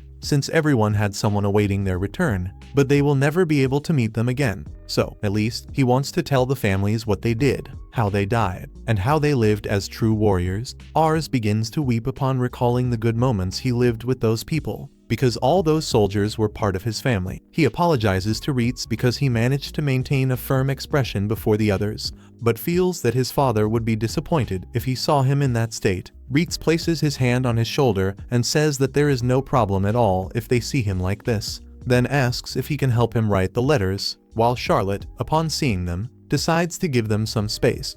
After the combat, the boys manage to take the castle of Holtal, so they inform Myril that the severely wounded soldiers were sent to their homes to recover, while those with less severe injuries are being treated by the camp medics. Myril becomes happy and comments that now they only need to wait for Lord Curran to return from the castle of Stats. At that moment, Fam appears complaining because a silver coin is missing from his payment. Ars apologizes to him and thinks that Fam is someone who is very demanding. He announces that he will correct the mistake shortly and, before Fam leaves, tasks him with informing Curran about their victory and investigating the current situation of the battle that occurred at the castle of Stats. Fam responds that he will do this without problems, but since he intended to go on vacation, Ars will have to give him another pouch of payment. After that, Fam and his men proceed to the supply camp of Curran's army, where one of his men comments that it can be dangerous to place feelings into the missions ordered by their employer. Fam understands what he refers to. At that hour, they spot smoke ahead and notice that the supply camp is in flames. Upon arriving, Fam introduces himself to the soldiers, who inform him that the enemies attacked them suddenly. They also received reports that all the other supply units were attacked, and that probably more than half of the supplies and magic water were lost. Fam realizes that it is not the moment to look for Curran and orders them to inform Ars immediately. Meanwhile, at the castle of Stats, the leader of the Belzud district, named Kansas Bendel, celebrates along with Thomas the ambush against the supply camps. Thomas comments that Curran is very cautious, which is why he decentralized the storage of supplies, but thanks to their plan, they managed to destroy most of it. Kansas asks if it really was necessary to destroy the magic water, and Thomas responds yes, since even with the castle of Stats being heavily protected, magic is an extremely powerful weapon and Curran possesses several powerful mages among his troops. Now that the supplies have been cut off, the war will transform into a war of attrition, and it will be only a matter of time until winter arrives and they achieve victory. Kansas asks if all they need to do is wait, but Thomas reveals that that is the ideal moment to attack their weak point. When Kansas asks what that weak point would be, Thomas responds that it is Curren himself, since he usually commands his army personally, making that the perfect moment to eliminate him.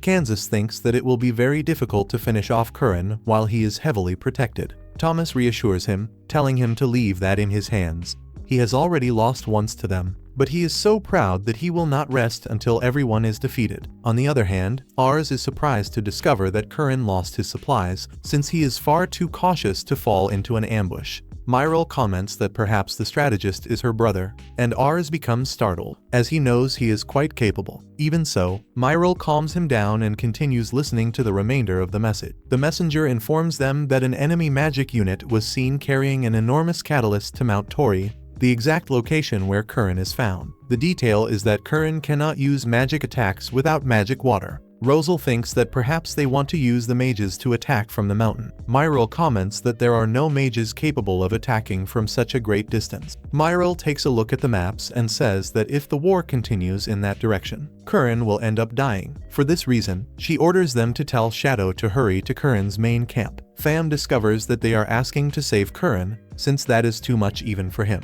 Furthermore, he does not believe that that is true, but at that moment, a drop of rain falls. According to Myril's predictions, it is likely to rain. It makes no sense for the enemy to position their mages in a location from where they cannot attack. Then he realizes that the plan, probably, is to cause a torrential rain to transform the terrain where Curren is into mud, leaving his troops immobilized. With such a strong storm, they will not be able to see or hear anything, creating the perfect scenario for an assassination. At that moment, Pham goes to rescue Curren. Meanwhile, Curren observes the enemy soldiers approaching while they eliminate everyone in their path. He orders his men to take their weapons and counterattack. Thomas manages to reach him and declares that he will take off his head. Curren manages to dodge the attacks and hit Thomas's leg, but Thomas does not intend to waste that opportunity and orders his men to finish off Curren. Suddenly, everything becomes covered by darkness, and Pham appears to rescue him, warning that Ars sent him there and that he is already gathering troops to send reinforcements. Curren discovers that Ars anticipated the ambush, but everyone knows that, in reality, it was not Ars.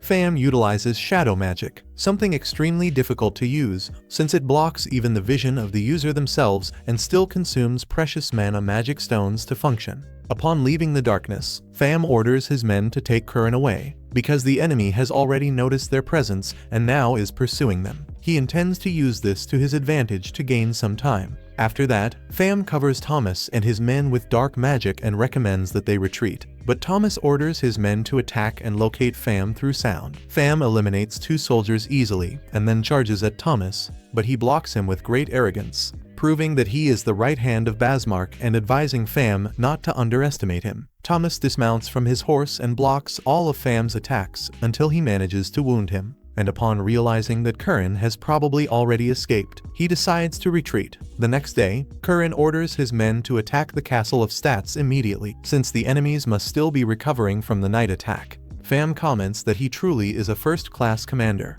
When they are about to depart, Curren interrupts them to thank them for having saved their lives and hands over pouches full of gold coins as a reward. Furthermore, he wishes to transform Pham into one of his direct contacts, because to survive the chaos that is to come, he will without a doubt need a shadow magic like his. Pham responds that he does not need a reward, because this time Ars was his employer, so he intends to charge everything to him later. He thinks about extracting a large amount of money from Ars. After that, they leave, and Pham comments to his men that that is not a bad proposal, asking if perhaps it will be worth thinking a little about it. At that moment, he remembers all the people with families that he had to kill because of his work. After all, he is a mercenary. Upon returning to Ars, he thanks him for everything Pham did and announces that Curren also got in touch to demonstrate his gratitude, in addition to saying that perhaps he gave him a great reward. Upon noticing Pham's wound, Ars becomes worried and asks if he is well, and notices that there is something strange about him, asking what is happening. Pham responds that Shadow has always lived as a group of mercenaries, criminals who live on dirty work and accept any mission, even killing people. Then he asks Lowen if he is afraid of him. Lowen asks why he would be afraid, since he never thought Fan was someone scary. His performance always exceeds expectations, and Lowen knows he can always count on him. Furthermore, if it were not for Fan, they would have lost a long time ago. The only complaint he could make is that the rewards charged by him are absurdly expensive. At that moment, Fan begins to laugh, impressing his men.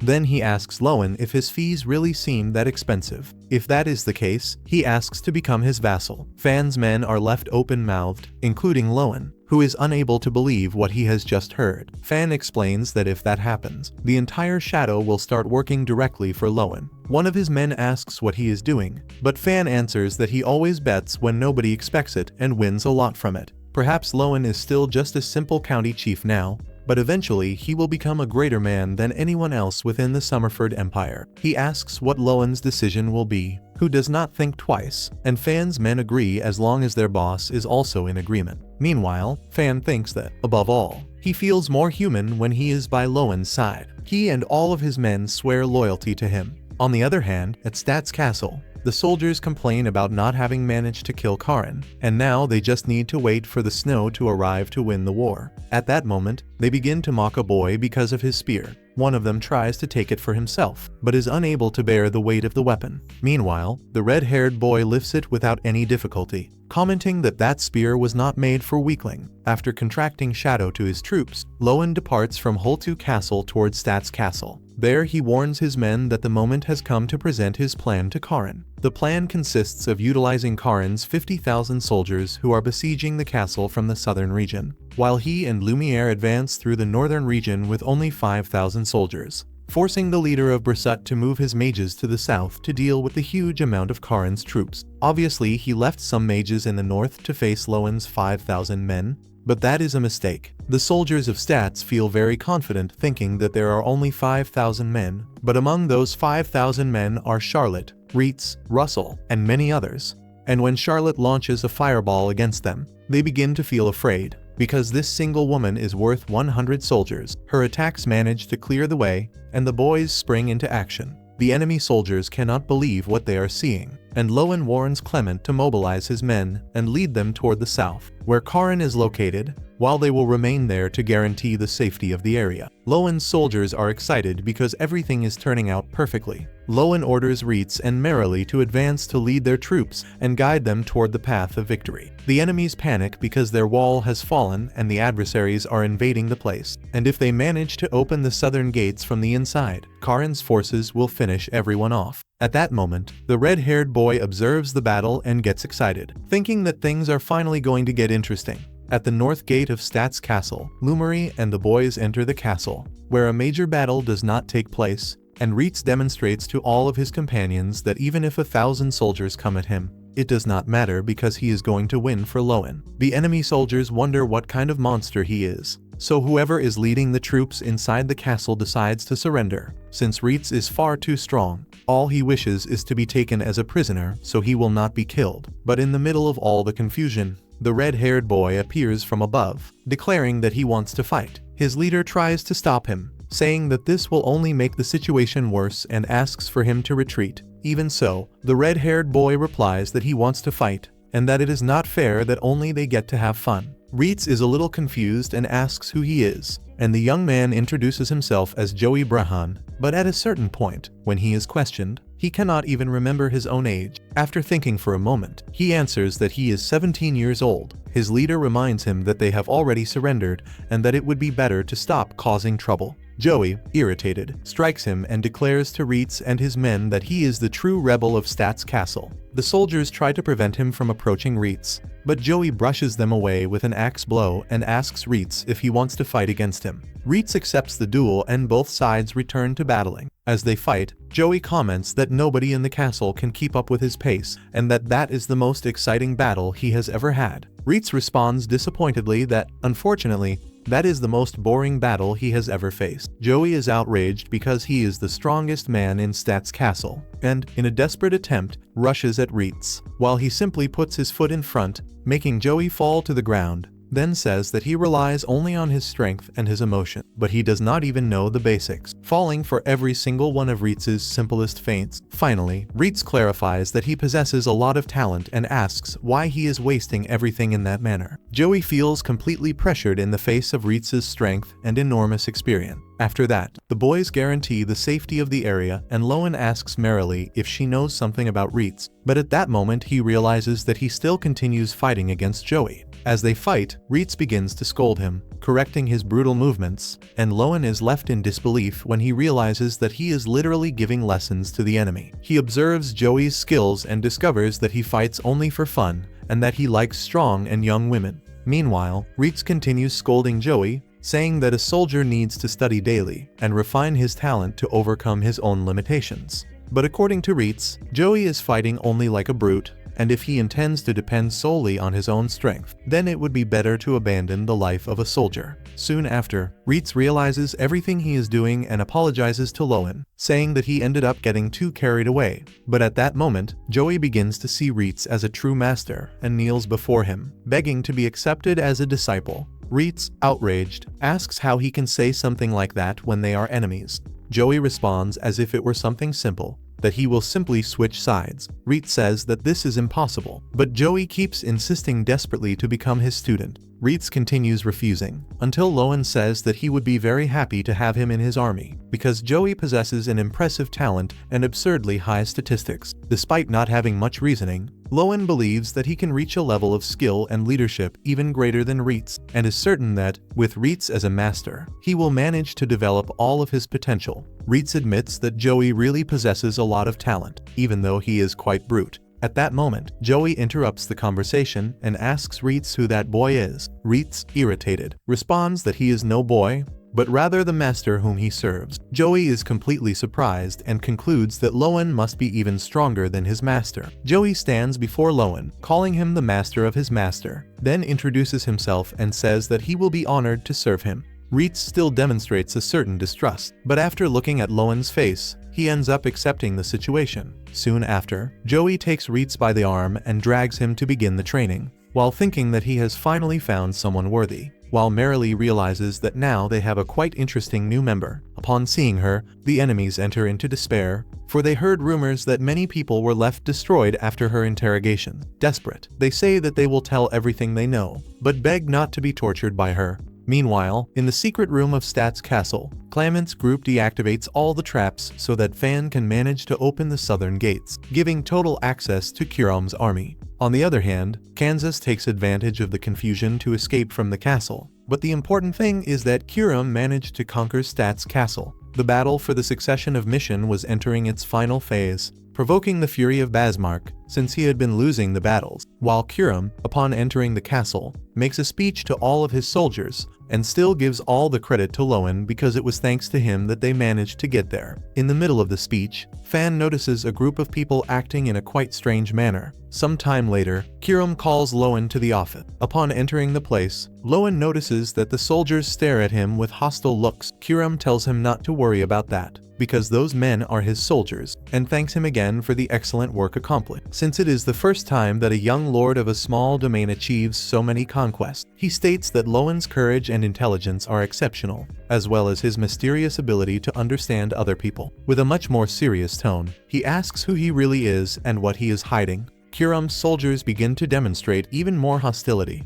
and Lowen notices that Kurum's aura is not the same as before. At that moment, Lowen begins to wonder if perhaps Kurum thinks that he wishes to take the throne, or even if he discovered that he does not belong to that world. Owen responds that he is just an unimportant lord, but Kurum counters by saying that even a lord like him must have a reason to come this far and asks him not to lie. Lowen admits that he truly possesses a goal. He wants to create a world in peace, where his people can smile. He explains that he does not know why he possesses that mysterious ability, but states that he is the son of a lord, and that from the moment he inherited his father's domain, he swore to use his power for the good of his people. Meanwhile, those men from before continue acting in an extremely suspicious manner. But upon hearing Lowen's answer, Kurum completely changes his attitude and comments that that was exactly the response he expected to hear. He reveals that lately, the people around him do not stop bothering him, questioning who Lowen really is. He says that those two men sitting there suspect Lowen's true intentions. Furthermore, there are others worried about the possibility of Lowen desiring the throne. But Kurum believes that after the words he has just spoken, they will finally become more at ease. Before Lowen leaves, Kurum still asks him to trust him. Upon leaving the room, Lowen gets quite nervous, since he has never been in such a scary place before, and begins to wonder what would have happened if he had given a different answer. He realizes that he does not please everyone and concludes that he needs to take even more care from now on. At that moment, a snowball hits his head, and Charlotte begins to laugh at him, saying that it is time to play in all that snow. But Hitz appears and comments that even though they have some free time, they are still at war and do not want to end up catching a cold while they prepare themselves. Charlotte throws a snowball at him too, causing Hitz and his new student to rush at her, initiating a true snowball war. Fan manages to take advantage of the situation and quickly sets up a clandestine betting agency. Meanwhile, Clemente comments that that group is far too noisy, but ends up noticing that Marilee likes to drink quite a lot. She asks if he wants to compete to see who can drink more, making Clemente flash a smile. Russell creates a huge snowman, but Hitz, while pursuing Charlotte, ends up tripping and completely destroying the snowman. Quickly he goes to apologize to Russell, and even while crying, Russell responds that it is no problem. Hitz feels guilty and proposes that everyone work together on rebuilding the snowman, creating another snowman for him now. But due to the sudden pause, some people began to complain, saying that the bets should be cancelled and demanding their money back, and Fan, without any other alternative, uses his ability to flee from there. Charlotte asks Lowen how often it snows, and he responds that only during the winter season. Upon discovering that the snow will last only for a limited period, Charlotte comments that she hopes to be able to see it again next year, together with them. Lowen is moved by seeing her so beautiful at that moment. After that, Reed covers Charlotte and her melons with a winter coat to prevent her from catching a cold. Lowen observes everyone enjoying themselves and thinks that he wants to protect those smiles next year and forever. Meanwhile, Thomas feels frustrated because his sister brought her plans forward. He believes that, if he continues making mistakes, he will end up in a terrible situation.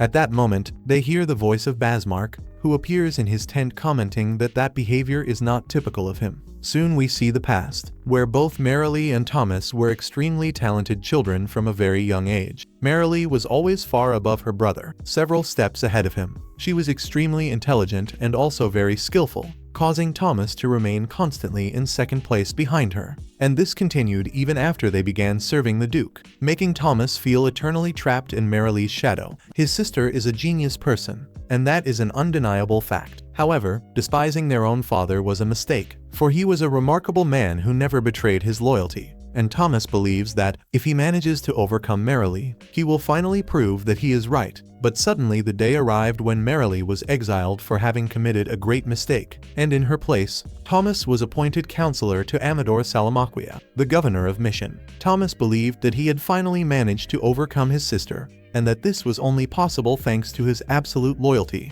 exactly like his father. For a moment he thought he was right. Returning to the present, Thomas apologizes to Basmark, but Basmark interrupts him even before he finishes, and comments that he heard that Marilee is now serving Kiram, so he can understand why this battle is being so difficult. He asks Thomas to raise his head, for he knows very well that he is someone extremely loyal. Just like his father, Thomas is completely devoted to the Duke, and for that reason, Basmark states that he cannot blame him for anything. He declares that, in the same way, he is also devoted to the Duke of Mission, and is determined to protect the legacy left by his deceased father. That was exactly why he decided to take up his sword, because to protect their homeland, they need to defeat Kiram. Basmark clarifies to Thomas that he is counting on him. Meanwhile, at Stats Castle, the group discusses the next attack against Bursut Castle, the most important fortress and one of the 3 largest cities in the region. Kiram explains that, when they invaded Stats Castle, Thomas appeared personally to try to defeat him, which means that the enemies are already desperate. And once they reach Bursut Castle, all the enemy soldiers will attack with total desperation. Even so, Kiram says that he fully trusts them. At that moment, the conversation is interrupted by a guard, who warns that someone has arrived claiming to be a messenger from the county chief of Bursut and wishes to meet with Lord Kiram. Next, we see Kansas's messenger informing Kiram that his lord hopes to declare a pause even in the middle of war. Since Kiram wishes to avoid more deaths, Kiram responds that, upon realizing that defeat is inevitable, they now want a truce without needing to surrender. The emissary states that this is not the reason, saying that, in truth, those who will suffer enormous losses are they themselves. He reveals that they have developed a large-scale weapon, a magic catalyzing super machine capable of destroying an entire city with just a single blow, and if they resolve to act seriously, they could finish off that entire region. Kiram asks if this weapon really exists. Why have they not utilized it yet? The emissary responds that they could not bear to destroy their own territory and massacre innocent people, not even in exchange for victory. But if the war continues, they will have no other choice but to use that weapon and end everything. For that reason, they are asking for a truce. Kiram responds that he cannot believe those words at that moment, and asks for some time to think. Afterward, merrily comments to the group that that is nothing more than a bluff, a blatant lie created solely to buy time now that they have nowhere left to go. Lowen asks Kiram if he has ever heard about such a powerful weapon before. However, Kiram responds that the former governor never said anything of the sort. Furthermore, considering Bersut's capabilities, they should not even be capable of creating such a powerful weapon. After discussing for a bit, the group reaches the conclusion that the best thing to do is to reject the request for a truce and send the messenger back. Rosal demonstrates concern, because he believes that it is far too hasty to assume that everything is nothing more than a bluff. After all, the enemies should know that such an obvious bluff would hardly work. And if Thomas is on their side, then there might be some other hidden purpose behind it. For this reason, Rosal asks merrily to tell more about the enemy, since he needs to understand their mentality to manage to put together an adequate strategy. Merrily does not like the idea very much, but ends up accepting. We see that her father, Edward, was accused of treason and condemned to death, because supposedly several people denounced his acts to the governor of Mission. From that moment on, her family lost all of its nobility. Edward begs for them to reconsider the decision. However, the judge says that he does not intend to change it. Edward, kneeling on the ground, makes one last request, wanting them to at least promote his 2 children. And in case that is not possible, then it would be better to execute them as well. The children cannot believe that they are hearing those words from their own father. Meanwhile, Edward continues saying that, unlike him, his children are exceptional, and that if they strip away their nobility, and they are taken to another duke, they will end up becoming a huge threat to Mission. Despite his request, Edward is completely ignored and taken to the execution. On the other hand, his children are demoted to the condition of commoners and come to be despised by everyone because they believed that they did not represent any threat. Merrily is the first to stand up and comments that their father was a stubborn idiot, for it would have been better to flee than to die in that manner.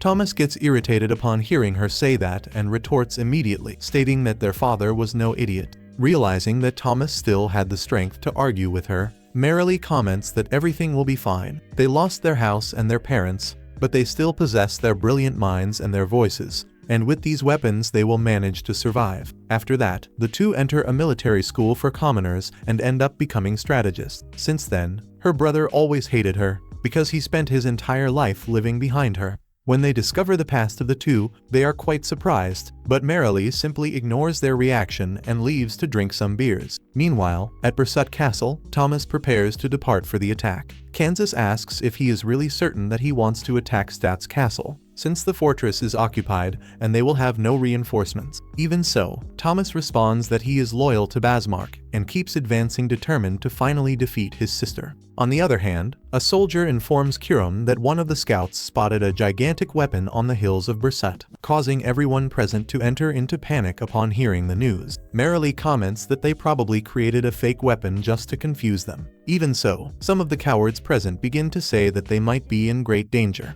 Lowen tries to calm the situation, sending Fan to investigate the case. After that, Fan and his group arrive at the location where the weapon is positioned, and after analyzing everything carefully, they inform the others that the weapon is fake, because there is no magic water channel necessary to cast magic, and there were also no mages present operating the equipment. Rosal concludes that the enemies sent emissaries asking for a pause solely to buy time, and right there lies the strangest detail of the entire situation, because the enemy would not manage to receive reinforcements coming from Bersut Castle. On the contrary, they themselves could quickly increase their reinforcements, which would make that strategy extremely disadvantageous for the enemy. Furthermore, Thomas is their opponent, so certainly there is something hidden behind all of that. At that moment, Kiram warns the group that the enemy reinforced the defenses of Bersut Castle, and that perhaps they really were just trying to buy time to defend the fortress. Even so, he believes that they must not give more time to the enemy. In the middle of the discussion, Lowen begins to feel that that situation seems very familiar to him. He calls Kiram and comments that he has already faced something similar before.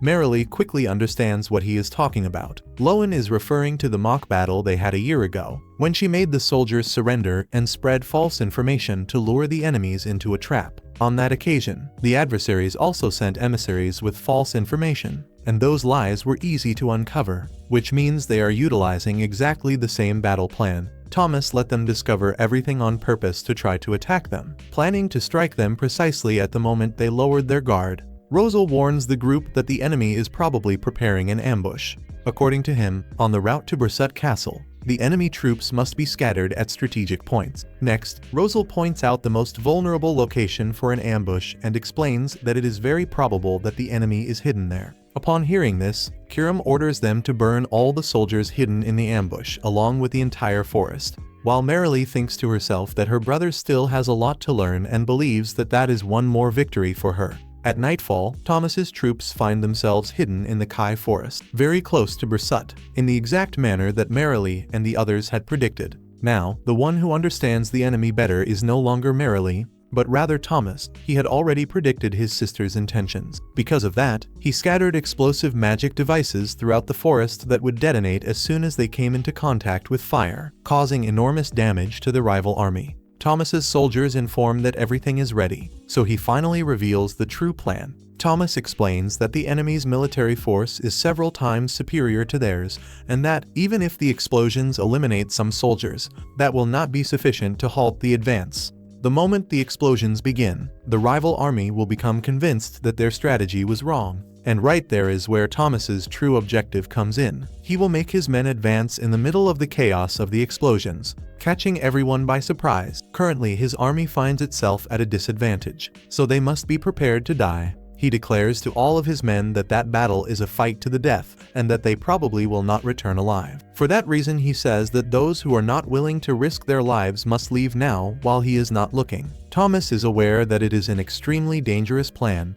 and that if they do not manage to reach the head of the enemy leader, all of their deaths will have been in vain. At that moment, he remembers the first time he met with Basmark, who upon seeing him recognized that he was Edward's son. Basmark also made it clear that he knew his father was innocent and lamented his death, for he was someone very devoted to the Duke. From that moment on, Thomas swore loyalty to Basmark and to guarantee his lord's victory. He decided to do his best. He was always prepared to face death for Basmark, because his loyalty represents not only his father's beliefs, but also the opportunity for his victory against Merrily. And even if none of his soldiers remained by his side, he would advance alone. As he turns around, he is happy to see that all of his men remained with him. They say that, just as he swore loyalty to Basmark, they also swore loyalty to him. Thomas states that he is proud of them and thinks that, unlike a large disorganized army, a small well-organized army is much more powerful. Next, he orders everyone to occupy their positions, because they will attack at the moment of the sound of the explosion. A short time later, Kiram's troops arrive at the location and the mages prepare to initiate the attack. Rosal seems anxious and Lowen notices it. Thomas thinks that, even if his sister is a genius, the one who will guarantee his lord's victory will be him. Kiram orders the mages to initiate the attack. At that moment, Lowen approaches Rosal and comments that Lamberg's strategist is not only Merrily. After understanding his feelings, Rosal decides to interrupt Kiram. Thomas wonders why the attack has not started yet, since the enemy should be advancing. Suddenly, a huge fireball launched by Charlotte hits the battlefield, scaring all of Thomas's soldiers. Next, they begin to be cut down by arrows from Kiram's troops, being cornered. Thomas's soldiers activate a sound bomb to give the alert, and the battle turns into a true generalized confrontation. He orders the activation of the explosive devices, but observes that his troops are crushed by the strength and efficiency of the enemy. At that moment, he wonders how his sister managed to discover his plan. Soon after, Kiram arrives at the battlefield. The others warn him that it is dangerous to be there and ask him to retreat to the rear. He responds that everything is fine and orders them not to kill Thomas, because they consider it a waste to take the life of someone so brilliant. On the other hand, upon seeing Kiram, Thomas charges directly for the attack, since he believes that by eliminating their leader, he will guarantee victory. As he runs, Lowen activates his ability and analyzes Thomas's statistics. Lumiere quickly orders them to stop him, but Thomas's soldiers place themselves in front to prevent any attack against their lord, while he remains totally focused on guaranteeing victory for Basmark.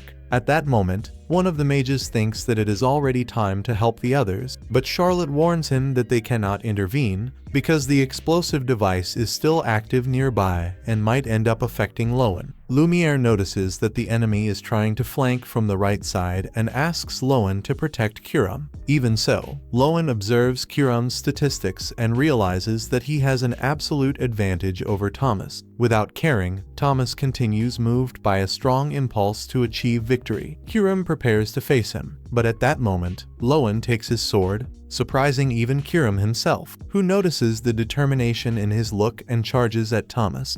Reitz runs toward his lord, saving Lowen at the last instant, and thus manages to put Thomas out of combat. The soldiers quickly capture him, but even so, he continues resisting in vain. Thomas sees his men being completely dominated and, looking at his sister, ends up falling to his knees on the ground. Later, when everything finally calms down, Reitz scolds Lowen for having been so impulsive. Lowen apologizes and says that he knows Kuram is much stronger than he is, but at that moment he thought that perhaps there was an opportunity and his body simply acted on its own. Charlotte arrives next and comments that Lowen has always been like that, which makes the two begin to argue about who really knows him better. Lowen interrupts and says that the most important thing is to know how the two are doing. Merrily tells Thomas that he looks quite dejected since they separated. He, accepting defeat, asks her to execute him, but Merrily responds that he continues extremist as always. She reveals that in that combat,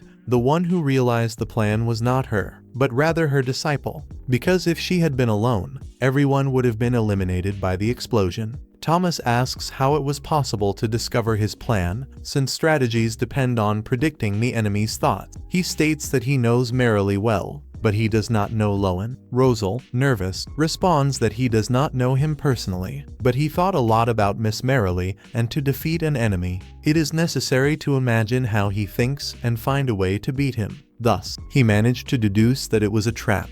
Merrily comments to her brother that he spent the entire time trying to find a way to defeat her and did not expect someone to manage to read his thoughts. Thomas gets frustrated, but at that moment, Lowen uses his ability again and notices that Merrily usually hides her true feelings. He approaches and asks her to express herself better. She asks what he means, but upon seeing his look, she understands. She addresses her brother, recognizing her defeat, but stating that his disciple made up for the mistake, therefore, that combat can be considered a tie. While caressing Thomas's head affectionately, she says that he became someone very capable. Thomas gets emotional and recalls everything he lived through by his sister's side, realizing that in the end, perhaps all he ever sought was the recognition of his beloved Merrily. She asks why he is smiling, but Thomas responds that he just lost. At that moment, Kuram arrives and asks Thomas if he is willing to serve him, but he makes it clear that, even having lost that battle, his loyalty was sworn to Basmark, and nothing will make him change his mind. Kuram, disappointed with the answer, orders him to be imprisoned. Before being taken away, Thomas addresses Rosal and comments that he is someone quite competent. Rosal, a bit startled, responds that all of that is thanks to Lowen, who always supports him. Thomas, seeing his loyalty to his lord, only advises him not to let himself be influenced by his sister. Some time later, thanks to Thomas's defeat, the Lord of Bersut Castle gives up resisting and ends up surrendering, while Basmark becomes increasingly cornered. Next, Kuram makes a speech to all the lords and soldiers, announcing that now they have taken the three largest cities, Sempler, Arcantes, and Bersut, all thanks to their efforts. Therefore, he intends to reward them and name new rulers for the region of Bersut and for the county of Samud. He apologizes to Fred because he is going to remove his position from Samud to name Lumiere as the new chief of Bersut and Lupa as the one responsible for Samud. This decision impresses many present, since Lupa is a general who had surrendered. Even so, this will help reduce enemy resistance, even though it might generate controversy. Lowen, however, believes that Lupa is more than fit for the role. Kuram informs that since Lumiere will be responsible for Bersut, he will no longer be able to look after Canary. Therefore, The new Lord of Canary will be Lowen. Lowen is caught by surprise, but Kiram recalls that he had already promised that territory to him. When Lowen tries to step forward, other lords prevent him, dissatisfied, unable to accept that a young man is at the same level as them. Considering his advancement something far too rapid, they state that governing such a large county requires responsibility over many citizens and that perhaps it is still too early for him. They also say that, even if his subordinates are good, he should not be promoted solely because of them. At that moment, Kiram and Lumiere interrupt, stating that Lowen is more than qualified to govern Canary. They say that his vassals are excellent, but they only follow him because he is Lowen, and that nobody other than him would be capable of assuming that post. The leaders of Parana and Massa also support this decision, recognizing his great capabilities. With that, their words end up convincing Fred and Lupa, and it becomes evident that he has the power to inspire people. Thus, everyone starts to support him. And after more encouragement, Lowen accepts the position of Lord of Canary County, initiating a great celebration. After that, Lowen meets with Lumiere, who comments that it is strange he asked to talk in private. Lumiere, more serious, says that he did not have the opportunity to speak with him during the war and confesses that he is not totally happy with his promotion, for he does not feel prepared to become chief of Brissut. He recognizes that Brissut is larger and wealthier, a territory far superior to Canary. Furthermore, he grew up in Canary and that land was inherited from his ancestors. To help the people there, he worked very hard and, even so, it was still not enough. He is very sincere and says that, compared to Brissut, he would prefer to continue in his homeland, where he feels more connected. He confesses to Lowen that, if there is someone to whom he can trust his beloved territory, that someone is he, because during the war he could see his performance up close, and Lamberg was witness to how they trust each other and grow together. In that small county, he managed to see the future of Canary exactly as he imagined. For that reason, he asks if Lowen can transform Canary into a better place. Lowen, determined, responds that he is capable of fulfilling this task. After that, Lisha receives a letter from Lowen, in which all of his great achievements are informed. Soon after she finishes reading the letter, Lowen and his companions arrive at the location, being received with much joy by the citizen. This happy moment is also marked by sadness, for many families are discovering that their loved ones died. Even so, everyone thanks Lowen, because he took the care to console them by means of letters during the period of the war. At that moment, Lisha comes out to receive him and tries to maintain her posture, since she is in front of many people, and as the wife of her lord, she cannot embarrass herself. But she cannot hold herself back and runs desperately to embrace her beloved Lowen, saying that she missed him and does not want to let him go by any means. Everyone finds the way of the two quite cute, and after that he reunites with his younger siblings and his mother Sophia,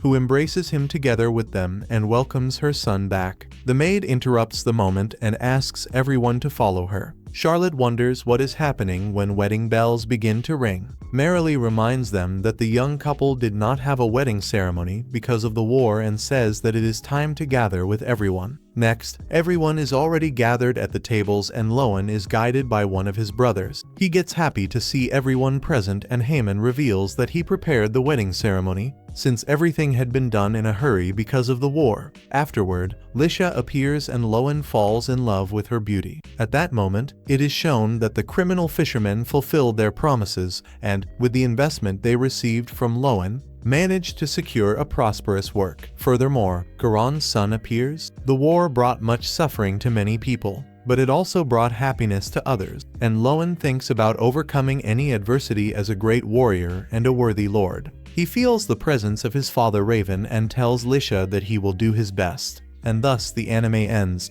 Do not forget to leave that like, subscribe to the channel, and comment letter.